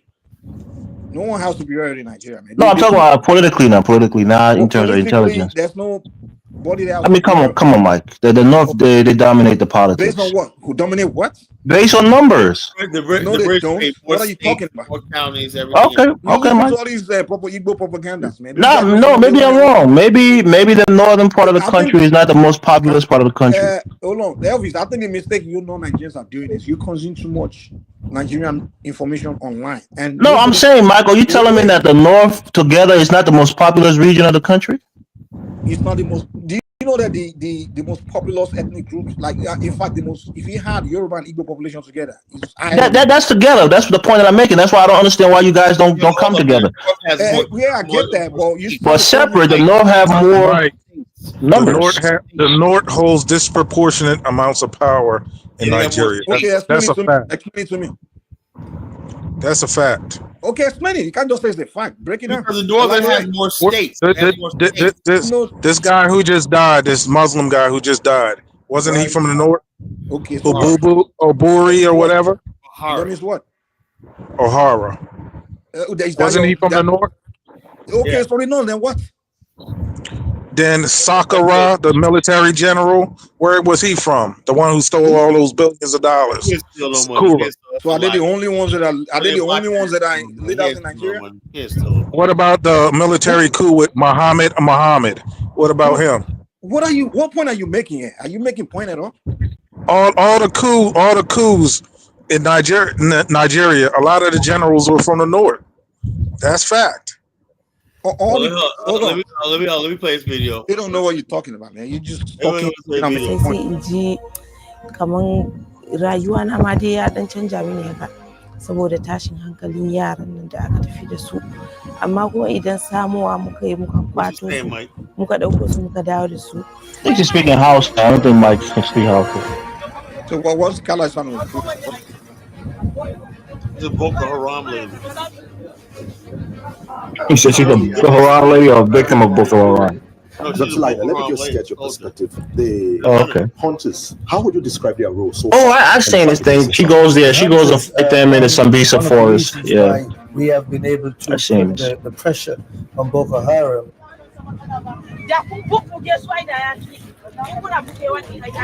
I think she fights Boko Haram, right? Yeah, she does. She fight them. She use her charms and her juju to go in the forest and fight against them. Yeah. She's a warrior. You know the problem with Nigerians, right? Man, I love especially black people, especially blacks, because blacks don't like I love Nigeria. Detailed studies of event. They just consume. Feed it to me, that's it. And that's where you guys do things. The so-called, when I talk to some blacks, like non-Nigerians, some of them, the way they will talk, it's like the moment you step into Nigeria, Boko Haram is everywhere. No. You're talking to sophisticated people. We understand Boko Haram is predominantly in the north. It's like something in Borno State and Maiduguri. Let me land. It's like something that's going on in the border of US and Mexico, like maybe some lower part of Texas, and then somebody's like, "Oh, if I go to New York, they're gonna kill me." If I go to Chicago, that Boko Haram thing is just in the northeast. It's in one particular state, Borno, and it's not. Mike, that's true. But it destabilized other regions, like places like Taraba State and Nasarawa. People are being displaced and moving to those states and putting more burden on the states, on the state government. No, I'm saying the displacement of those people are carrying them to other surrounding states. Yeah, okay. Mike, crazy shit going on in Texas. Mike, you're being very migrating to other states. Mike, you're being very disingenuous because you're minimalizing what's going on. When you have 57,000 people getting dropped, getting their heads split, getting cut up with a machete. Man, that's out of order. Did you count it? Did you count that? 57,000 Christians has gotten butchered in Nigeria. Yeah, man. 57,000. Yeah, there was another attack not too long ago, Mike. The Christians do get killed. That's just out of order. There was a slaying a couple years ago. I think in was it H.U.M.A.N. State or Ondo State? That's Boko Haram. And these Those girls were Islamic jihadists that went into that church and killed those people. These girls are getting kidnapped and prostitute. If they don't convert to Islam, they're being turned most into of the girls prostitutes. most of those girls are already Islamic. You know, they were already Muslims. The Muslims are doing prostitution. Are you kidding me? Yes, the Christians. I mean, Mike, don't you know they're what do you call it? What's the stupid thing there? Mike, you've been in Houston, Texas too long, man. Always disappoint me. You've been in Houston too long, man. Hold on, calm down. You know what always there's muta. People practice muta in Islam. You know about muta, let me say this. That's man. Prostitution. I'm not saying it to insult you guys, but whenever I get into this conversation about Nigeria with different people, I mean, even I have Asian, white, and different, even Indians. I get into this kind of conversation about Nigeria with them, and it's almost like those guys do more thorough studies. And they go into more detail, they do more thorough studies. But when I get into this conversation with blacks, like other African, Black American, they always Mike, if we're saying things that you think we're lying about, articulate it. What are we lying about, Mike? No, calm down. The white guys go do thorough. They will do more like investigative journalism thing. But the black Mike, I think you're a Muslim. I think you're a Muslim Yoruba who also practice Ifa, right? So you are probably leaning on the side of the Northerners in terms of religion. You tend to defend Islam, Mike. The moment you don't agree with the black man, you begin to label you. No, you tend to hide your identity. If you're a Muslim, say you're Muslim. So try to say that the Muslims are not killing a lot of Islamic jihadists, are not killing Christians in Nigeria. That's being dishonest. You don't see the Christians going to the mosque, shooting up the mosque. You see that in Nigeria. You don't see Christians beheading a Muslim for cursing out Jesus. You see them in the north when they did it to that girl Deborah. I think in Kano State or in Sokoto, they burned her and killed her because she quote unquote disrespected the Prophet Muhammad. You don't see Christians doing those things. Dude, calm down. It's like you shooting machine gun. No, I'm telling you that there are different instances where Christians are being killed by Muslims. You're talking all over the place. I'm giving you different instances, Mike. Don't tell me that I'm talking all over the place. You know that Muslims are killing Christians in Nigeria. Nobody got to tell you that. You know that. Mike, calm down, Mike. Mike, did 57,000 people get killed in the last 10 years in Northern Nigeria? You guys, you make 5 different freaking points, and then when I'm responding to one, you take my response as if I'm responding. Well, just answer what I asked you. That's just a simple question. Ask me 2 questions. If after answering yours, he's gonna assume I'm answering his own. So that's what I'm saying. You guys like having conversation with black men, having conversation with monkeys. Oh my! Exactly. You tend to go to the extreme with your rhetoric. 77 just say I should respond to his question. The moment I start responding to the 77 question, I just said I'm responding to his no. Go ahead, Mike. Go ahead. That's what I'm saying. Like having a conversation with black people. Well, just answer my question, man. You've been talking the whole night. You've been talking the whole night uninterrupted. Just answer that question I asked you. Was 57,000 people? But it's too low IQ, so let's just leave it there, man. Oh my God! That's why I tell you. I said I read through him, man. He's a Muslim, man. This guy has a crescent tattooed on his chest, man. He's a jihadist, man. That's why he wouldn't answer the question, man. You know what I'm saying? If you worship the Black Rock, the Yoruba got dominated by the fucking Fulanese, and they converted to that stupid ass religion. Mike, if you wear a kufi and you worship the rock, say it, nigga. You know what I mean? Say it. Instead of working together with their brothers, they join the Islamists. At least it's better than you to have a Pyru tattoo on your face. Right? That you worship on the blood color. Right?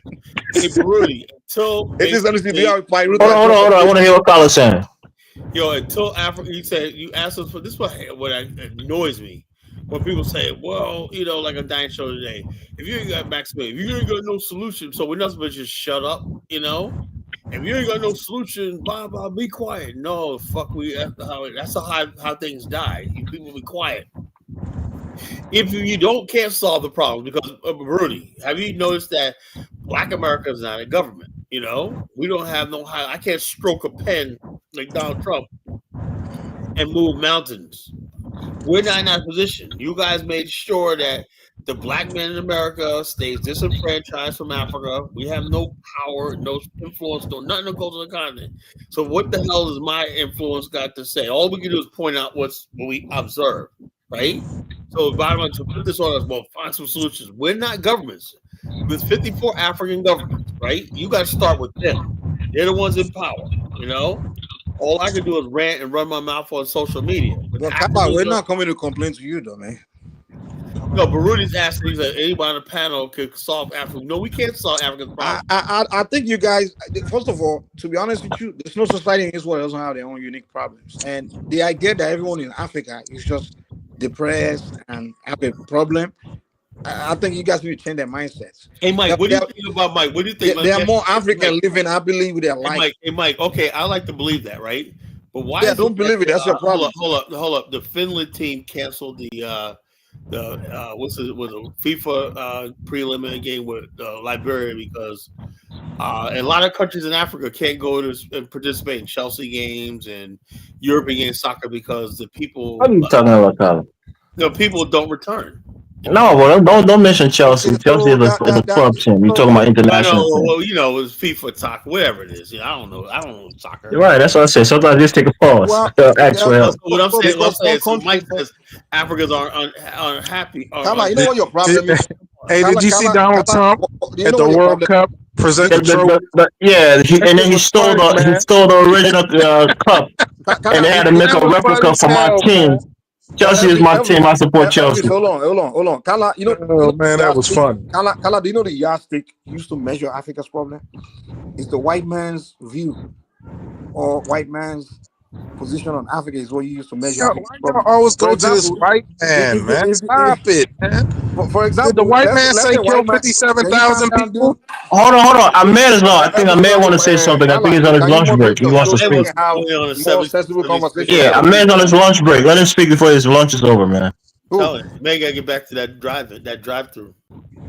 Jeez. What's up, my man? No, y'all go ahead, man. I'm still helping people, get fat. White man helping people get fat, man. 1776, man. This is what I gotta say to you, right? This is what I gotta say to you, people like you, right? Let me say this clearly, right? Then after that, I'm gonna come for the Africans, right? I'm happy if they want to, lineage, right? I'm happy. Y'all should do it and keep doing it. Y'all should do it and keep doing it, man. Y'all should do it and keep doing it. I'm happy. The world is changing for a reason. See, y'all don't know why the world is changing. The world is changing from the inside and then up, slowly. I'm happy. I am absolutely happy. Because today, I listened to, Daniel's show, In and Out. It was, man, I said, you know what? I'm done. These folks need to be lineage. I'm happy. I'm done. 1776, what you said about Africans should have been, still, you know what I'm saying? Until like 1994, right? 1999. I said 1999. Yeah, this was the new millennium. You're helping to achieve his goal. He wants to piss you off. That's why he said that. So why are you getting pissed off, man? Let him finish. Let him finish, Mike. I don't attack slavery. I try my best not to talk about slavery. But somebody like you, people that think like you should be still enslaved right now. Whoa! For people like you, for what you just said. I'm mad. Man came with the haymaker out of left. I'm mad. If Sierra Leone was colonized till 2000, you wouldn't be your family wouldn't be allowed to steal that money, right? Because the British would put you in prison, right? So go ahead. What you just said, you telling us that we should be more colonized until 2005. You said 1999. What do you keep changing the date? 1999, man. Well, fuck you. I said 1999. Man, fuck the date, man. Let me say this. I'm gonna give the white folks 6 more years. But somebody like you, that's why I said I'm happy. Lineage. Call yourself whatever y'all the fuck y'all will call yourself. Hey, you pissed a man off, man. 1776. I'm at the simple case that you're in. I'm at the simple fact that you're in Washington D.C. and Sierra Leone is unlivable, right? It shows that you needed 40 more years of colonization. Before you go, hold on. Amir, let me say something, man. This might help. You have to understand, like, this roasting of African Americans isn't going over 2 years. By now, you have to understand that when people make these comments, the purpose of them is to get under your skin so you can come in and do a roast. No. Listen. When people say these things, it's just to roast you. That's all it is. But don't take these people are serious. You can't take it personally. There's some of them, they're real serious, man. I'm telling you the truth, Mike. No, they're not. No, they're not. No. You have them yesterday, right? They did a show 2 days ago. Donald Trump saved Congo. How long the peace last? The fuck you mean Donald Trump saved Congo? Calm down, man. Let me your president. Amen. This is what people got the your president. Ahmed is your president too, man. Go flip them burgers and pay taxes to the empire, man. Go flip them burgers and pay taxes, man. Are you fucking kidding me? Yo, let's get back Ahmed. to the conversation, man. Ahmed, you're part of the problem. You're over here paying taxes, man. I hope this is exactly what he might wanted to achieve. He wanted to. He said that statement so someone like he can call in and be upset. That's why. That's what he did, and he's so upset. You make him achieve his goal. He said this so someone like he can call in, he can insult each other. No, Mike. I wasn't joking. I just said, nah, man, come on. These guys all are serious, man. You're not listening, Mike. These guys are serious, man. I'm telling y'all the truth. What if he's serious? Does he have any power to make anything happen? What if he's serious? So what? When people like y'all, right? They are gonna come to Africa, right? Y'all make a lot of noise in America. Y'all about what? 50 million? Does his opinion? Hold on. People. Does his opinion? Come to Africa, right? We billion people. Fight a billion people then. Does his opinion hold any power, any weight? Mike. Ahmed said that those were fighting wars in 1776. He ready to go to war with you for that shit, man. Some of these folks, man. Listen, man. What was that guy? What was that guy on Donna's show? We gotta get back to conversation. You heard what Bobo Ren said today when I asked him, Tyler? Bobo Ren said that Jordan is a part of the traditional attire of African American. You agree with that, Tyler? That fool, man. He said Jordan is a part of the traditional attire. I had that dude like 3 times. He said, yes, I couldn't believe this shit today. And man, you just have my kid go, man. I know sometimes sometimes will come here so you can get in a roasting session with Africans. That's what it is. So, man, no. I don't even say anything. That's what makes this nice. He said I don't say. No. The thing is, by now, anyone else, even Africans do it too. Sorry, sometimes I do it too. Sometimes I come here to say shit just to get, do a roasting session. I get what you're saying. That's what it is. So anyone that's subject, you can't take what he said too seriously. I mean, he was just busting our balls. I'm serious. I just think they needed long. These guys came on social media telling us that Donald Trump saved Congo. Are you effing kidding me? So what? I mean, you're being too emotional about it. People can talk shit. Don't get too emotional about it, brother. They're trying to piss you off, and you getting pissed off. You're making them happy. This guy. Ahmed, I know you don't. Ahmed, advice, man. Maybe you're very young. I don't know. I'm done with these people, man. Hey, Mike, Ahmed. They're done with you. They're done with you. They're done with you. That's why they say those things. Ahmed, can I enroll you in Abraham Troy's army? Honestly, like seriously, you're young. Well, Ahmed studies that shit 4 hours a day, so he's interested. Yeah. If you go to BF, you join the paratroopers, right? Man, put your volume up. Your volume is too low. Can't hear you too well, man.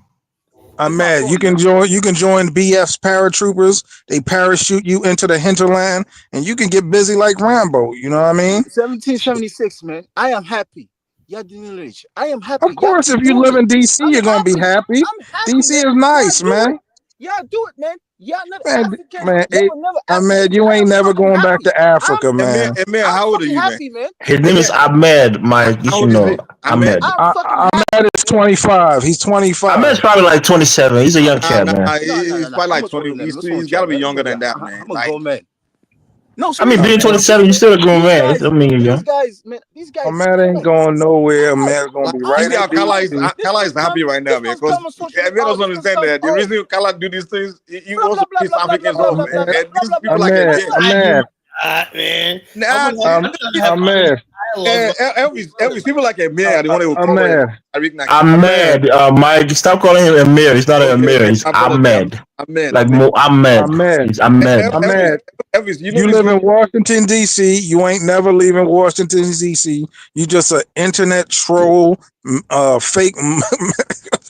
fake militiaman, man. Don't attack my brother Ahmed, man. Ahmed got his heart is in the right place. 1776, man. Elvis, Ahmed sound like one of those Africans they will call on Tariq Nakisho to. No, hell no. To battle Tariq, yeah, it's a fruitless conversation when you try to battle Tariq. Dude, that's what the guy wants, man. He wants his colleagues so he can. I've never called that man show.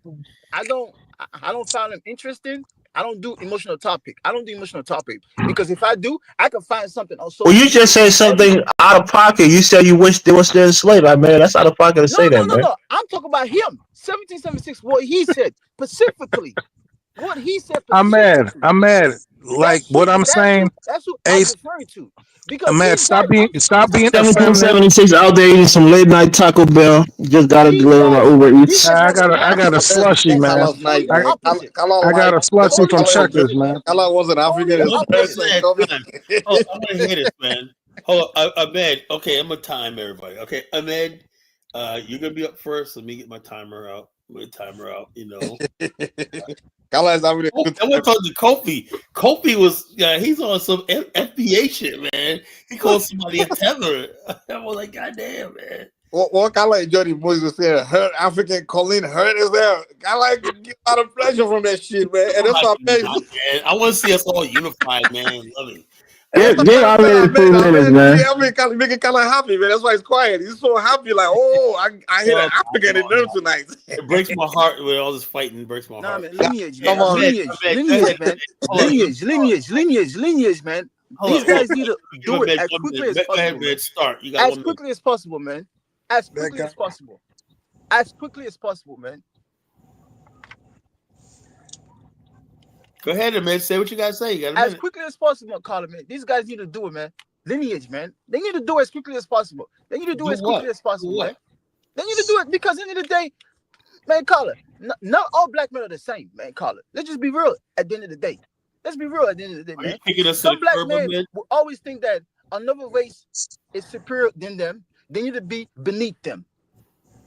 That's just how it is, Colin, man. It's just like nowadays, I'm watching a lot of like animal shit on TV, right? You look at the way we behave, right? We're very similar.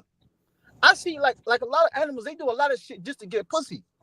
Like I'm saying, like literally, they will dance, they will fight. I'm not lying to you. Like I seen this bird this other day. Niggas do a lot of shit to get it too, man. This bird was dancing. And like physically dancing, trying to impress the other chick. All right, man. The time's up. Minutes up. All right, let me finish what you're saying. Yeah, man, the Negro in America is very similar to the Anglo Kingdom, you know, the African, you know, he goes out there. I see this one thing where they had this this bird, he was doing some jig dance, right, to impress the females, and these male birds, they were like trying to impress whoever does the best dance. Turtles do it one night, who can show their stuff off. And females say that's a good. Frogs do it and everything like that. So, yeah, they kind of puff that throat out and make that throat bigger. Yeah. Whoever got the best throat, whatever, like make the biggest sound, whatever like that, attracts the female. So human beings are the same way, man. You gotta go up there, you know. You got to show you got swag, you got some money, you got a nice car, got some bling. See the thing, like, let me build. Thing about Ahmed, he's a cyber revolutionary, right? He looks at Abraham Traore and he wants to live vicariously through a real man because he's not a real man. So when he looks at Abraham Traore with that red beret, right? He wants to live vicariously through that. He wants to be a man that's going to build Sierra Leone, but he can't. See, when you don't have the capabilities of a man, you look at other men and live vicariously through them. So Ahmed is old. See my type. You be sleeping on now. Don't tag him, Ahmed, man. Let him finish, Colin. Next thing you know, he's a head of state, whatever. We won't take any terror slander tonight. See, Ahmed, right? Because he watches Corn, and he everything is vicarious through Ahmed, right? He has a corn mind, right? So he wants to be a great man. He wants to be a head of state. He wants to be a chief. He wants to be a leader of a tribe, but he doesn't have the capabilities or the capacity to do so. So he stole money from Sierra Leone. He lives in DC, but he hates the West. He lives in the West, but he hates the West. He wants to be Donald Trump. He wants to be Abraham Traore. He wants to be Kagame, but he's just Ahmed. It's a hard thing to live, man, in Ahmed's body, man. You know, you want to be great, but you just don't have the capacity. It is what it is. 1776, man. I've never suffered my entire life. Never. I've never suffered my entire life. But the thing when is you steal a whole treasury, I know you're not going to suffer. Okay. 1776, right? If your father was a drug dealer, right? But you were never a drug dealer. Does that make you a drug dealer? Man, don't make that case, man. That's a losing case. Don't make the case. Does that make you a drug dealer? Don't say because my daddy's still, I'm not a thief. You benefit for the fruits of it. Hey, man, are you indicting your dad? I mean, what are you doing, man? Drugs. If you have never saying you haven't touched it before, does that make you a drug dealer? So what are you saying? I mean, but if you benefit from the fruits of it, it's fruits of a poisonous tree, man. Nah, Mike, it's just what 1776, keep saying about me, which is, it's untrue. So 1776, man, you understand that your dad was a politician? Is that true? No, Mike, I don't want to go too deep with that. I'm not. He only stole $40 million, and then he fled to the rest. It was like 800,000. It wasn't $40 billion. That's about something. Something. 800. I thought it was more than that. That's about something like real serious, right? No, 1776. I'm happy about y'all, man. I'm happy. I'm not gonna lie to y'all. But something that's different. I mean, this is the last thing I'm gonna say. I'm at the thing that's different between you and I. If I go to Sierra Leone, I could live there. You go there, they grabbing your ass, and you going to fucking jail for stealing. You going for larceny and theft put together. I could just go there on vacation. I met comes from a powerful family. They're not gonna go after his dad. His dad's politically connected. They're not gonna go after him. Is this dad like president or something? Nah, but he's connected. You guys need to hurry up and take the word Africa out of your mouth, man. Call Donald Trump. The museum right here in downtown DC, right here, over there in Constitution, right? Tell Donald Trump remove the word Africa and put. So you're kicking us out of the race, man. Man is taking away your African card, man. You're playing your part right now. Hey, how can you take away someone's DNA, man?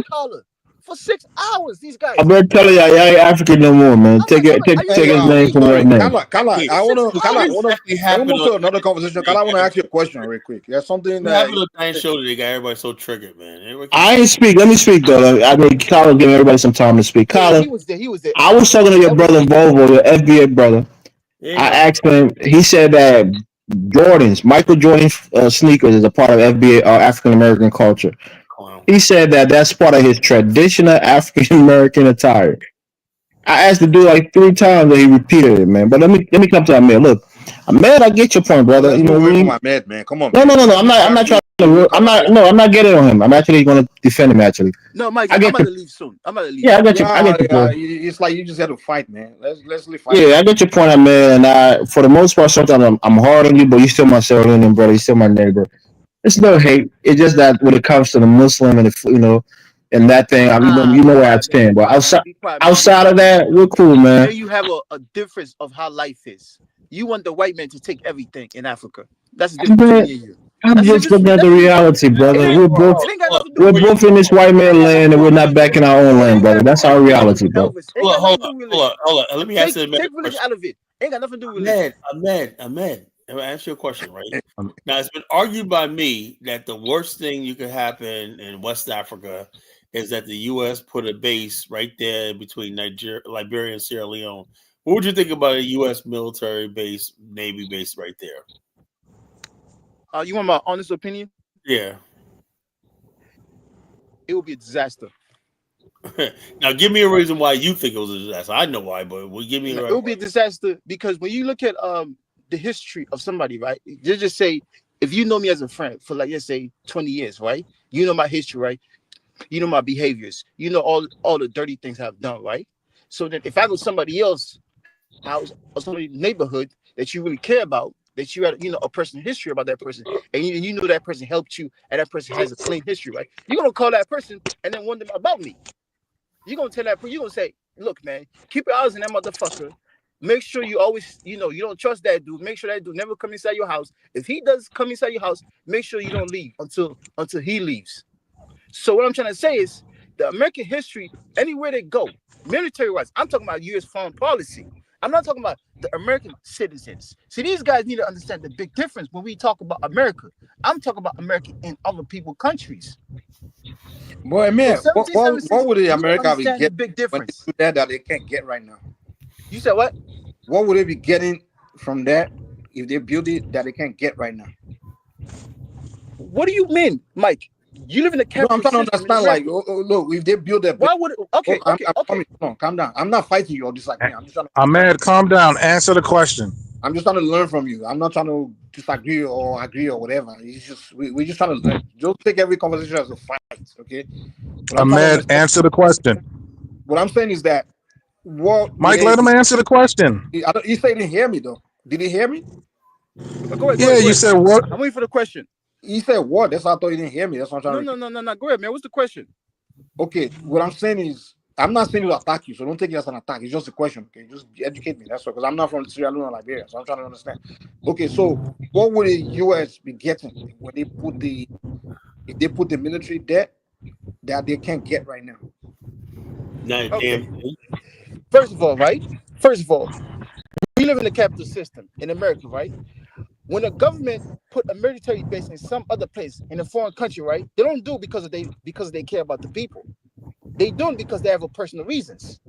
You, the citizen, you might not know the personal reasons because you are not in tune with that government inside that country, or you're not in tune what's going on within the U.S. foreign policy. Because that's a lot of people really not in tune what's going on within U.S. foreign policy because you got jobs, you got kids, you got bills, you got to take care of. So you really don't know what's going on within U.S. foreign policies.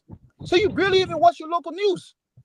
A lot of people in America, American government is not going to just put a base in anybody else's country because they don't have no benefits in it. So you're saying the only reason they'll put it there is because they're going to get something that they can't get right now.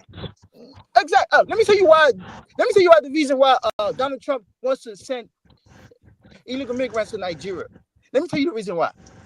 Because it looks like a lot of Nigerians don't understand why Donald Trump is forcing Ahmed Tinubu to accept immigrants that's not from Africa, not from Nigeria. Do you want to know why? Tell me. Do you want to know why? Okay. Last week, right? You had the BRICS summit in Brazil, right? So Indonesia became official member in BRICS, right? Nigeria is not official member yet. It's still into like the partner stuff, right? So when the main purpose of BRICS, right, is trying to get away from the US dollar. The main purpose at the end of the day, eventually. They ain't no escape. Oh, Carla, let me finish. When Nigeria attended the BRICS summit, right? When they came back, what Donald Trump started going? All over social media, right? What Donald Trump was doing now is trying to sanction Nigeria in a different way.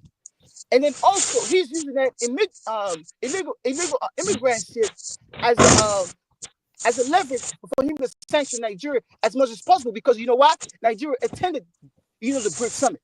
That's why. But a lot of people don't understand it. That's why he did it. Can I interject real quick?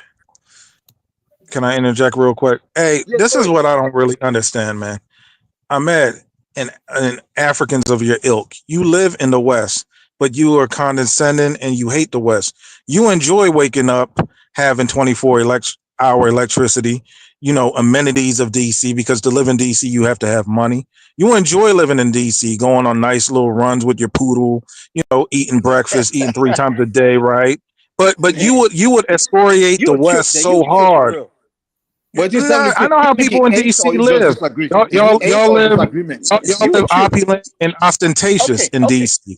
Y'all live above people from Maryland. Is it 8 or you just disagree with the West? Is it you 8 the way or disagree with the West? There's 2 different things. Mike, sometimes you can disagree with the place. Okay, 1776 and Mike, right? Let me tell y'all something, right? Just like I just said, I've never suffered. But because you live in DC. Man, you sound like you're suffering from 1876 insult or night. Man, no. Hey, Mike, you know what? He has survivor's guilt. Sometimes when you go through a trauma and you survive, you have that guilt. He has that guilt because he's living so ostentatious in DC. He's living high off the hog, so he wants to be a revolutionary, but he doesn't want to give up DC. Okay. 776, right? What's wrong with me talking about what the U.S. government does in other people's countries? If you were a Because you live journalist, right? 2 blocks from the president. That's why. If you You were a live in journalist, right? D.C. Hold on. If you were a journalist, right? What do? You look at the evidence of the news, right? And then you write or you report what the news is, right? You don't pick a side. That's what technically a journalist is. You could be from America, you could be from Europe, you could be from Africa. But at the end of the day, you look at the facts, you interview people, you do some type of investigation, and then you combine everything, then you write your report, right? Or you present your videos, right or wrong. That's what technically a journalist is. So what's wrong with me putting A and B and plus together? But Ahmed, the thing is Ahmed, I didn't know you was a No, journalist. 1776. What's wrong with me doing that? But the thing is, the things that I enjoy in America. Hey, wait. This is the last thing. The things that I enjoy in America is the same thing I want Africa. I want Africa to have the same thing. What do y'all Muslims say? I want for my brother what I want for myself. I want the same things that I enjoy in America to be in Africa. Hold on, you know. You just don't understand. Hold on, let me get back to the topic. Hold on, Jonathan, you just don't understand geopolitics. You know about that protest in Liberia? What do you think? What's your opinion? I didn't hear about it. They had it. What happened? They had it. It was a flop. You know, but the thing is, it's still terrible damage. But you know what they're doing? They're taking fake image photos of a head, making it seem like it was bigger, and it's spreading around. They're taking. No, it was 20,000 people.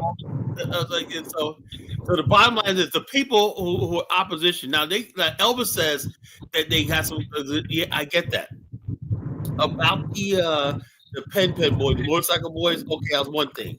Another thing is the fact that a lot of people lost their jobs because, like I said, he cut the budget. What they should have did was, and I don't think the president can do this. The legislatures, these people that these the KK, whatever the YK, whatever like that, are making like $50,000 a month. You know, but yet they're talking about all the waste and corruption. That's corrupt as it is. You know, but the people are so ignorant. You know, they really think Boca, who's really doing the best he can with the budget he has, you know, to build a country. It's not perfect, and they also a lot of Liberians historically think anytime somebody enforces the law, they're being brutal. That's what I understand. But Carla, there was 20,000 people at the protest. There was no 20,000 people. It was only 4,000. Carla, man. Let Jonathan come in. Let's see what Jonathan got to say, because I've already said it, and I don't want to get into a tip for traffic.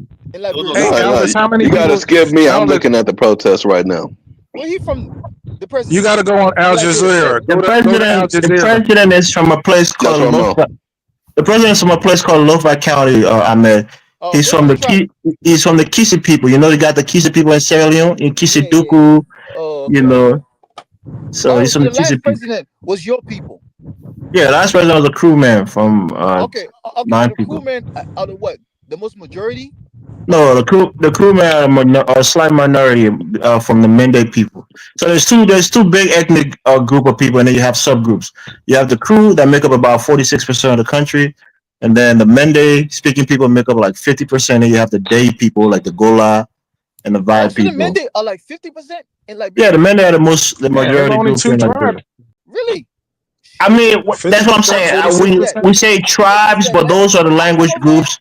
And then the subgroups within those language groups are called tribes. Man, Carla, man, you better watch out for me, man.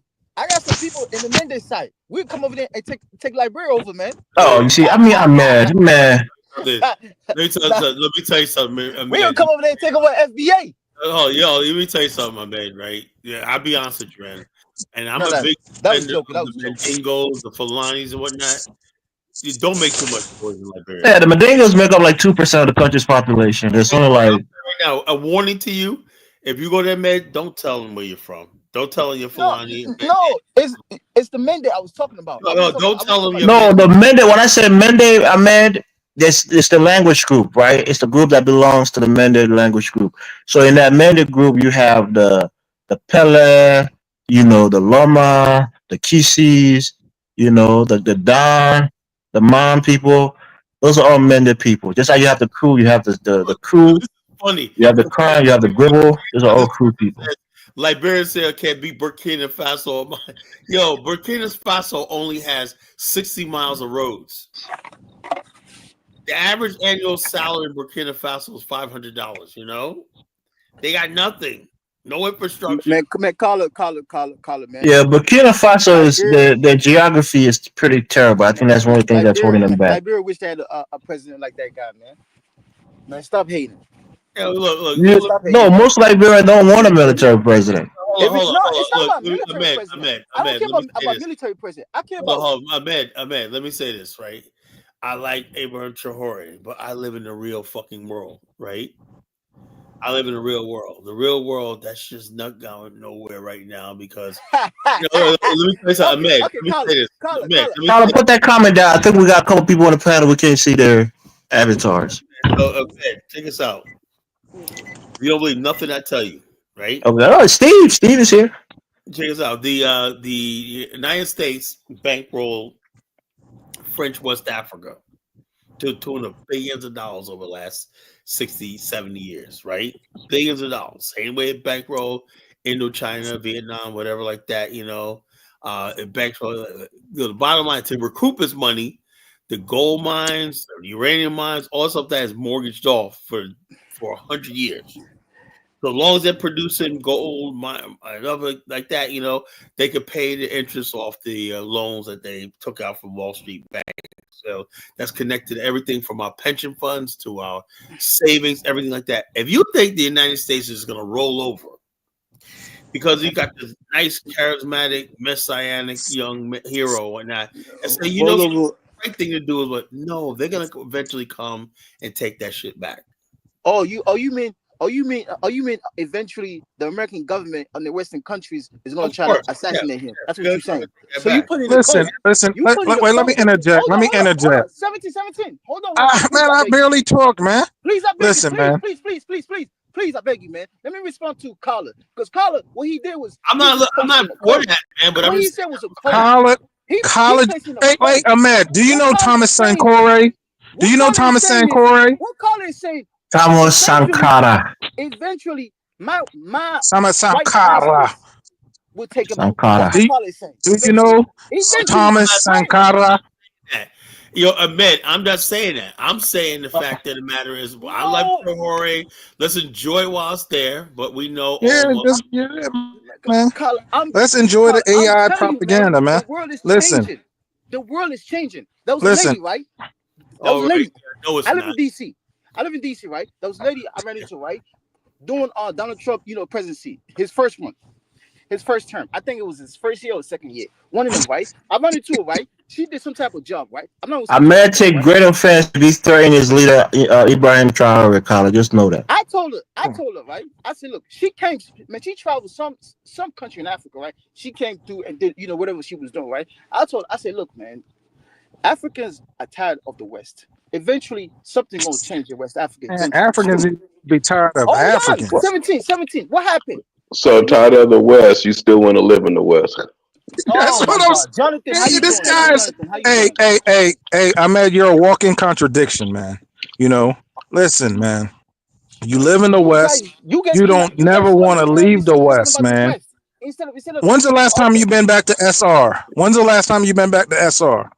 Salon. It's called Salon. 5 years ago. 10 years Salon. ago. 5 years ago. How long? 10 years ago. How long did you stay? 24 hours? Like a week, 2 weeks, a month? I came back, man. It's got like 2 months. Fuck that country. 1776, man. I have a house. I will never be homeless in my country. Listen, I just want you to pack up, go to BWI, and never fucking come back. That's what I want you to do, man. What is BWI? 776. Baltimore Washington International Airport. Oh, okay. He only lives like 5 minutes away. So I don't know why he talking. Is that the main airport out there? DC don't got an airport in there? Hey, 1776. Let me tell you something. I got a mansion. I got a mansion in my country. 20 bedrooms. And I don't want to live in it. I want to live in America, baby. Yeah, come on. You guys keep it real, man. I just don't like people who bluff, man. Yo, I imagine you're Bluffy the vampire, man. About the government, what they do in other people's countries. Because listen, man, you pay taxes to this government. So when you work and you pay taxes, what's that word, Elvis? Like like undercover, you're supporting the government. You're supporting the U.S. government when you work and pay taxes. Okay, so what's wrong with me? What was that guy on Donna's show? That skinny guy. That skinny guy who lives over in BF. Cuddy. Yeah. That dude, he's toughing it out, man. He gets skinnier every show, Shout out to my brother from North Carolina, Cuddy, man. Shout out to him. Yeah, he gets skinnier every show, man. I mean, that's true, right? Because most of us here, we are not paying taxes to our home countries, right? And people like to say, oh, we send remittances and they take taxes from it. Well, really, we're not. So we have more of a say in this country where we get our tax taken from our payroll taxes or whatever it is. And we pay actual taxes in sales and in property taxes and other things like that. So this is really where your home is. This is really where you invest in all of your money and your resources, man. Elvis. But Elvis, I don't think that's true because Ahmed has like royal ties, so he should have something to say in this country, right? Elvis. No, that was the other guy that has the royal ties. The other one. Amar, is it Amar? Oh, okay, Amar. Go ahead, Ahmed. That's why I said I'm looking at it as a reporter, as a journalist. What's wrong? Are you a journalist for real? No, I'm not. Fuck no, man. If I wasn't, I probably wouldn't be on the show talking like that. Because you could tell my vocab is not that good. But anyway. We know. But anyway, what's wrong with me looking at it from a journalist, saying this is the truth, this is the facts from my point of view? What's wrong with me doing that? It's called being objective, man, which is good for journalists. Are you an objective person, or do you have implicit biases? West. How is that West when I'm just looking at the facts? When I said what you said, you said you were 1776 was still in slaves today. That was out of pocket, man. You gotta take that back. That's what he said. 1776 says Africa still need to be colonized. Yeah, that was out of pocket too. I guess he didn't really understand. You expect me to just allow that? The man defeated that over and over again. I was like, nah. Anyway, Donald Trump came and said the BRICS is over. Black Americans said, we know BRICS is over because what? Donald Trump said it. I started laughing. I said, are y'all kidding me? Just because Donald Trump said BRICS is over, so that makes BRICS is over? Which proves that y'all don't know nothing around the world. Y'all don't know geopolitics at all because when y'all masters say something, it's the truth. We understand that if he says BRICS is over with, he doesn't mean the actual organization. It's like just going to disappear. But as far as I'm concerned, China ain't shit without America, and Russia really ain't shit without China, and India ain't shit either. You guys keep stuck on the 90s. This is not the 90s or the 80s. The world is changing. It's definitely changing. This is not the 80s. But it ain't changed the way you think it is. Jonathan, okay. This is not the 80s, man. I'm telling you the truth. This is not the 80s. This is not. Well, I'm mad, brother. You said it yourself. So this is not a diss, right? But you said you watch what's going on in the Sahel for like 4 hours every day, watching the news and getting information about it. You think that's really going to transform Africa? What's going on in the Sahel? Can I interject because somebody just lied on my name. Somebody lied on my name. This is what I said. I said colonization lasted in Hong Kong till 1998. I said colonization in Africa should have extended another 40 years to give them their political feet and political maturity to run a 21st century country. I said colonization was a force of good. It unified the country. It created borders. It created language. It created schools, education, right? I look at it as a net positive. And I said that Africa... Your thought process is myopic on that issue because you didn't see the horrors of colonization. But hold on. 1776, I disagree with that because once the black guy in power in South Africa, maybe they should have waited like another 20 more years, just maybe. But do you see how they're fucking the country up? I mean, Jonathan, that's for even here in America, right? You can make that same observation here in the United States, right? No, make it. When black folks take over places like Gary, Detroit, it goes downhill, doesn't it? No, the steel industry went down. What about Atlanta? What about Houston? People been complaining that Atlanta is going downhill and it's no longer a majority black city now. Oh no, majority black, but it's not majority black American anymore. in America. That's a lot. That's a lot of Ghanaians and shit down there. My concept. Jonathan, My concept of being free. Jonathan? Is that What are you saying? I'm trying to hear what Colin's saying. I think being free and Africa operate from a position of scarcity. White people operate from a position of infinite and abundant. No, I'm saying we're talking about, like for example, Jonathan is giving the example of South Africa that once they got power and they started running things in South Africa, it went downhill. I'm saying that I want to know if you agree with me, Carla, that it can be similar. The problem is, black people are desperate to when they get power. They're like, wait a minute, you know something? We gotta get it now. It's never gonna be here or whatever like that. That's how it is. Well, white people, they could take their time. They know. Carla, you're not hearing my question. You just jump in. I'm saying if black people get handed over, say, a city like Virginia Beach, right? You think it's a thriving city. Let's say all of the people that's running that city becomes, black people. How would that city be ran in the next 10 years? Say like this. In Virginia Beach is an exception because all the black people are middle class. We don't have any poor neighborhoods here and stuff like that. The problem is when black people, if you want to get elected, right, and you start promising people free shit that you don't have, and you drive away the tax base, that's why we don't have that in Virginia Beach. Carla, I guarantee you, if black people ran Virginia Beach, it would turn upside down. That's a lie because Steve, black people run Winston-Salem and is a good city. Yeah. Like that. Black people run Detroit and it's a good city. The governor of Maryland is black. Y'all better look at Detroit over the last 20 years, nigga. It's gotten better. Winston-Salem is one of the most ghettoest places in North Carolina, but there's no murder. So there's no murders there. It's a good city, right? Okay. You got Wake Forest, you got Winston-Salem State right next to each other. It's a decent city. Bushmeat. That's good, man. I mean, you're talking about predominantly white colleges, right? No. HBCU. Hey, but Wake Forest is a white college. Wake Forest is check this out. Like this is what I'm trying to tell you. Sovereignty is overrated. Moving out of your mom's house with no money is overrated. You know what I mean? I don't believe just saying I'm free and I'm sovereign. That shit don't mean nothing to me. I second that shit, bro. Being on your own as an adult, that shit overrated, man. Yeah, especially at first, initially. Sometimes your problem is, you see, your problem. Y'all don't know geopolitics. That's your biggest issues. I'm mad. What we know is that you have your own country and you don't want to be there, even though you have a house. That's good. That's good enough for us, bro. Hold on, Colin. You can watch videos like this. The other brother. Shout out to the other brother. Hey, Jonathan Miller. This is what kills me. When he stole from the treasury, he didn't steal Sierra Leone money. He stole dollars. Ahmed didn't steal anything. We can't do cut to guilt on Ahmed, man. He's not. He told us that, man. The sin. No, I'm saying the sin that the father does not transfer to the kids. You know that. Yes, it do. Yes, it do. LeBron James. Yes, it do.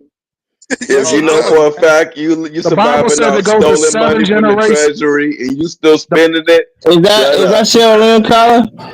It's Nigeria. Listen. Oh, that's Nigeria. Okay, I see the jersey. Colin has an affection for Nigeria, boy.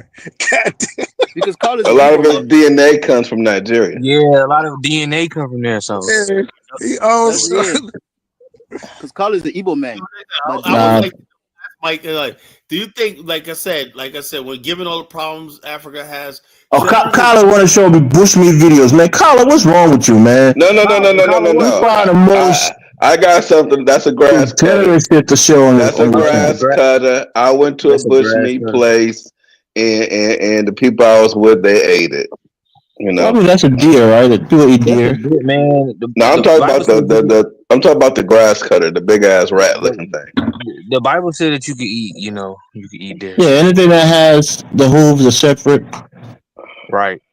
Eat the cud. You can eat it. You know what Paul said in the Bible? Wait. You know what Paul said in the Bible? You know what Paul said in the Bible? You got to renew your mind. You got to get rid of that third world mentality. It's not what goes into a man's mouth that defiles him, but what comes out of it. They was eating monkey meat. I would say Africa do better if they just went back to And that's palm wine. Oh, Mike saw Nigeria. He popped back up like a genie, man. No, that's not palm wine. He ready to hey, Mike, yeah, nigga. Yes, it is, nigga. I drunk it, nigga. I know what it is, nigga.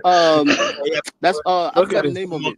Oh, they probably call it palm oil. They got palm wine. They got king juice made from sugar cane. I said palm wine. You ever had king juice, Jonathan? I don't know if they make it in Nigeria. Maybe it's only in Nigeria. I ain't had that. I only had palm wine. Kala, you had king juice in Liberia, Kala? No. That's palm wine. Okay. Why come they didn't skin it? Why come they didn't skin it? I went to a very. This was in a little village near Calabar. I went to a similar little. Should I call that a restaurant? We sat on the same damn bench. They served the same damn shit that y'all looking at right there.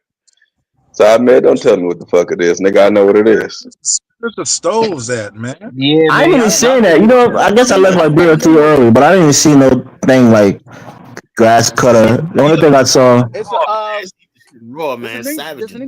Bro, they not even skinning it. Come on now. No, they're gonna burn. They're gonna burn the skin first, and they're gonna scrape it up. Yeah, they're gonna burn the hair off and then scrape it off. That's what they do. Oh, okay, I got it. People do the same thing with hogs. Steve, we gotta go there and teach them how to dress a animal, man. Oh my God, man! 1776. Oh, they gonna burn it off. Oh, okay, I see what they doing. Yeah. You are a real. But they don't even open. I wonder if they open and take out the insides because it's kind of looking bloated though.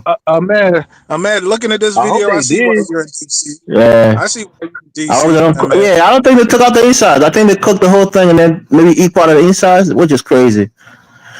I never had it. I don't know what it is.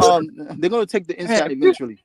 Oh, that's why I said eventually. You're supposed to take it out before you cook it. You talking about eventually? Yeah, you're supposed to open it up, clean it out. No, it depends. It depends on the type of bush meat. This is why people want to, eventually eat it. Because sometimes the first thing you do after you kill it. I never had bush meat. You ever had bush meat, Ahmed? You see because sometimes when you have those full of people, man, you gotta wash your meat with lemon or vinegar, man. They do that heavily. Yeah, you gotta cure it, man. You can't just. They do that heavily. Yeah. Cure it, man. You see, even in the Bible, in Leviticus, it told you how to cook. They told you how to cook in Leviticus, man. Yeah, they got dietary laws in the Bible. Especially certain animals like pig that eats other animal and other carcasses. You're not supposed to eat those kind of meat. What's 776, man? You're reverend? Man, look, you got 90 days on your visa. Donald Trump said you got 90 days left, man. Enjoy, man. If you don't know how to eat bushmeat, you're not African, man. What Donald Trump got to do? I mean, I've never eaten bushmeat. I just wasn't there long enough to have eaten it. Listen, the first thing Mike, you like grass cutter? Oh, that's a grass cutter right there. I see it. Okay, yeah, I guess they're taking the insides out of it. I mean, but it's a lot of freaking flies, man. Damn. I hate that shit. Even in Liberia, man, people cook outside and they think it's nice and freeing, but too many damn flies sit in the food, man. And my family member tell me, oh, we're going to fry it, we're going to cook it, that's going to kill it. I'm like, nah, man. The flies are extra protein. They were showing in Liberia. They was making monkey jerky, like they said. Oh man, they don't do that in Liberia. Tyler, how do you do? They had a song. I don't know. Look, yeah, maybe in Kron territory. Oh, okay, there you go, Tyler. Tyler always like to start with me, man. You just like to fuck. It's a delicate. Once they cook the monkey, it looked good. Well, Elvis, American Liberians don't hit bushmeat, or I don't know. I mean, I left the country pretty young, so I never experienced most of these things. You guys did you drop 1776 on college? You got mad again off of that little comment? N1 said flies are extra seasoning. Okay. Get the fuck out of here. Come on, Colin. He didn't say anything too egregious. I just can't wait till I'm done with this shit, man. I'm tired of dealing with clowns, man. Really. Nah, he was just reading a comment. He didn't say anything out of pocket. Oh, I like intelligent comments. Steve was just reading a comment. He didn't say anything out of pocket, Colin. Who? Steve? Man, Steve is cool. Yeah, you just dropped him. He was just reading somebody's comment in the thing. He's cool, man. He's cool, man. Everybody talking about this fucking bushmeat. But Colin, you play Colin. You see how you be on the fair. You play this shit to show how backwoods Africans are, and not getting mad when people are making comments about it. Video. and you Yeah, you play the video to show how fucked up Africa is, and then you dropping people for saying the same thing that you're showing. Tested everybody's Africanness, right? You know. Oh, Kyler, you bullshitting now, man. Tested. Are you African, Kyler? Will you eat bushmeat to show your Africanness? No. Yeah, you can kick me out of the African race. I probably won't mind it, but I just never had a chance to eat any of that shit. So I've never had bushmeat. It's like somebody that doesn't know how to eat hamburger and gumbo. And he's claiming to be black. No, let's not compare hamburger to this shit, man. Come on. Oh, snake! I can't stand snakes, man. Damn. Hey, Mike, civilized man, food got nothing to do with civilization. Kyler, bring the other brothers back, man. They ain't do nothing. Kyler, your definition of civilization if you eat white people's food. That's why I said, Mike, I think you guys ought to go back to hunting and gathering. Kyler, your definition of civilization is you do everything like white people. Mike, forget civilization. Just go back to hunting and gathering. You know, man, Kyler, why you keep Kyler said you shouldn't have read that comment, man. It was out of pocket, even though he's showing us the bush meat and people. Guys, are you saying we don't hunt and gather anymore? Hunting and gathering. Are you saying humans don't hunt and gather anymore? What? Are you saying human beings don't hunt animals anymore? Look, I'm saying humans don't have to do it to survive. You know, it's more of recreational. Most people in America don't do it to survive. They do it out of the sport. That's a fact. It's just recreation. Hold on. Wait. The meat you eat, were they cute? Let me ask you a question. It's called, Mike, let me tell you something, you savage. You're made out in the factory. Mike, let me tell you, savage, something. It's called animal husbandry. You know what that means? That means the animal is domesticated. You feed the animal one night and you raise his bloodline, everything like that, fit for human consumption. It's not. But Kyler, so they don't do that in Africa. Kyler, what's wrong with hunting your own food? Like, what's wrong with that? Hunt animals but even other animals hunt other animals, and you guys cook it and eat it. That's the turn animals that eat other animals that eat their carcasses. It's not sanitary for you. I mean, I see chickens eat other chickens that's dead.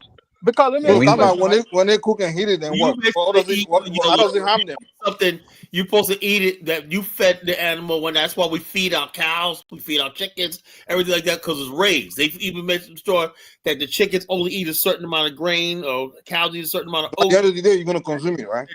That's what we do for human consumption. You know. But Kyle, is it wrong with people? Hold on, guys. Also, Kyle, the one you eat is more delicious than the one they're eating, right? Oh no, yeah. What I'm eating comes from an animal that's been husbandized. You know, husbandry. You know, grown. No, at the end of the day, where it comes from, at the end of the day, when it's on your dinner table, when it's at your dinner table, what difference does it make? Hold on, did you guys see any refrigerators around? No. I don't see any stoves. Yeah, because the individual the same day. The same day. That's what you understand. The individual there that didn't have refrigerators because we couldn't afford it. And then you it's just not sanitary, man. I mean, we know better, man. Don't defend it. It's not sanitary. If they had better, they'll do better. They're just doing what they can with what they have. Man, Steven, do you know how healthy some of those people are? Okay, Mike, thank you. I'll calm down now. Since we said I'll calm down. Hold on. Hold on. So the crime is that the poor guy. Savages come up here trying to defend this savage shit. You know what I wish though? Like those Home Depot houses. Like they could just create like trailer communities all through Africa, where everybody has something to live in with a stove, running water. I just want them to have the same standard of living we have, man. I'm tired of seeing that. And that your country, you know, 1776, man. You something else. Now they got those Home Depot houses that you can snap together to create a village, trailers, and everything, man. Something else, man. 1976. Africans like brick houses, man. When I listen to Black Americans talk, it's almost like brick houses take time, man. Brick house is something else, man. Can I say something real quick? When I listen to Black American men talk, it's like I'm listening to children. Honestly, the fact that calm down. No. So wanting Africa to have the same thing. That's a child. Hold on, calm down. Like toilet. The individual. 1776. Calm down. Can I get my word out, please? Calm down, Mike. The individual in that video can't afford refrigerator. Is that a crime? That the guy? That's what the fucking government Mike, is for. calm down, Mike. Who told you they can't afford it? The government should go buy the guy refrigeration. Some people eat bushmeat as an aphrodisiac, man. Come on. No, the guy. Hold on. The guy, the individual in that video. You see how this started, right, Mike? He doesn't have the money to buy a refrigerator. Is that a crime that the man is poor? This whole bushmeat stuff. Hey, Mike, do you live in a house? Mike, you got to go further than that. They don't have the constant supply of electricity to make a refrigerator even worth anything. Solar power. Kala. How much do you think they cost? How much you think solar costs in Africa? Mike Omawale, and Ahmed, y'all are white men. Yeah, you're a white man. You like your people to suffer while you live good. You ain't nothing but a white man. Are you Damn, 76 coming at you all the guns. Elvis, please give me just 1 second. Let me get this whole bushmeat. You are a white man with black paint on your face. You are a white man in black face. Man, 1776, man, that's you. That's what I'm talking about yourself. Talking to black American men, I'm talking to little boys, honestly. Not all of you, but I had a question for Jonathan, though. Jonathan, obviously, Jonathan, would you agree with Volvo Rents that Jordans is a part of the African American traditional attire? These guys are little boy. It's funny, but it's true. Doesn't know how they I knew Jonathan. Absolutely. No. Even the racist people make jokes about it. Everyone makes jokes about it. About what? Because the fact of the matter is, whether we like it or not, these guys are it is. I can't picture you wearing Jordans, man. I don't know. Maybe I'm wrong. I thought I got some. I'm too mature for that. I start wearing that like I can't wait till the all black Jordan 11s come out. I used to wear it. I was impressionable, but I realized what Michael Jordan stood for, and I realized that it's fruitless. But they're comfortable. They're comfortable. They're nice. Timberlands is part of Timberlands. Now Timberlands is part of Black American culture. You a grown man. You still waiting for Jordans to be released? Yes, I don't think nobody waiting for it in line like before, but you still waiting for Jordans to be released? I said the Jordan 11s are all black ones. Man, they ain't got connections like you. He's waiting for Jordan. Yeah, man, we know they got a lot of like you are waiting on your green card to be issued. Got a lot of Foot Lockers out there in DC. Come on, 1776, man. I'm thinking you. Man, come on, man. And I've been having Jordan since I was a little kid, man. You probably been boys, that second pants. You got the fresh Jordans on. You said what, Mike?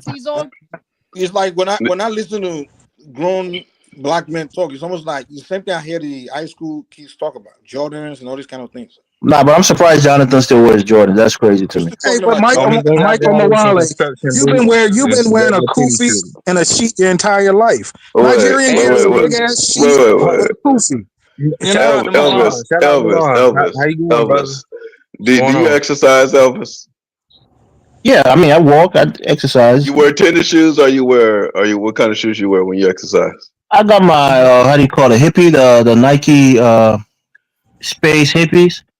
What? You wear tennis shoes, nigga? Yeah, but I'm saying he said that it's a part of your traditional African American attire. You know how the Yoruba got their Agbada, they got their, the Jalabiyas in the north. That's that's their traditional attire. You can't say Jordans that just came around in the 80s as part of your traditional African American attire. That's the point I was making. Just say hood attire, not African. Yeah. You should talk about Jordans, right? Yeah, because of everything. That's what Bobo said on Dynasty's show today when I asked him. That shit was hilarious and funny and kind of sad. Jordans ain't been out long enough for it to be like that's what I said. Attire. He said it's part of our dress. I'm like, he said I wear it with coats. I wear it with my suits. I'm like, everybody was like, man. Marie was like, to be fair, Elvis, if you ask people, non-black people, what group are known, or what ethnic group, or what racial group is known for specifically for wearing Jordans, they are going to say black people. No, yeah, but it's not part of your traditional attire, right? But you know what Bobo was trying to say, though. Americans don't really have traditional attire. Do you guys think your tradition ain't started in 1980 when Jordan started playing basketball? Most Americans don't have traditional attire. I mean, the women do that. I mean, it's kind of southern attire, but they wear the big hats, you know, with the nice Sunday dress. The men used Timberlands. That's a part of African American attire. That's not. Now Yeah, that's the northeast. The northeast tribe from New York. I don't know if California man dudes wearing like that. That's the northeast tribe. That's their attire. And then what like they wear down in Texas, they wear the boots, right? They wear the cowboy boots. They wear Dickies. You know, Dickies. In Texas, in California, you mean? California's wear Dickies out there, right? They don't wear Dickies like that no more, man. That's back in the day. Texas. I mean, what would you consider African American traditional attire, anyways? The problem we couldn't have African American traditional. You can't even have white American traditional attire. Exactly, that's what I'm saying. Americans don't really have. America is not that long of a. America ain't been around that damn long. Y'all tribes been around longer than America. The suit is pretty American. Just say people do that as far as like let's say vintage. That's the word you're looking for, vintage. You know, yeah. Okay. What's a vintage African American attire, Kyle? Or with the zoot suit. You know. Okay. When have you ever seen? Well, you really don't see people wear that no more.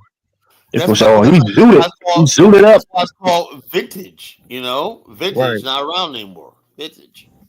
You know. I guess that's the thing. You know, Africans, most of the different tribes, like the Yorubas, they have their traditional garbs that they wear regularly. When y'all get clothes. But wait a minute. To counter that, the traditional guards really ain't. Yeah, we do. Really. I mean, similar to other Nigerians, but we have these. Are you what? Crime crew? Which one? Yeah, I mean the crew. Like I said, the people miss. Yeah, the crews. We all call it. Carla, show your. But we wear the gowns. What's about your traditional attire? Why you keep talking about? Yeah, we wear the gowns like you know, and then we got the little cap that goes with it. That's Africa right there. You know, but it's different than the Yoruba, because you know the Yoruba have the different kind where they have to kind of hang it and sling it over their shoulders. I know the northern people they wear more the jalabia long kind. You know, so you damn near wear the same exact shit. It's a little different. It's also a little different. It's not so heavy. It's not too complicated. It's more like a one piece. Where the Yoruba will wear like a suit underneath it and then put another on top of it. Well, in terms of Nigeria, I haven't really seen too much different in clothing between the Yoruba, the Benin, the Igbo, the Efik. I ain't seen it. Jonathan, did hold up a second. Hey, Jonathan, did you hear Obama what he said that every man needs a gay friend? Did any of y'all hear that? Let's go get a gift. I ain't hear it. His dumb ass said that shit.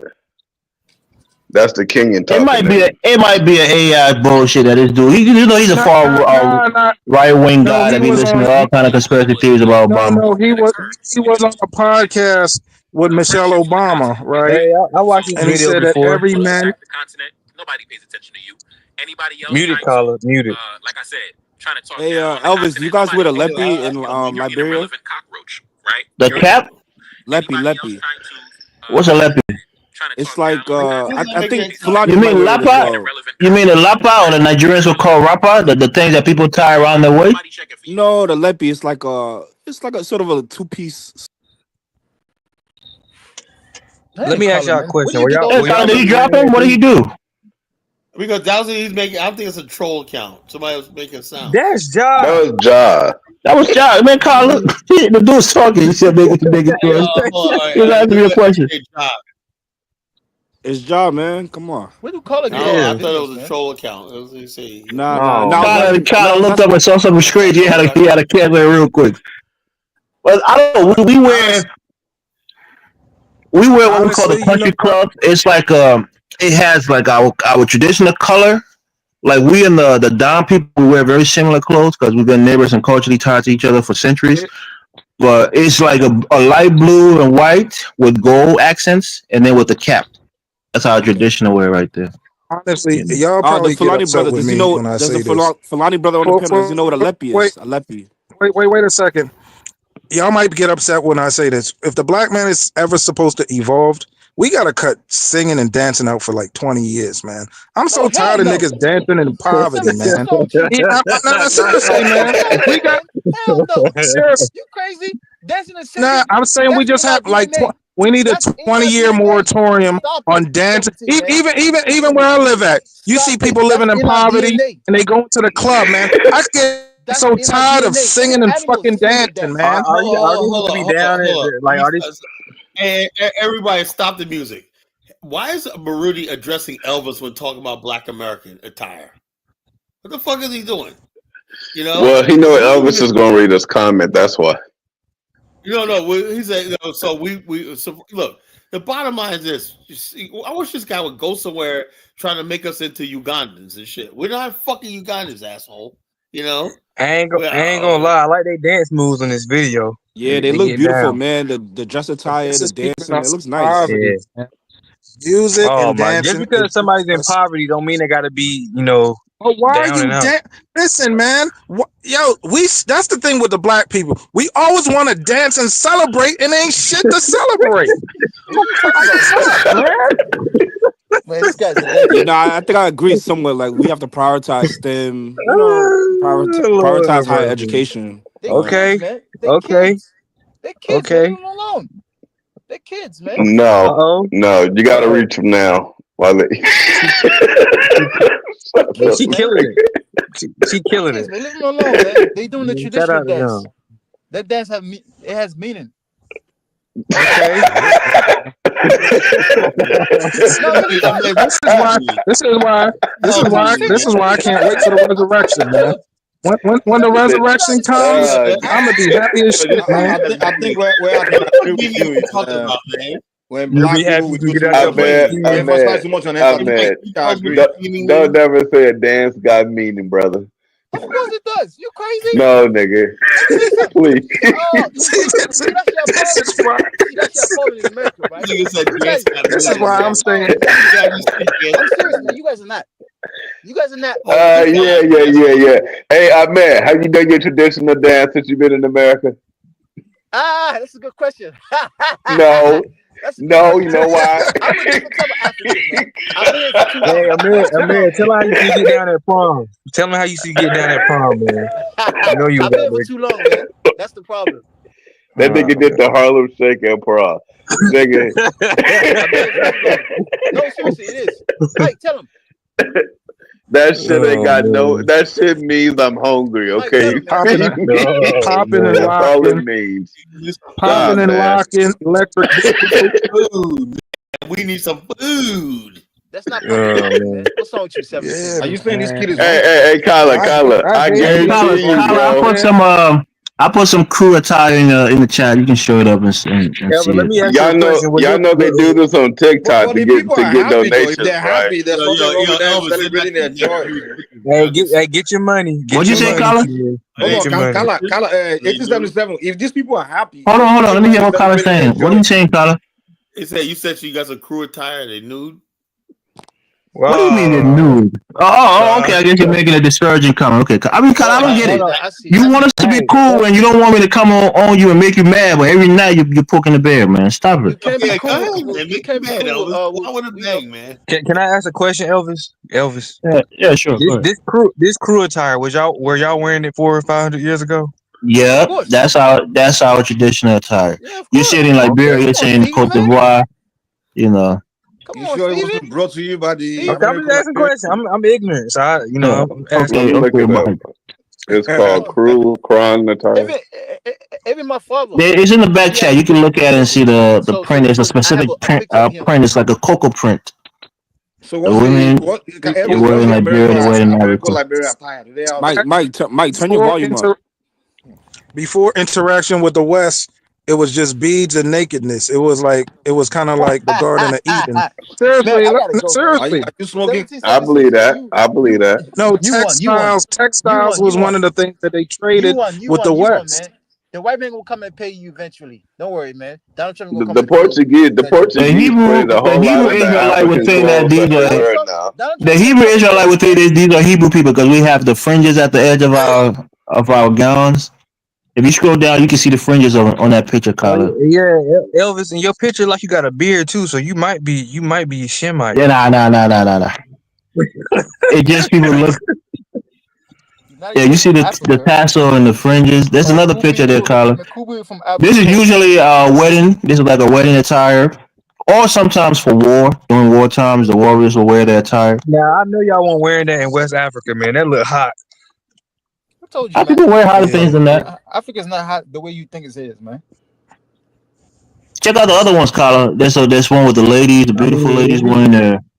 It's a cloth, right? The cloth is the main thing. They can sew that cloth into different kinds of attire, but the pattern on the cloth is the key thing to it. Honestly, listen, where I'm at, I got short sleeves on when it get hot. Got short sleeves on and shorts. Nigeria take those clothes super serious, man. We really have to blame dancing and music for the regression of the black man across the diaspora, man.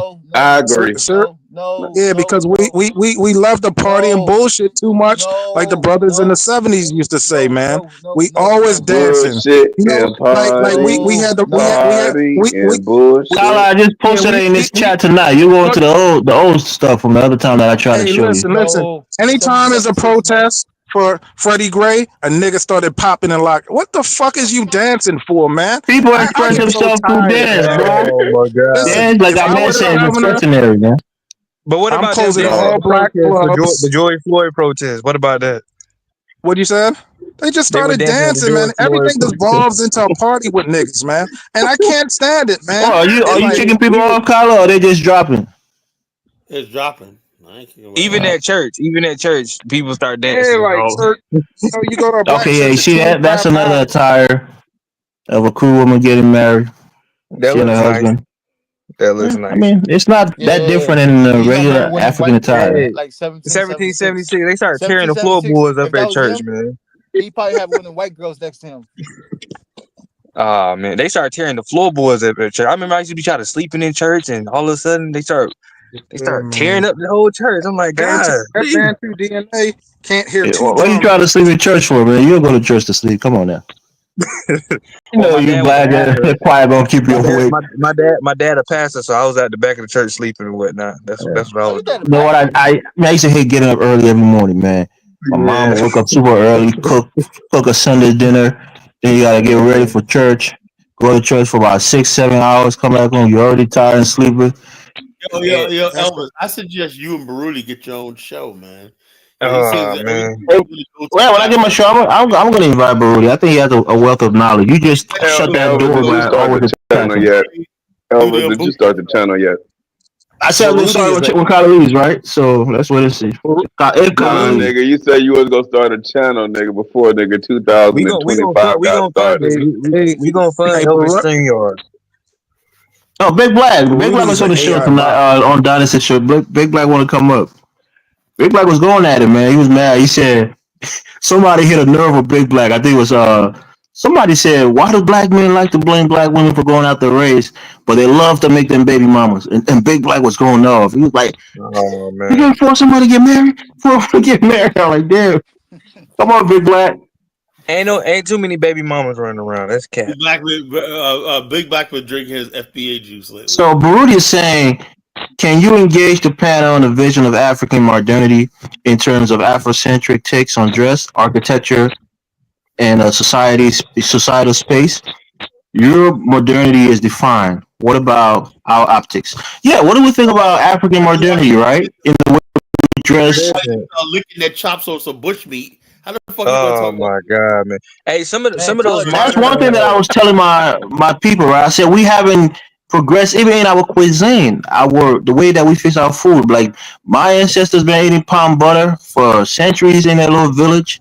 The palm nut stew that they make, it's been the same way. We haven't innovated, in our cuisine. Our color. Come on, we gotta progress. You can't keep eating the same thing. You gotta make it better over time. Modernize it. Look at Western people, man. Western food is always progressing, brother. It's always transforming into something. I'm mad if you say look at Western people one more time while living in the West. Peace and pan-African power, y'all. piece of America Pan-African used to Going be on, big more black? healthier in the You 80s. said Big piece of what's going on? Pan-African poverty. Hotel, Yeah, boom Come on, man. shakalaka, what's boom this? shakalaka, and all that It's good time stuff. for Elvis is a closeted Pan-African. He needs to come on out, man. You know what I mean? He knows all the tenets of Yeah, Pan-Africanism, but I'm not really a Pan-African. shout out, Come shout out to on that. out, Big Elvis. black. Come What's on, up, get man? But big like you on the show when Hold Bobo on, said hold that on. Jordans is part of the traditional Come attire on, of man. African Americans, Leave right? I didn't catch alone, that man. part. I Bobo's didn't a catch fool. that part. You You asked ain't me. catch that part. You saw that shit. We like, We're turning He's a it up, nigga, man. We're man. He calling got too out much nigga in him. Pan-Africans. There's a new I'm revolution. mad. We're calling out all Hold on. sellouts around the Hold globe. on, bit No matter black. Hold on, bit what part black. of the globe you're on, if you're selling out, we got to call it out, man. We got to get tough. but she wasn't selling out. The girl just said she wanted to explore more options and Yeah, see that's what's selling out out. there That's for. selling out over That's That's here. not Right, right. selling girl. out, I man. Big agree. black. See, it's too much sipping on the continent. We're going to have to, you know what I'm saying? No, hold on. Big black, are you Let me say willing to this. take her? You got a brother that's willing to take her? It was, listen. I'll take her. Who That's is how she? we got sold it the Big first girl? time. Maury Shy. You know, y'all, you know what I'm saying? That Y'all letting was she a the women big just girl? run rapid, you know? So, Say that yeah. again, Colin. Was she a big girl? We're talking about Maury Shy. What are you talking about, Colin? You know Maury. Oh, I think Why about this you other. calling Marisha a big girl? No, Don't say I that think on me. y'all said there was another girl on the She show. losing weight. Yeah, there was No, another girl called Vanessa that was on there. Was out of pocket as hell. Another chick. Yeah, she I was, was yeah. talking about Boy Shy on the show. Man, That's what you was talking about earlier today, Colin. She brought it up in the comments, and you was talking about it. I can't stay on Dinah's channel for long. Oh, But listen, let me say this. Let me say this, Carla. Right? I'm the same way. Oh, is that my neighbor? Oh, yeah, that's my neighbor. I'm the same way. Like all this. Oh, you got to stay within the race and everything else. I'm like this, man. Especially with the women. Life is too short. If you find somebody that's good for you and you good for them, just go ahead. Wait a minute. Let me say, Steve, man. that's going through the back door. You got to come through the front door, brother. Say that again. In a world of 1 billion plus black people, you can't find one. No. I didn't say that. But That's the crazy. That's the crazy part. Hold on. Let me put it like this. Let me say, can I get a word in? Go ahead. Look, this is all I want to say. See, I came up with a time where I did not see interracial marriage. You know, black families, every black woman, no matter what she looked like, knew she had to pick a black man. A lot of us benefited from that shit because the cutest black girls you knew you had a chance with because white boys were off limits. So why did Spike Lee make Jungle Fever? Kyla, your generation was the first to integrate interracial. 1776. Can you shut the fuck up for a minute? That's because the topic was so explosive and taboo back then. You couldn't make Jungle Fever now and it'll be success. No one would care. The first generation of mulattoes came from your generation that I grew up with, man. Most of your All generation y'all are was doing, mulattoes. y'all got government jobs and was chasing white girls all through the city. This is what I'm saying. The problem is back then, right? It was so taboo. Now it's nothing. You see it all the time. It's nothing. It was not even talked about anymore. You know. But so can you admit? If you saw a black guy, it was like, whoa, y'all dating a white. It was a big thing. People stare. No, Kala, back then. Can we invite God in and speak the truth? Kala, your generation was one of the first generations to go to integrated schools, right? Y'all had an obsession with white women, man. Also, you listen to a second, right? My high school Yeah, they years did. was like real miserable because You must have got a white father. And everybody in college generation got a government job and a white one. That was the standard, man. Also, what I've learned, Kala, we didn't mix with each other. We didn't go to date each other. That's true. Wait, but Kyla, you did have one. You did have one friend that was taking off the planet, unfortunately, for being with a white girl, right? His real name is Conservative. My friend Wayne Edwards, right? His little brother, right? Sean, right? This is after I graduated, right? The same year I graduated, 1986, right? His brother Sean was a sophomore in high school, a couple years younger than us, right? I was stabbed 33 times. So look it up. Sean Edwards, Middletown, New York. Yvette Carnell is from your generation, and she got a white woman. Everybody in Generation X. Hold on. Listen to me, man. The bottom line is we knew several. He wasn't the only one. There were several black men that died or were missing because dating white girls. That's what we grew up with. It was no joke back then. White boys would kill you for that shit. You know. But Carla, But I thought you said it wait, didn't this is happen the though. last thing I want to say. Interracial dating is part. Hold up. We didn't have to because we had so many fine black girls back then. We didn't have to date. Okay. Can I please say this? Can I get 30 seconds? Can I please get 30 seconds? What about Look, interracial dating is part and parcel of the African American experience, right? In the 1920s, black men was dating so many white women, they had to pass laws. They had to pass laws. I don't really think so. Hey, who was born here in the 90s? Any other panel born in the 80s or 90s? Carla, I want to partially agree with you though, because when I first came to the US, was anybody here born in the 80s or 90s? Yeah, Carla, let me don't call my name, my man. I wasn't born in the damn 90s. Carla, can I support your argument a little bit, Carla? How many people here that you know born in the 80s, 90s have one black parent, one white parent? Zero. If we did, we would be up here. No, but I'm saying, but how many people older than that was born with, like, people like Smokey Robinson. A lot of mixed people were born. You know, Duke Ellington, Thurgood Marshall. A lot of mixed black people there. Marshall, Martin Luther King Jr. Martin Luther King Jr. Only person stayed true was Malcolm X. Everybody else had a white. Malcolm X's mother was mixed. We don't know that for sure with Martin Luther King. They could have been saying anything. So you would think you were black because his features is real black, but when you look at him in picture, he did have lighter skin color. All those successful dudes went to HBCUs and married white women. Man, that's just part. That's just. Hey, there's some Africans that color too. Actually, Africans is light as Martin Luther King. Carla, can you guys hear me? Yeah, go ahead, Mike. Oh, okay. Just want to make sure. Yeah, Carla, let me support your argument a little bit. I remember like when in the 90s when I first came to the US, like it was almost the time like interracial dating was happening, but people used to kind of hide it in a sense to some degree. It wasn't like people frown at it, but now it's more like people just hold hands, they do in public. No one is looking around like shrink or kind of like everybody just like doing it publicly like normal. Yeah, back then I'll be honest, it was more like people kind of frown at it. And in Africa, both white and black they frown at it. The whites were more shy to show. Usually the white girls or white guy whatever they kind of shy to show their Mike, even in Africa, right? All the African men want interracial women, white women, because they want to. No, seriously, because they want a Mubape. Everybody, all the African men. I think 1777 got a point there. I think once the black females I needed Africa, they want to brighten their skin to try to be lighter because that's what the guys want. 1776. I've never heard that term. A mulatto, a mixed baby. Yeah, because you see what Mbappe be doing, so they, Africans are spiritual. So I don't get it. What the hell is this Mbappe person you talking about? Mbappe, he just made a new league on shit. Who's Mbappe? Are you talking about Mbappe? Is that what you're trying to say? Oh, you mean Mbappe, Kylian Mbappe? Okay. Oh man, I'm like, I thought that was like a thing, not a person. Not a French dude, the real good French dude. Kylian Mbappe. I didn't hear from Big Black. Black, go ahead, bro. Yeah, so we found out that 1776 is now really conservative. He went to Q-Buddy's channel and they tore a new hole in his record. Oh damn! Talking about yourself, 1776. That's an answer. You went on Q-Buddy show and got eaten up, man. Damn. Yeah, he was trying to defend FBA. Because we was talking about, why is FBA mad at pan-Africanism? He came on there trying to, talk about. Yeah. Well, Bomani sent me that show.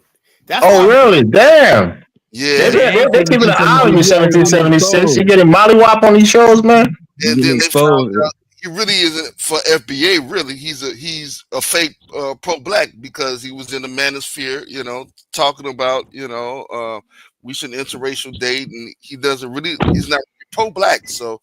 He came on with the guys being pro-black, but FBA. He's a far right wing person, man. He's like a national. Explain yourself, 1776. I mean, we tolerate him now because he kind of simmered down a bit. But when he first came on, you could tell he was real right wing. See what Carla College trying to repress the interracial dating has always been part and parcel of the African American experience. Soon after slavery, after slavery, they had to pass laws. They had to pass laws. Interracial marriages were so of course ubiquitous, right? You had strong black families. The white man had to make a law, right? Yeah, the white man said, "Damn, we ain't gonna have no woman because all the black men was married." Jack Johnson. Yo, this is Sambo talking. That's Sambo talk. No, Jack Johnson had 5 white women, and they created the man. They created the Mann Act, and that's what they're charging Puffy with. Look, the average black man stayed away from white people because it was fucking dangerous. Come on, man. Come on, they had to pass laws because black men was getting 2 and 3 white wives. There's no white women during Jim Crow. Kala, are you saying black men were not having desire to have a mix? No. Look, the bottom line is, look, we didn't live in segregated mixed world. kids. We didn't have a chance to. It was ubiquitous. It was ubiquitous. The first time I heard it, the wrong use of that word. It wasn't everywhere. It was in maybe the northern part of the country, not so much so in the south. Wasn't ubiquitous. North, man. You got these gangs, these Irish gangs, whatnot. See, the real movie Buck Breaking should have been about the slave master wife was always calling bucks into the house. Check this out. I already debunked that with Kwame. I said there was Buck Breaking was trick or treat propaganda. It didn't happen. No, I'm not saying it wasn't homosexual. The white slave, the master's wife was always calling men into her room. That was all throughout the. No, you gotta put the porn tapes down. That shit didn't happen, bro. I think that did happen. I heard a few stories where women did get pregnant. I think we agree with you. I think back in the days, the interracial used to be more among the white men and black women. But today is more with the black men and white women. 1776. Even the U.S. president, Thomas Jefferson, he had a mixed view with the black women. All right, Mike Omawale. If they create speeding laws, right? You got a white mistress. She got the whip. 1717. Come over here, boy. He did say he had an addiction of Snow Bunny, so he probably hasn't checked that addiction. He can relapse at any moment, man. But listen, it was you. I'm telling you, they had to pass. They passed laws in the 1920s. You saying there was no interracial going on back in the days? I call most black Americans have white ancestry. It was a lot. You know what you're gonna do? Almost every black person that do DNA, they have white. Where college from? Virginia, where college from? Passed the first interracial law, Lovey versus Virginia, because everybody in Virginia everybody in Virginia the black woman and the white husband. Yeah, it's all through Virginia. They got that jungle fever, man. I'm telling you. I believe you, Carla. Even Carla have a white DNA. I think college season is more in Virginia than any other place. We already see that shit here a lot in Minnesota. A lot of white people and black people get together here. From Delaware to Virginia is never seen interracial marriage. It was mostly the South. Yeah, but people like Virginia and Delaware and places like that. You don't see it out there in Virginia, Colin? Oh, yeah, you can see some interracial marriage here, yeah. But not lately. When I first moved here, I did. Now you don't see it that much, you know? Yeah, because of Black Lives Matters and all of those protests, people kind of want to be with their own people. Moving down here from New York. So it's like they're bringing that New York separatist mindset here, you know? But we all have to agree, though, like today's interracial dating is way, way higher than ever in history. I don't know about that, man. Like that, Tyler, you said something that I wanted to push back on. I think that was disrespectful to you, man. You said that there were more beautiful black women because the white men didn't want them back then. Why would you say that? Hold. Let me put it to you. Misunderstood what I'm saying, right? What I'm saying is, back in the days, we used to have what I used to call the Latoya, Fly Latoya. Back then, we knew we had that fine ass chick in the hood that in the neighborhood where you can get. Her father was on the home one night, just meet her dad, whatnot. That was normal in Black America. Yeah, get with her dad and whatnot. Your dad's some guy. We gonna do my daughter, whatnot. But the bottom line is this: you had to go. Every household had a father in there that you gotta get past, right? Back then, there was no white boys. You didn't bring no white boy home to a black house. a black man's house. You like, girl, you better get that out of here. Now you got so many broken families and disoriented families. White boys feel like they can come in and they could date, and it's not even the respect anymore. Or I disagree with you that. think though? You think there's pretty black girls prefer a white boy or a handsome black young man? I'm saying right now, you got white boys out here now. Look on TikTok. White guys. Kala, are you with Umar Johnson? White guy, hold on. Look online. White girls, black girls are basically advertising for white guys out there. You want me to play some? That's what me and Donnie were talking about today. They would try to amplify that to make you think that that's the norm. But most black girls are still dating black men, man. Yeah, I know that. Listen. Kala, you don't follow Umar Johnson? When I was a kid, no black girls were interested in white boys. These are human beings. People always are curious and want to get to know other things that's outside of the norm. Every black girl I knew said the white man was a but devil. people date in. All right, Kyla. Okay. Don't forget, Kyla, you grew up in New York, right? That's the way it was, Steve. This is the way it was. People. That was New York, Kyla. In the South, maybe out west. Hold on, Kyle, let me take that up, right? In the 90s, but Jonathan real quiet, though. Jonathan got to speak on his issue. Puerto Rican real quiet. Black stays are black. That's how it was. That's what it was. Especially in the 90s, like mid to 90s to like the late 80s or early 80s. No, black women, they really didn't like. Big black, you got a white girlfriend? Big black. They really did like. Big black. You grew up in. Big black is a pan-Africanist. It's an abomination for him to have a white girlfriend. African Once they got to pan-African, they did not like white boys. They found out pan-African is married a white woman. Kwame Nkrumah married a white woman. So what's Big black talking? It was real black then, but see, then we had like some of the women from Nigeria, right? So they touched down, right? Big black believe is there's only Nigeria. Big black, you never had an opportunity. When you grew up in the good times, home. It's like, listen, what I'm saying. Let me finish. It's like when some of the immigrants, they come over here, they act like they never seen white people before. Which they probably haven't, but they're just so they're just glued to. Let me go get a white boy. You know, they give me white Big black don't know how to talk to white girls. Big black. When you grew up in the projects, projects in Chicago, like good times. Big black, those white girls don't give you no play, right? Big black. Now back in the day, scary, man. Hold on. Big black. Hold up. Where are y'all at? Because these black men, I can't do it no more. I just can't do it. I want a white boyfriend. Kyle, is this TikTok? We can't see it, Kyle. We got to see the woman that's talking about wanting a white boyfriend. Is she worth it? You know why? Because a lot of. Is she putting enough work in? If you know, you know. Like, I want a white. Hold on, where did that come from? Let me think. Kendrick Lamar. Kendrick Lamar. If she really wanted, she'll be saying. Sing about me dying of thirst. Most of the people that talk about divesting can't get no damn body. Exactly, Jonathan. It's because they can't have it. That's why they don't have it. The easiest lie to tell yourself is, you know what? I don't even want to be a millionaire because nigga, you can't be one. Yeah. I don't want. I'm done. I'm going to try. I'm going to open up the floodgates for everybody when nobody else wants. Shut the fuck up. There was one girl that's on TikTok, cute little dark skinned girl, right? She said something about she wants to take white boys away from white girls. Oh my God! I hope she didn't read these comments. I really hope that you don't read these comments. White boys like, oh my God, this is disgusting. I don't think so. Blah blah blah. Honestly. Throughout my life, people wait, time, let me say something, man. People who are against interracial marriages really want interracial marriage, right? Big black, when you grew up in the projects like Good Times, Cabrini Green projects, you ain't never seen no white people, man. So you didn't have a choice, man. Big black from Calumet, man. He's not for Cabrini Green, from Calumet.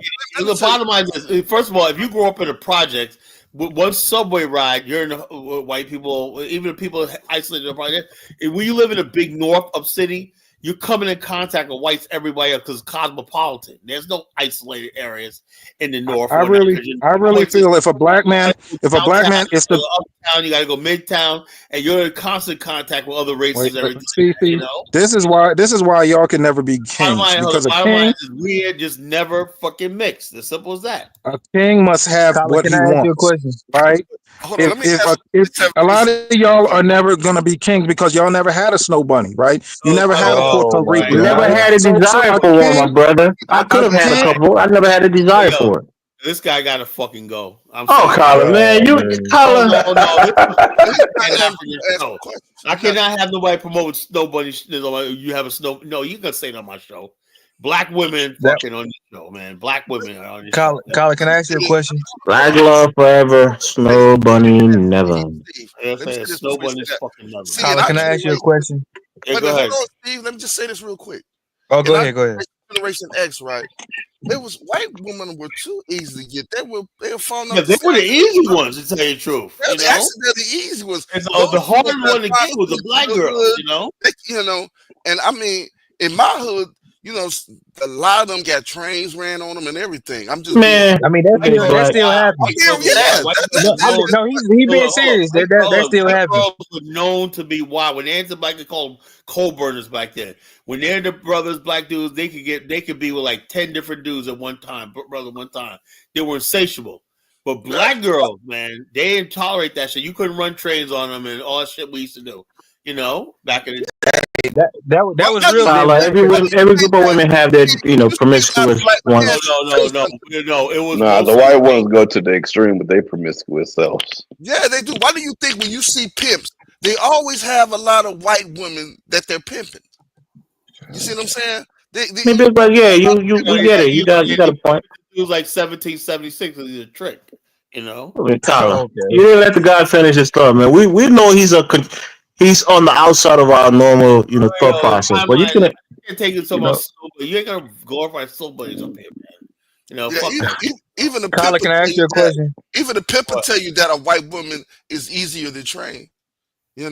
That's how. Don't be trying to tell us about pin playing, man. We ain't trying to hear that shit. No, but I'm just saying. Pan-Africanism. What do you know about pin playing? How to train?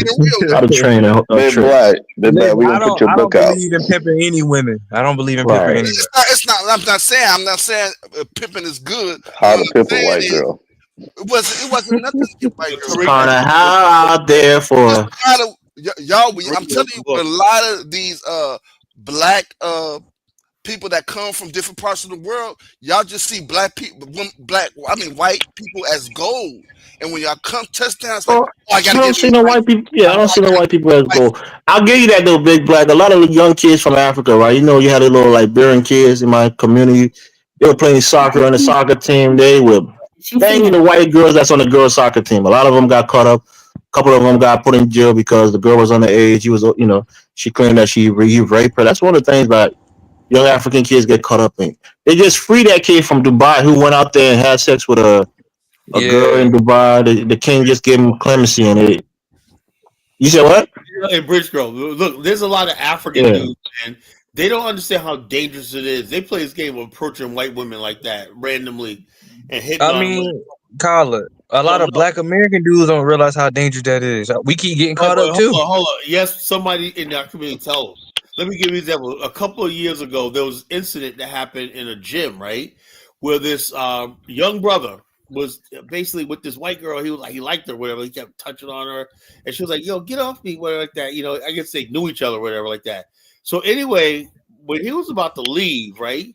A couple of the older brothers came, pulled him over to him, said, and the sister was talking about it. She heard him say it. She was like, I commend these brothers. She goes, yo, look, you know that girl? He goes, oh, yeah, we go to school together. He goes, let me tell you something. Stop touching on her like that.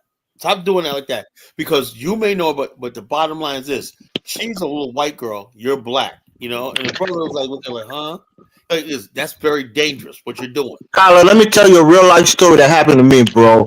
I can't believe I forgot to tell this story. I got a friend. Well, he wasn't my friend, but he was my classmate called Vern, right? He had a twin sister. They're from DRC Congo. Vern, man, I don't know if he was slow, but Vern had this white girl, right? And she was like the thought of the entire school, bro. And everybody used to tell him that she's a hoe, she's blah blah blah. Vern was with that girl, she got pregnant, right? And black people too, man, we can be cruel, man. They kept telling, oh, you know that baby ain't yours, right? You know that baby's for this person, that baby for that person. This kid murdered. I saw the dude like a couple of days. Like came back the next day. It's like, oh, you heard what happened to Vern? I went into the newspaper, bro. He stabbed his pregnant white girlfriend 27 times in her stomach and killed her, bro. They gave him like 69 years to life. Right here in Minnesota, man. That shit was crazy. I don't know why. I was like, why would you be around that girl when everybody knew she was a hoe and you think you got her pregnant and then now everybody's teasing you that the baby's not yours and I guess he just slapped and lost it and killed her, man. It was everybody from my high school knew Vern and they were talking about it like. So yeah, I mean, it's a culture shock. But back in the days, let me tell you something. What happened when Caribbeans came here? They got a first-hand knowledge about how the lay of the land is in America because they knew about the Ku Klux Klan, the color lines, all stuff like that, you know. And we always debate. That's what kept Black America safe. You know, we married with each other, we built with each other, we communed with each other, we fellowship with each other, whatnot. And the bottom line is this idea that that still goes on to this day, you know, for the most part. So people Colin, can I ask you a question? To get with a fucking white woman, man, they're fucking insane. You know, that's dangerous. Colin, can I ask my question though? Go ahead. Do you still have TikTok? I got TikTok. Yeah, why not? What about it? I mean, a few months ago, you said you was gonna get rid of it. Oh no, yeah. Look, I don't listen to it every day, but I will tell you this: I like watching TikTok because, like I said, I was gonna get TikTok until a couple months ago. Something happened, right? And right away, like I said, I had all this spin in the media. I forgot what was going on. There was all this spin in the media, right? And I was like, I didn't want to get this. So you turn on TikTok, right? And one thing I do know about TikTok is if you let people talk, you get and you got diverse opinions, stuff like that. Yeah, it was. I think it was over the FBA thing, you know, ADOS. Something happened where there was, I don't know what was the last FBA ADOS card? It wasn't this Essence thing. It was something that happened before this, you know? And I was basically trying to see, remember they said black people, what was it? The 5th protest, May 5th protest, something like that. Was it May 5th or April 5th protest, something like that? You know, for Target? No, it was not. It wasn't that too, but it was something like a day of outrage, something like that. They had a few months ago. Kyle, I posted a link to that story in the back, man. About that guy? Okay, yeah. Yeah, man. So I said, hold on, what was that protest? What was that in March, April? No, it wasn't March because I was in New York. I mean, I was in Liberia. It was in April. I think it was April 5th, right? Something like that. April 5th protest, something like that. And then I said, I wonder what black people will do because we were like saying it was a grumbling of black people saying, you know, so we're gonna sit this shit out. You know, we're sick and tired of jumping up every time white people say we got to protest, right? And then TikTok, one after the other, when the immigration crackdown happened, and that's what all the root of it was. And the DEI, black people were so on code saying, you know something, we don't benefit from no fucking DEI. You know, we will also say we're not going to stand with the immigrants. We're going to delineate. We're going to basically say we're sick of this people of color, white allies. And all along TikTok, there was like, let's see, hundreds of videos, and it was like a big chorus. And what was the result? No black people showed up for that protest. Nobody. And the white people were so mad that black people, because they'd be us going out there like we did in Black Lives Matter, wrecking shit, you know, and we get the blame for it. We said we're not going to do that anymore. What's the end goal for delineation? Like, what's the end goal? Like, no, what I'm saying, what black people are just saying is that, look, we don't benefit from any of these movements, causes, and whatnot, you know. Yeah. So we're not going to use our energy. But I was really thinking about it. I think the Obama presidency like brought a lot of schism between black people because like after his 8 years of nothing really coming our way, it's like I don't even know where all. Well, you know, it started when Africans started saying, well, see, the reason why Barack Obama got elected because he's an African, he's not a black American or that. That's what started this whole thing. You know, when people start saying the thing with Africans in America, Obama, when he ran as an African American, like, oh, first African American president. Look, Martin Luther King be so happy and whatnot. They didn't say Cuomo Kenyatta would be happy. They didn't say fucking Julius Nyerere would be happy. They didn't say Nelson Mandela's looking down on high. You know, they said fucking Martin Luther King. So in other words, they tethered him to Black America. You know, I have one of the shirts. The Africans and everybody else starts saying, you know, he can't be possibly Black American. He's a Kenyan and he's all stuff like that. So that's when Black people say, you know something. Nah, Colin, there was people like you who were Republicans who was trying to take away his blackness by saying he's not African American, he's African. I voted for Obama twice, and I had the shirt that says Obama. No, you do it right now, Colin. You try to take away his blackness. That he's no African American. We only voted for him because of Michelle Obama. You know, you say stuff like that, man. You try to other. Most people. I voted for Barack Obama twice, and hold up, 7. I was very fair with him, right? I said, look, he was a young man, young president, 47 years old. He inherited a mess, but what he was able to do, right, and pull this economy from the brink. It was remarkable. He handled that Gulf spill. He did a lot of stuff. You know, he got the healthcare insurance, Affordable Care Act passed, you know, which saved lives. There you go, Colin. Yeah. And so the bottom line is that, and I think Barack Obama, although I don't agree with him, I think he's a decent man, you know, he's a decent man and whatnot, you know, I don't think he's a bad person. He's a decent man. But the whole thing is that America seemed like it lost its purpose. Like, why didn't the reparation debate? Why didn't it happen in 2016? It's like I just don't know they were fighting. They were fighting Obama tooth and nail for everything. Let me talk. But like I'm saying this, like I'm trying to backtrack and figure out, like, because there's only like 2 million Africans here. The rest 45 million is African Americans. So I'm trying to find out where did the schism I don't know where it came from. Where I would say another thing happened was the fact that Black people, because of Barack Obama, right, and a lot of people look at the time, Black people since the 90s, right, Black people have been exploring this idea of Africa, return to Africa. You had Ebony magazine, Essence magazine in South Africa. Remember something? You had the Nelson Mandela became president of South Africa and whatnot, so that was an option. You had more and more Black people talk about, they want to visit the continent and get in touch with the African Center stuff. There was a lot of Afrocentric scholars, stuff like that, you know. So what we viewed as Africa was the view that Africans did, right? And then we found out that I never forget this. This is very important. There was a Facebook group called Africland. You remember Elvis? Say that again, Colin. What's the group name? I think it was run by white people, white South Africans, to tell you the truth. You know, I don't know who had it. It was called Africland on Facebook. It was a big Facebook group, right? Oh, Afriland. Okay, I think I heard about it. Yeah, remember. So anyway, there was this one Black African American girl. She did some thing to about, as good as beauty as Africa, the most. All these African dudes like, who is this crazy lady girl? This crazy young girl. Somebody said, I think she's what they call an African American.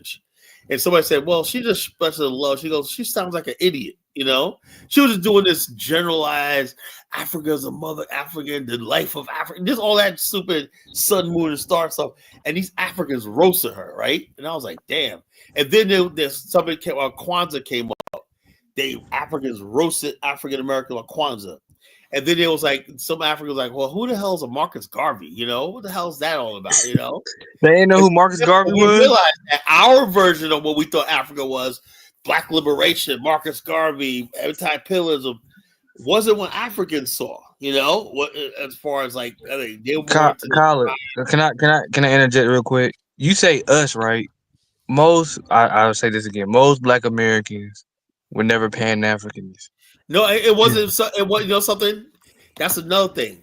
Pan-Africanism uses to describe that, But I am saying is most people, even though they weren't Pan-Africanists, they basically you did not diss the motherland. You always had an Africa on your mind. Every black person in America called themselves at the time African American. I think if you watch the movie, I disagree.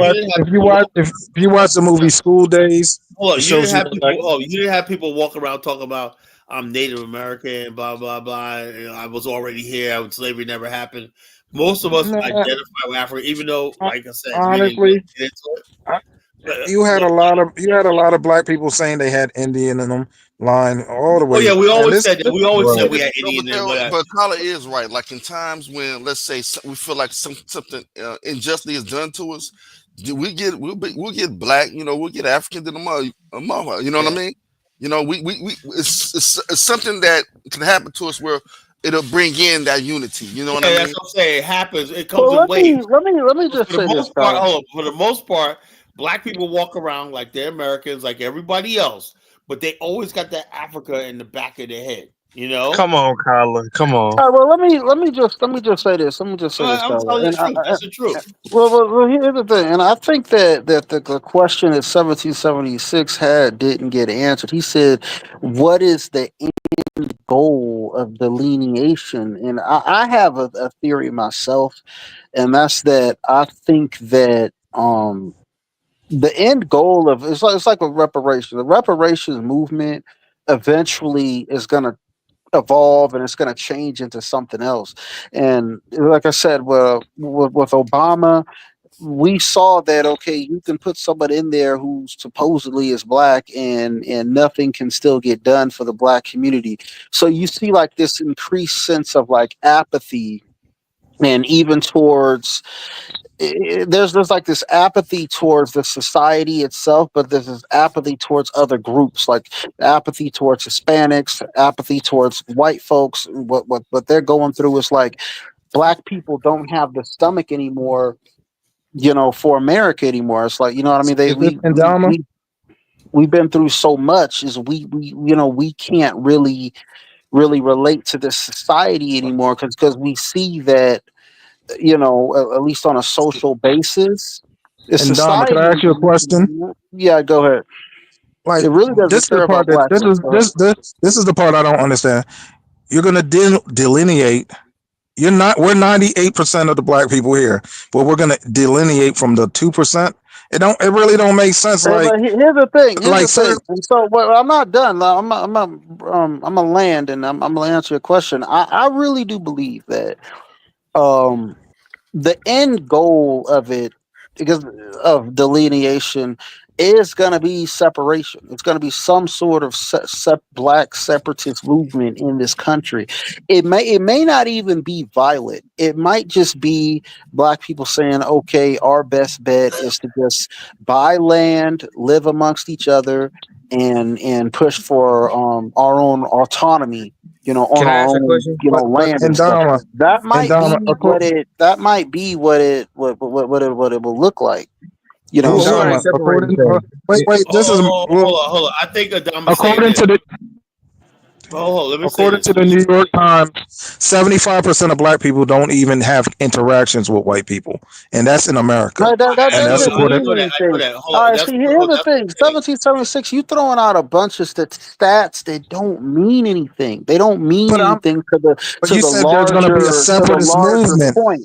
And the thing is this: 1776 is that there is an apathy. You even see it with like younger black women. Like, what I notice is that, see, black women of your generation, Scholar, like my mom's generation, she's real feminist. My mom is, because she grew up in that generation. She came of age in the 70s and stuff, and the feminist movement was going strong and stuff. Like young black women at that time, they wanted to be feminists and stuff because they thought that would give them power. However, black women today, they're not going for that anymore, because they see that like the white women, brother, I'm not done. Hold on. They see that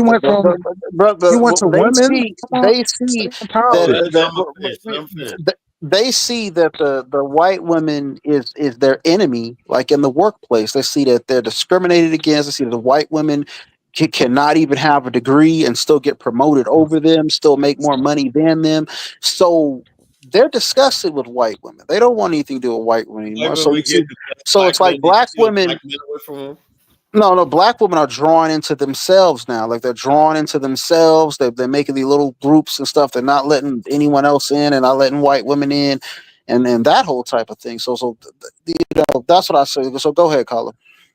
Yeah, black women are just so they become insular to not just to us, to white women, everybody else. And black women are like their own uh, demographic now. You know, they vote. Yeah. Like, so they don't vote as far as This is community why anymore like they did before. They vote in their own interest. Like Stacey Abrams, that was a champion. She was talking about giving every black woman like $800 a month supplemental income. You know, that was a sister thing. You Well, know, see, here's the time out, thing, time out, time Tyler. out, time out. Go If ahead. black Go ahead. women were a race, they're doing way better than a heterosexual black man. Like No, black they're women on. not. Not They're true. not. Yeah, That's a that's lie. not true. No, Yeah, they're that's a not. lie. That's a No, lie. they are Let me not. tell. Can I break this shit down? Can I break this shit down real quick? Let me tell you. No, Black women have the most degrees, African right? American women are the Oh poorest my demographic. god, Black, y'all fucking are crazy, man. If a 10% black of woman doesn't have a degree, she's the head of it doesn't HR. matter if they Every have a black degree. woman is the head of HR. They're in No, poverty. no, They're in no. debt, man. You don't know shit. You know. Black women Right. are Yeah, doing way better. They see, more. here's the thing. Here's the thing, Tyler, Tyler, we is talking that terms because this guy he likes to just jump in and say random stuff. If we He could don't go know on shit. terms, He that'd be hasn't done his nice. homework. Okay, black women No, wouldn't trade their place with a black man. Hold on. I'm gonna take you. I'm gonna let you. I'm gonna give you the stat. I'm gonna get you the stats. Give you the stats, and then we can debate. You know, black men top all right, 10. well, while you're doing that, I'll say this, Carla, is Man. that, and what I see though is that I don't see he went the whole black female like as conquering the world feminist route, No, that and bullshit. You know. that's a failure. That's a fallacy because now in the age of Trump, a lot of these black women who had these high powered government jobs, they've been humbled now because they've lost those jobs. And see, the thing is, if you notice when Biden was in office, you saw all these articles in the news talking about, well, in these 6 counties, the women are making more than the young men that are the same age, or in these 4 counties the women are making more money than the men in those counties. You notice ever since Trump got elected, you don't see those kind of articles anymore. No, you don't. Have you wondered why that is? I have no idea. I have a theory though, Colin. What I'm starting to see across the country now is that if you look at these judges, more and more of these judges are starting to award like custody of children to men now. That's been a growing trend across the country, and it coincides with women making claiming that they are making all of this money. Because see, the way that the courts look at it, Black women have the negative net worth on any group of people in no, America. but see, here's the thing. The way that the courts look at it is that the parent that makes the most money, the court knows that they can get more money out of that parent than they can out of the parent that is making less money. So they're actually it's actually benefiting them to put more women on child support. Now you see more women paying child support now.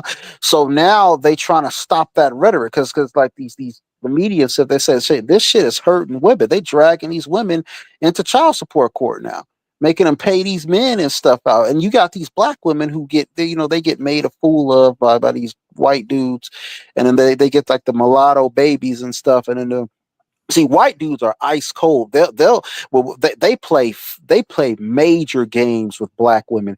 They'll go have 2 kids by a black woman, 2 little mulatto kids. They'll take the kids from her, go to court, get custody, and then the white guy's family will kind of insulate those kids and keep them away from the black mother. Like Let me get that's here. a that's a growing trend. This is Go right ahead. here, according to the family. This was 2 years ago. 2.5 million black men are in upper class. That means they make over 6 figures. 2.5 Exactly. million. You know, black women, it's not even close.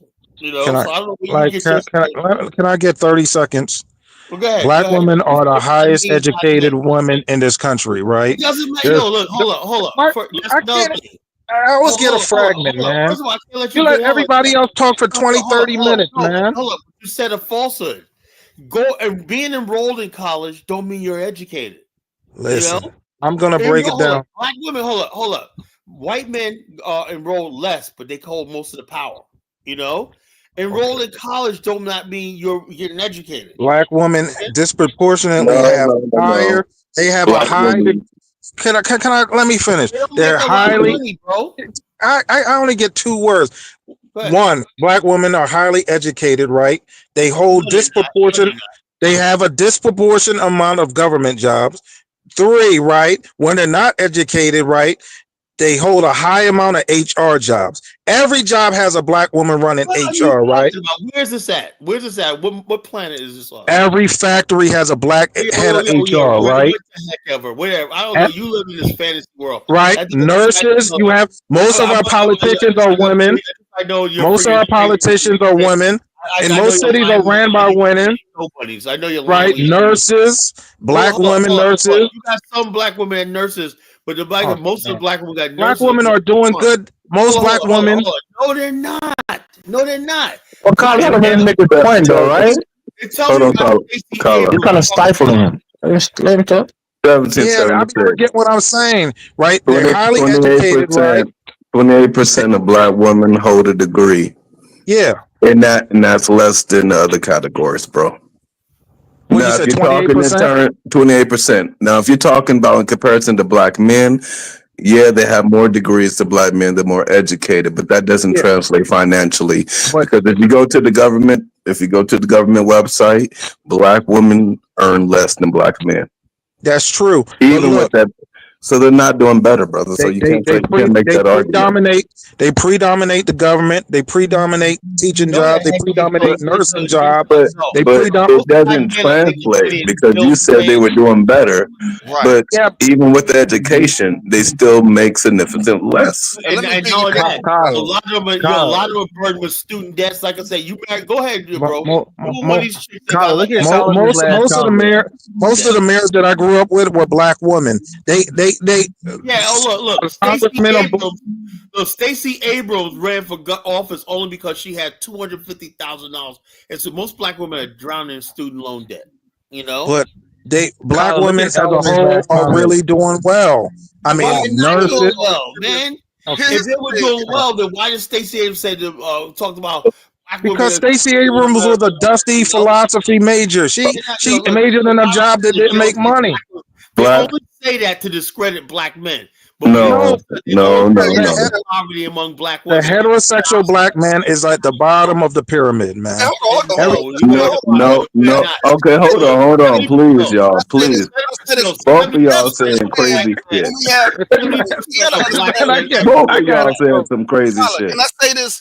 We gotta understand we got Asian-like people in our midst, right? He comes on, first thing he does, he talk about the African man, right? Then he talk about the African woman.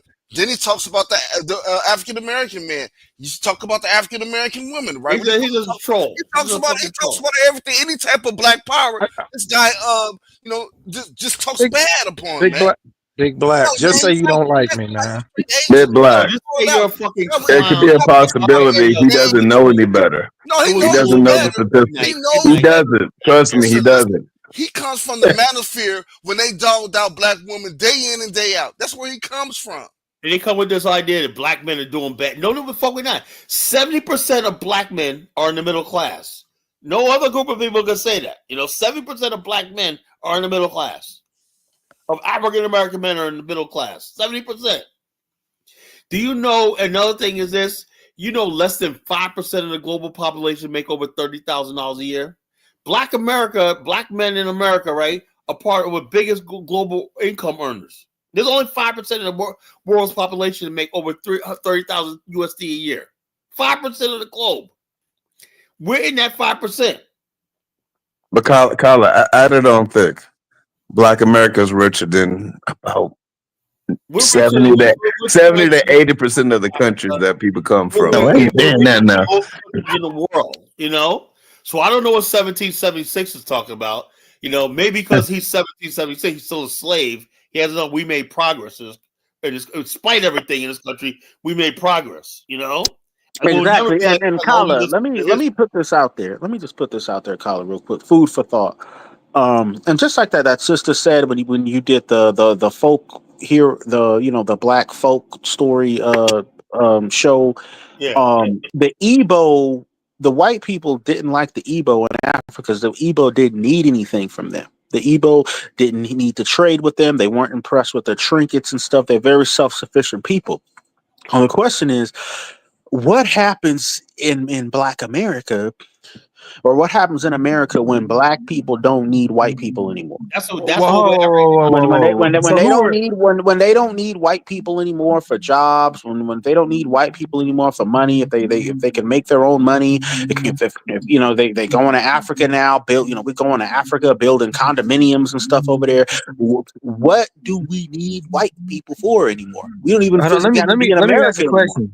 So who are the Igbo people? What would the Igbo people trading slaves for? They were not trading slaves. The thing is, the Europeans didn't like the Igbo because the Igbo didn't need anything from the Europeans. So you saying that Black Igbo America is getting to that point? Is Black America getting to a point of we're getting to a level of education, a level of skills? You got all kind of brothers overseas and stuff. Look, brother, hold on, I'm not done. Hold on, brother. Listen, you got all kind of brothers overseas making $250,000 a year in tech.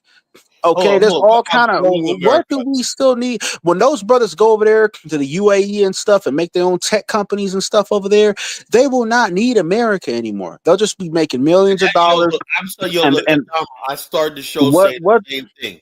Black people in America, you know how many Black Americans that live in freaking Dubai, they live in Spain, they live in Australia, even Ireland. There's a lot of Black Americans getting into tech and all kinds of businesses and whatnot, coding globally, America is not the only thing anymore, the only thing game in town anymore, No, you're right about that.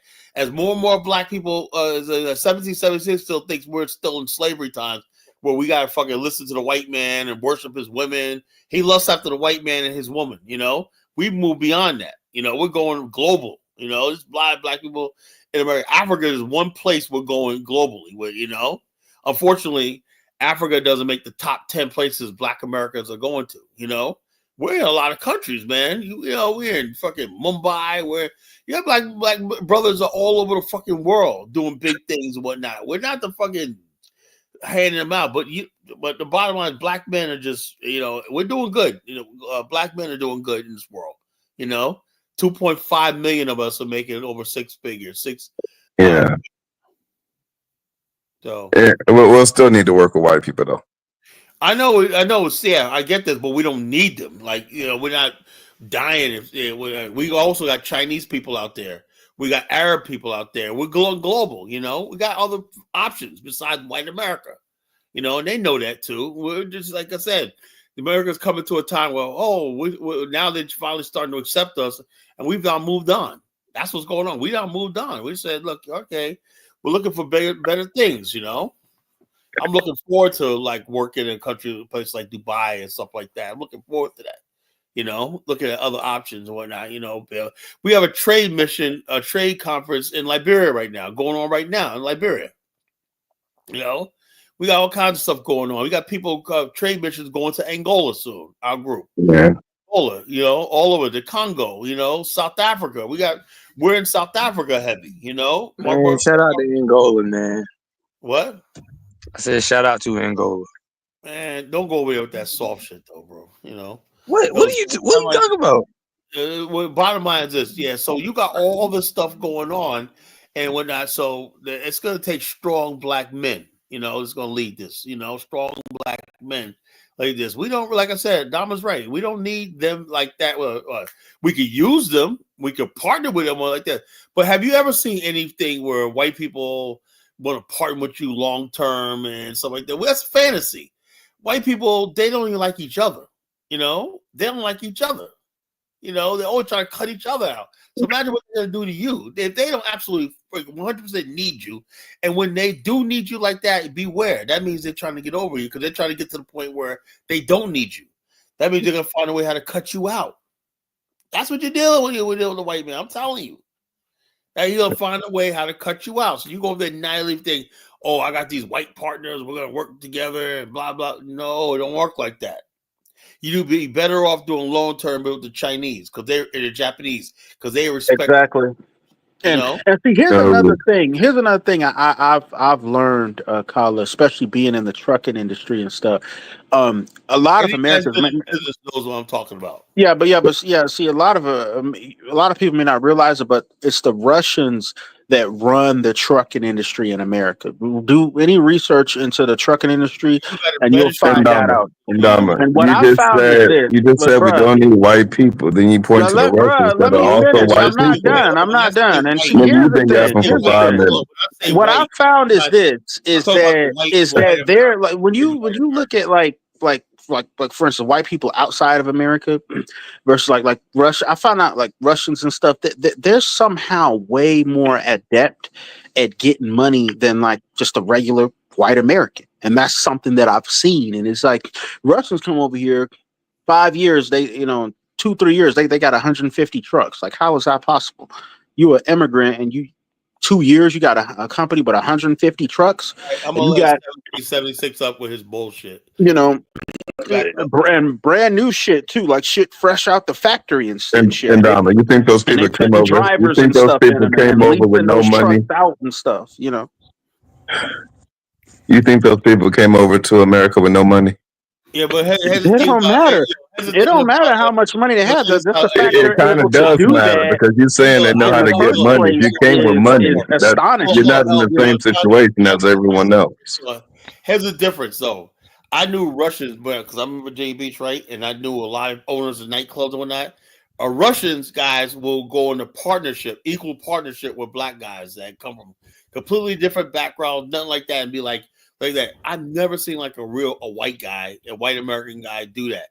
But you do see Russians, they'll go out there and they'll hang out in hardcore thug hip hop clubs, own clubs together with black people and whatnot. Russians came here with money. With white Americans, right? You know, Russians and Albanians will fuck with black people like that. Russians and Albanians have legal and illegal money.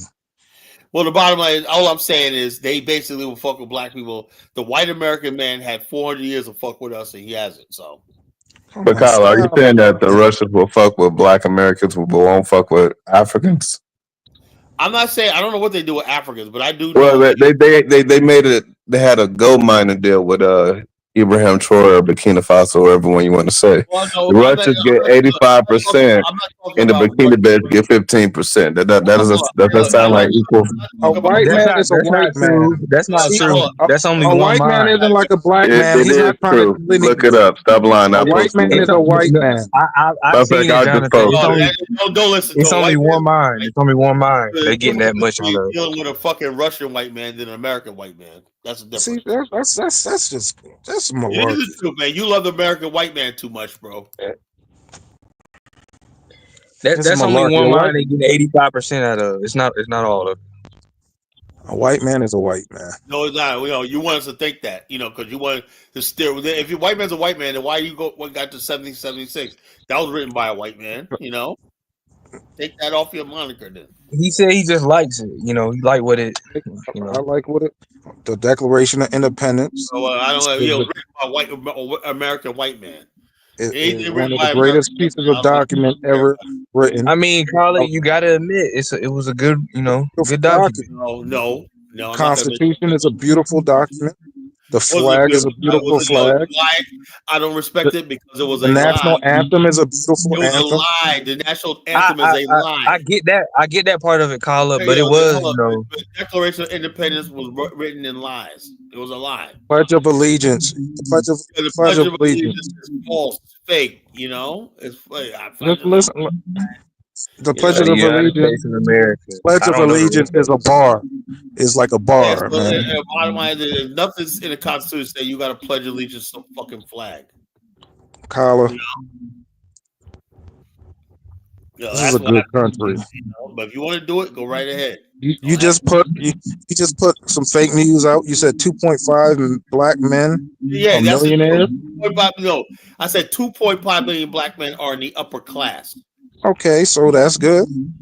Try to find that number of black women. It's not even We close. we have black women that Let's are not get very, into very competition successful. with black men and black women. Let's not do that.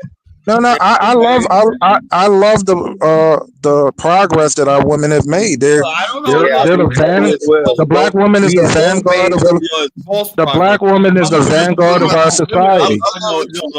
That's because you come from a broken home. We both made strides in this country. Shout out to both of us. It's black women, black men that made a lot of progress. That's right, Steve. You come from a strong black. I mean, strong black men in it. Like I said, we have thriving black community. 1776. Did you come from a patriarchal home or matriarchal home? I mean, half and half.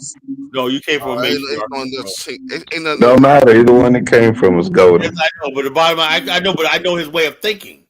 You know, when you're around women that pay all the bills and do everything, you think like that naturally. When I came from strong men, I had a father in my house. You know, I have a grandfather, uncles. I come from a patriarchy. You know, all my winners. You know. Yeah, Kyla, I got a question. What generation did the marriage rate start to decline? Actually, let me tell you something, Jonathan. The only reason why marriage declined in Black America because marriage was a victim of Black America's success. People married back in the days out of necessity because that's how you survive. When you were 17, 18 and whatnot, you get married. The boy was like 23, 24. You were like 17, 18. You went out there on that field and whatnot. You work hard. He raised the kids. You raise the kids. He's out there working in the field. You work in the field, and hopefully your kid gets some education. It was survival. That was a simple welfare. There was no social. Listen to what I'm saying. It wasn't even about that. It wasn't even about that. As women became more educated by the 70s, 80s, right? The urgency. And liberal. Hold on. Women are still getting married. Black women are still welfare. Welfare. No, it was a simple answer. You didn't have welfare before the civil rights movement, the Great Society. Look, it's not welfare. Had nothing to do with it, right? It had to do everything what women were saying. Instead, remember something: the marriage high rate was because people marry young. You know, most people marry between 18 and 21, right? What happened was, as Black women, Black America started getting more wealthier, women and men start delaying marriage to their 30s, right? And if that's the average age of marriage, right? Then you got a whole thing where, you got this party culture, dating culture, and everything like that. People living longer. When I remember something, people got married at 19 and they were dead by the age of 50, So therefore, a lot of the statistics show that marriage rate went down in the Black American community after welfare. That's a fact. 1968.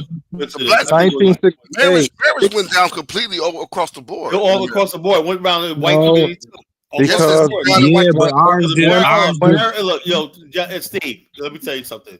Marriage was only about survival, 90% of it. Because right? there was no social net. I get that. You got to ask yourself is this: why aren't people getting married for love anymore? Why aren't people falling in love anymore? Marriage is like this. If you take away if a society built the marriage as the only reason why you get married is to survive, then you take away that basic survival thing, then why do women get married? Why do men get married? But the Black community marriage rates plummeted after 1968. Right. Hold on. And let me say this. I think you said hold on. You said it went down amongst all communities. But I believe I believe 1776 said this before. White people get a cold and we catch pneumonia and whatnot. So I just told you, America became more industrialized, developed, higher standard of living and whatnot. Yeah, but our marriage rates went down, way worse than other people. First of all, it's not just America, right? Because when you had welfare, the man couldn't stay in the house. First of all, that's a lie. You know why? Because you know who's having a problem with marriage right now? China.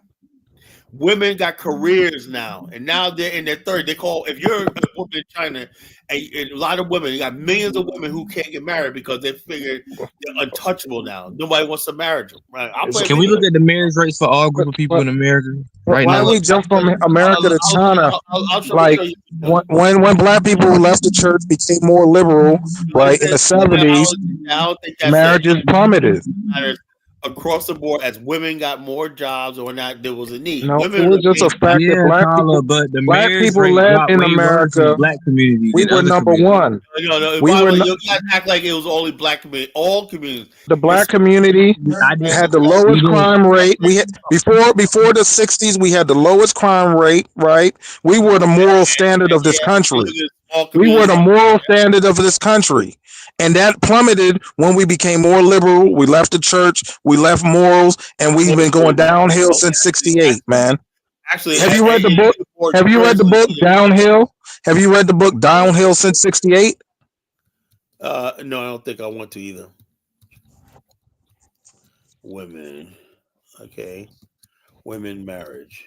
Women. Black people, we was a moral compass of this country. Since 1776. We had two horrible generations of black people. Yeah, that's and what I'm saying. And then after that, things started getting better. And it seems like we're recovering right now. No, we was building. Every time you see a black man, can I say this? Before 1968, you would see a black man with a hammer because he was always building shit, right? We was just building shit. Had Negro leagues, HBCUs. We just building shit for no reason, just building shit, right? And that 1968, when they fooled us, man, LBJ, when he fooled us, man, it's been downhill since, man. That's an easy way of putting it, but that's not entirely true, you know. Colin, are you got the marriage rates for all group of people in America right now? A lot of the reasons why black women started getting on welfare, especially during that time period, was that black males being drafted in the war. You got to add context to what you're saying. I just said downhill since '68. There's a lot of context you can a lot of stuff like that. It was just basically inflation. You know, it was inflation, war. They were still drafting people, and then black people were still trying to be on that anti-government. We want rice shit, so they were going after black communities like crazy. It was a whole, and then they had drugs. This is about the single woman crisis. 116 single women in China. Colin, come on, this China. We worry about black Americans. Oh no! I was going to say, you guys, a 150 male to female ratio in Shenzhen's dating scene, and stories of heartbreak and hope. They had a one baby policy for 100 years. Let's watch the video. What does it mean for love in the modern world? Not a big black. Dive into this shocking reality. I am a 33-year-old single woman who is really at the point where no one cares.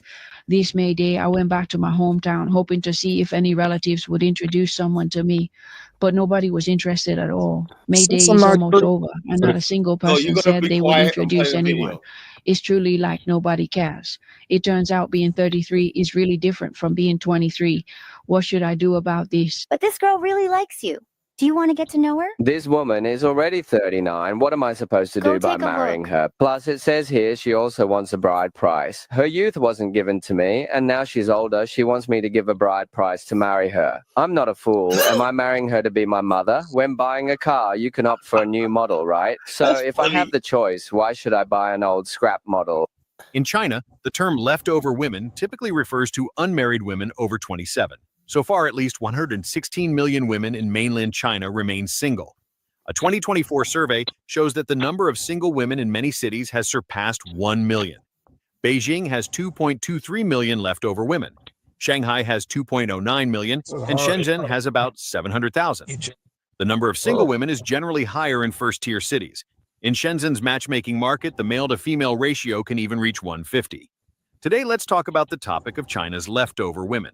At first, there were many single men in China, but unexpectedly, there are even more single women. In the current matchmaking market, the gender ratio is already seriously imbalanced. Just take the recent matchmaking events held in Shenzhen and Nanjing as an example. On average, one man can be matched with 50 women for a date, and then select one that you like the most from these 50 women. Because of this imbalance in the male-to-female ratio, many marriage agencies even charge high introduction fees only to women. while men can enter for free. Men have already become a scarce resource in the dating market. But strangely, people often say there are over 35 million more single men than women in China, and bachelors are everywhere. So those who find wives are exceptional. Then why does the reality in the dating market not match this? There's only one possibility. Chinese men are actively choosing to be single and are voluntarily escaping marriage. How much is the bride price for getting married now?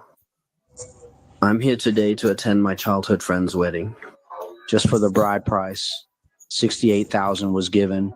Then before the wedding, a car was purchased, costing about $100,000 to get married. Now, as you said, it has already cost $168,000. Then the family also bought a house, which cost several $100,000. So basically, getting married costs several $100,000, even millions.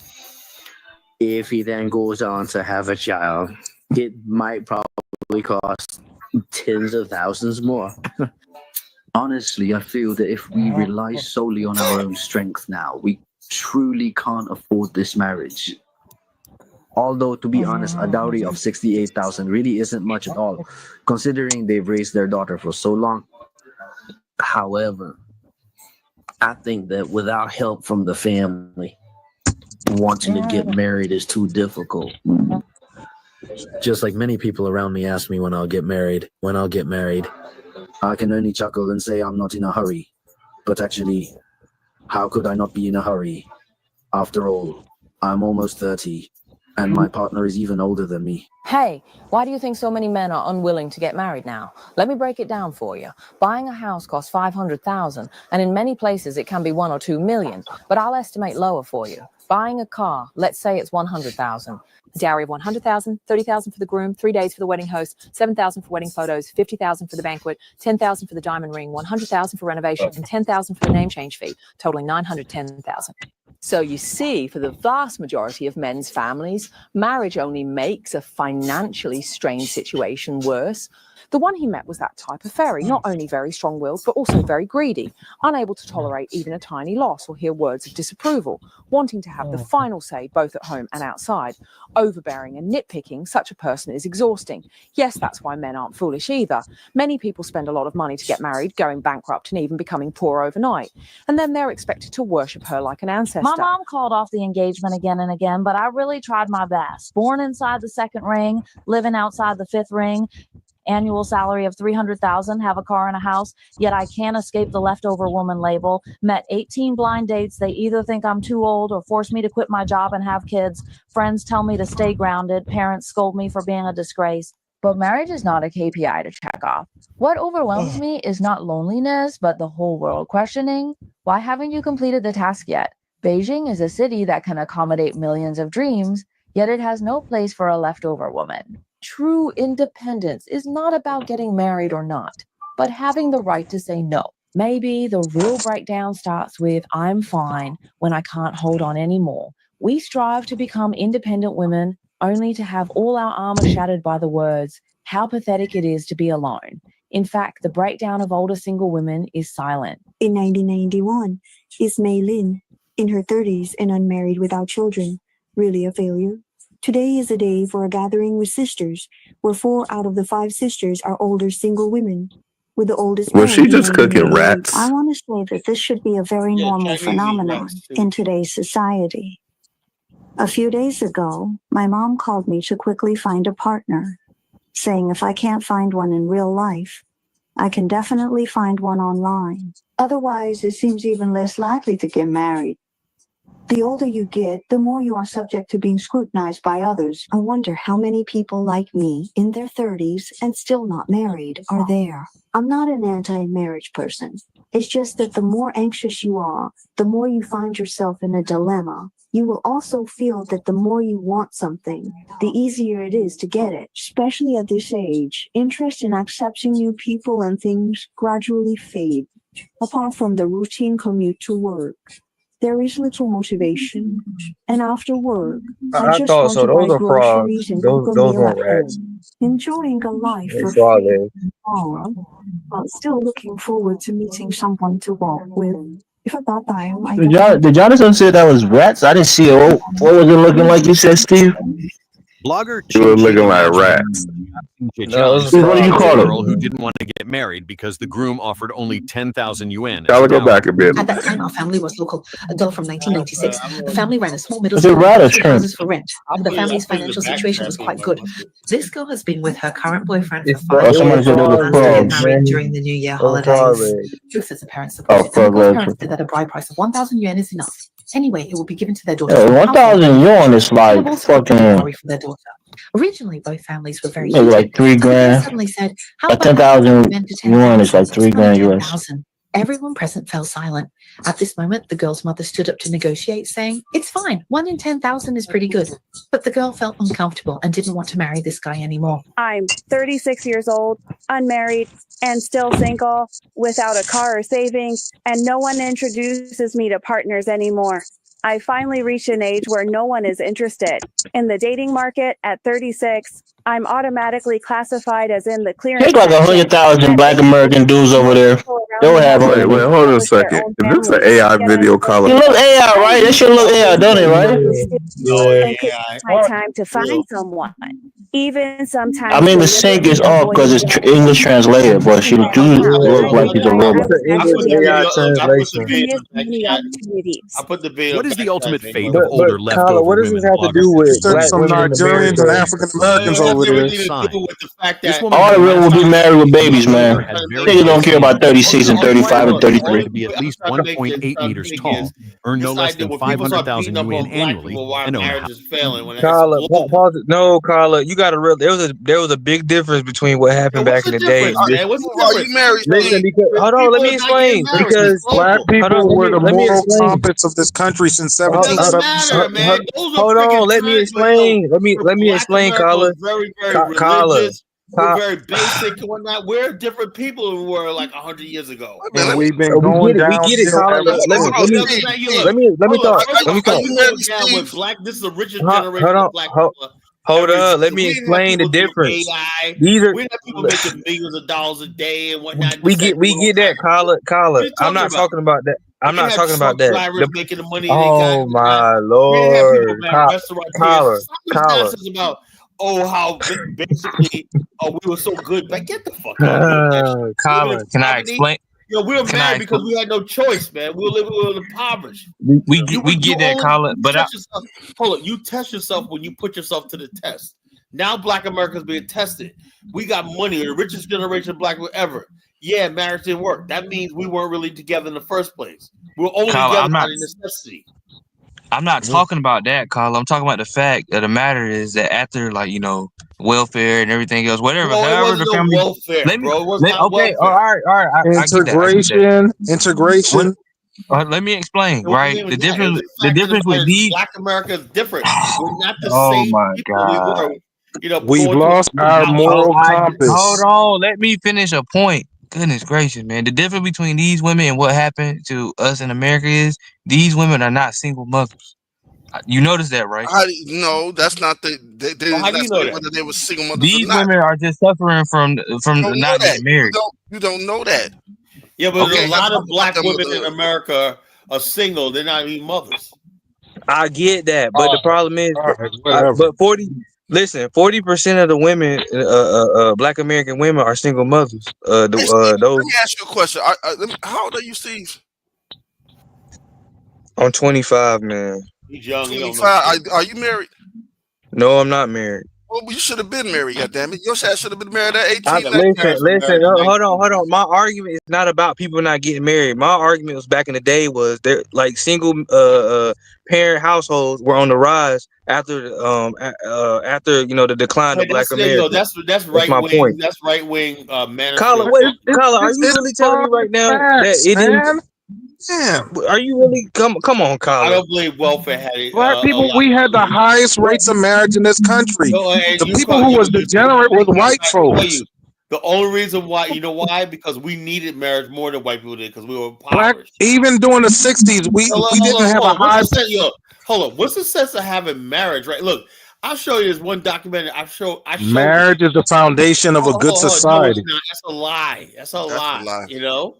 Check this out. I saw this one documentary, right? It's about bringing You just progress. watch TikTok and Look, you know how many- documentaries. I'm talking you know life. how Well, but many- let Carla look, talk you on know his how own many show, impoverished 1776. families were in there? Man, woman, and child, and they was still almost starving and whatnot. You know, we were starving together. You know, yeah, we were together. We get that, Carla, but as time went on, whatnot, it went from the man and the woman in the household to just the woman in the household with 4 or 5 kids. When the woman was there, That's a lot and too. whatnot, she could get more assistance from the That government. was one of the number one goals of COINTELPRO. Bottom line is this: to break the black family up. I'm all for men living in the house with the woman, stuff like that. But you know what kept people in the house back in there? Black love. We don't have black love anymore. You know. Okay, black Carla, love and has been toxic. You can't have a toxic culture where black women and black men hate each other, and not attracted to each other, and stuff like that.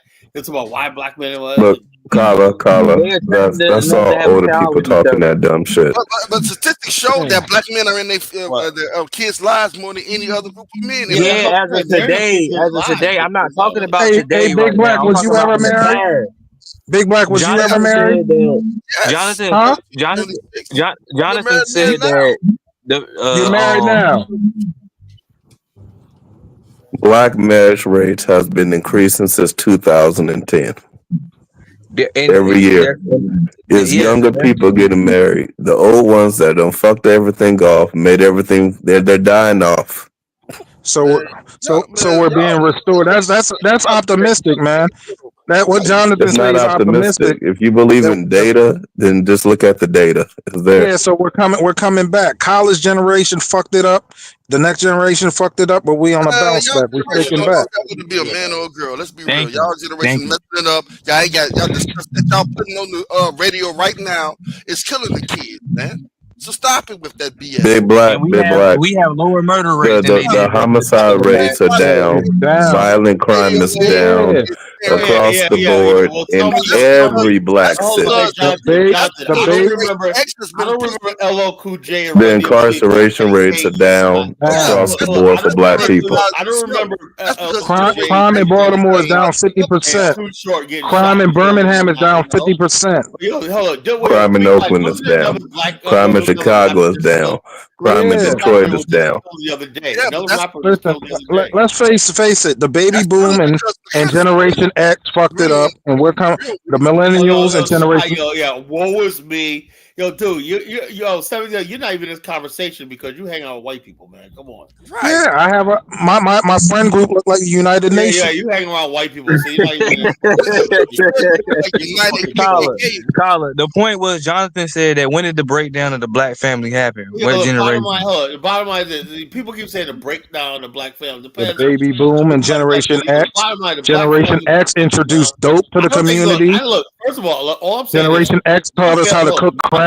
My family was a 2-family household that I was raised in. You know. Yeah, Carla, but you gotta understand at that time things were introduced. I don't know. No, your society, society introduced dope to the community. 1776. It was generational. We're gonna be honest. We're gonna be honest. The fact of the matter is, the first stone they ever talked about being a hoe. Papa was a Rolling Stone. Damn it. Is this? Yeah. You know, our generation, Generation X, when I was the first generation of integration. Jerome and Lionel cooked the first crack rock. First generation of integration. The first generation that didn't have to suffer. We didn't have to like at 18 have to go work in a factory and whatnot to raise a family and whatnot. But so y'all lost your Puritan. We have more money. Hey, look. The bottom line is this. You come up here and talk a bunch of shit, man. But the bottom line is this: what you gotta do is take responsibilly for your own fucking life. That's like that's true, but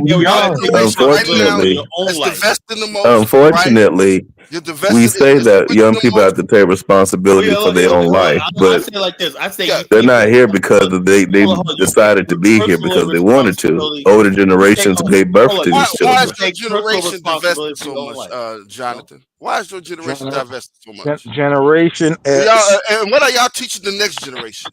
Hold on, Big Black. Hold on a second now. What are y'all teaching? What are y'all going to my generation, Big Black, my generation, We're a product of your generation, who is a product of a college generation.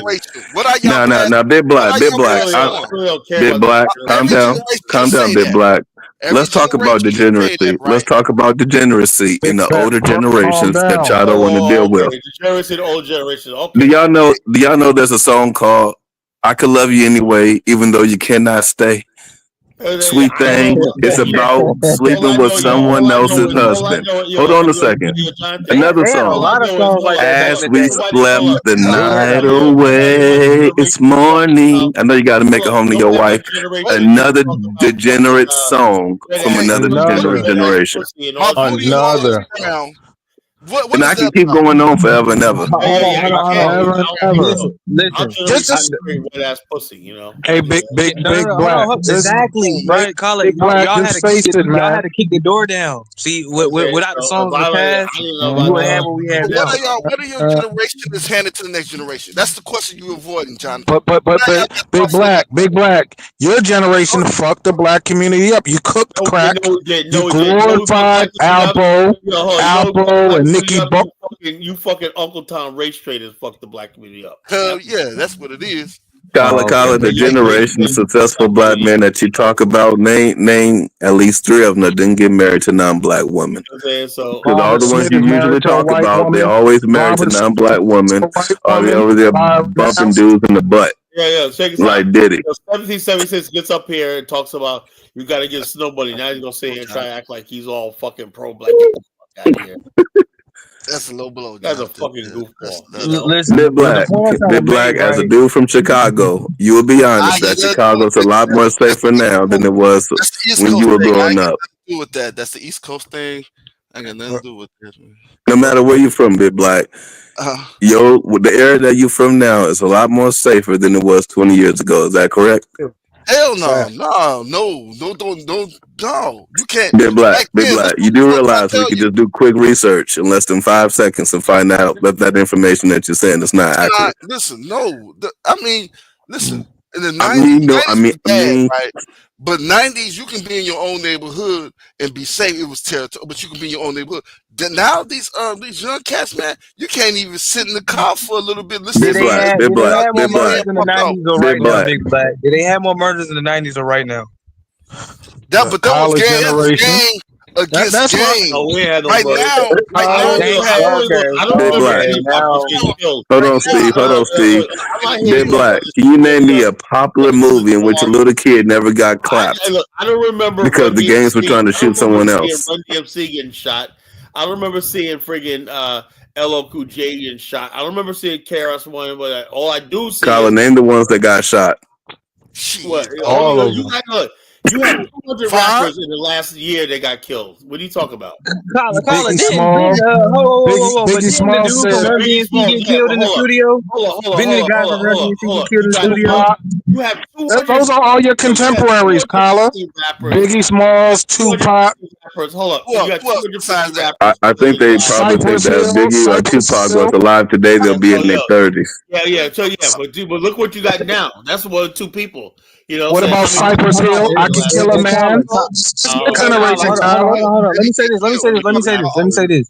But Colin, another thing is all the rappers right now. Don't run from it. A lot of rappers today are getting killed.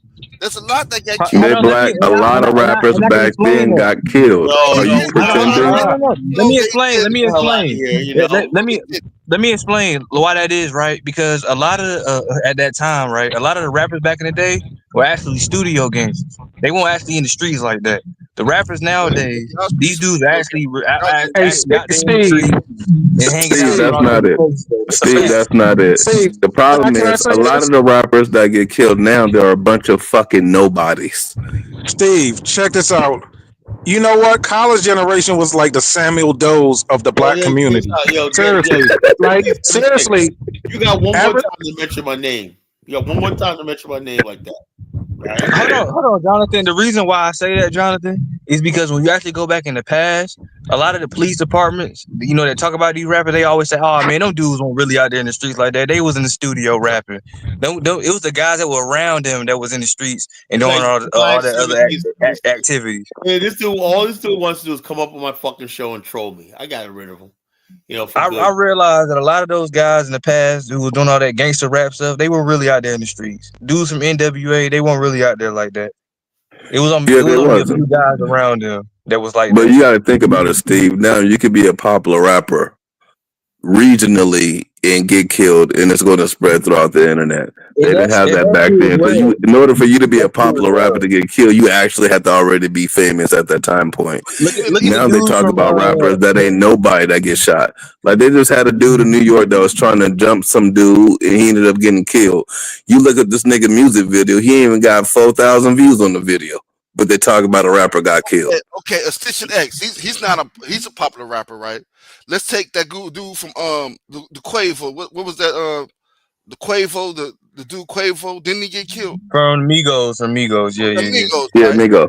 Then you got the dude that came to LA. He's a popular P&B rapper. Rock. Yeah. So right there we got 3 rappers that got killed. That's because the rappers nowadays really be out there in the streets. I'm trying to tell y'all, it's different. Good. And because the rappers nowadays, it goes viral if one gets killed. Nothing went viral back then because you didn't have social media back then either. Do y'all know all the rappers from Banking on Wax? The Crips and Bloods album, Banking on Wax? Hold on, Big Black, just a second. I'm gonna Big Black. Just a quick search. We're gonna look up how many of y'all rappers actually got killed back in the day. It's not just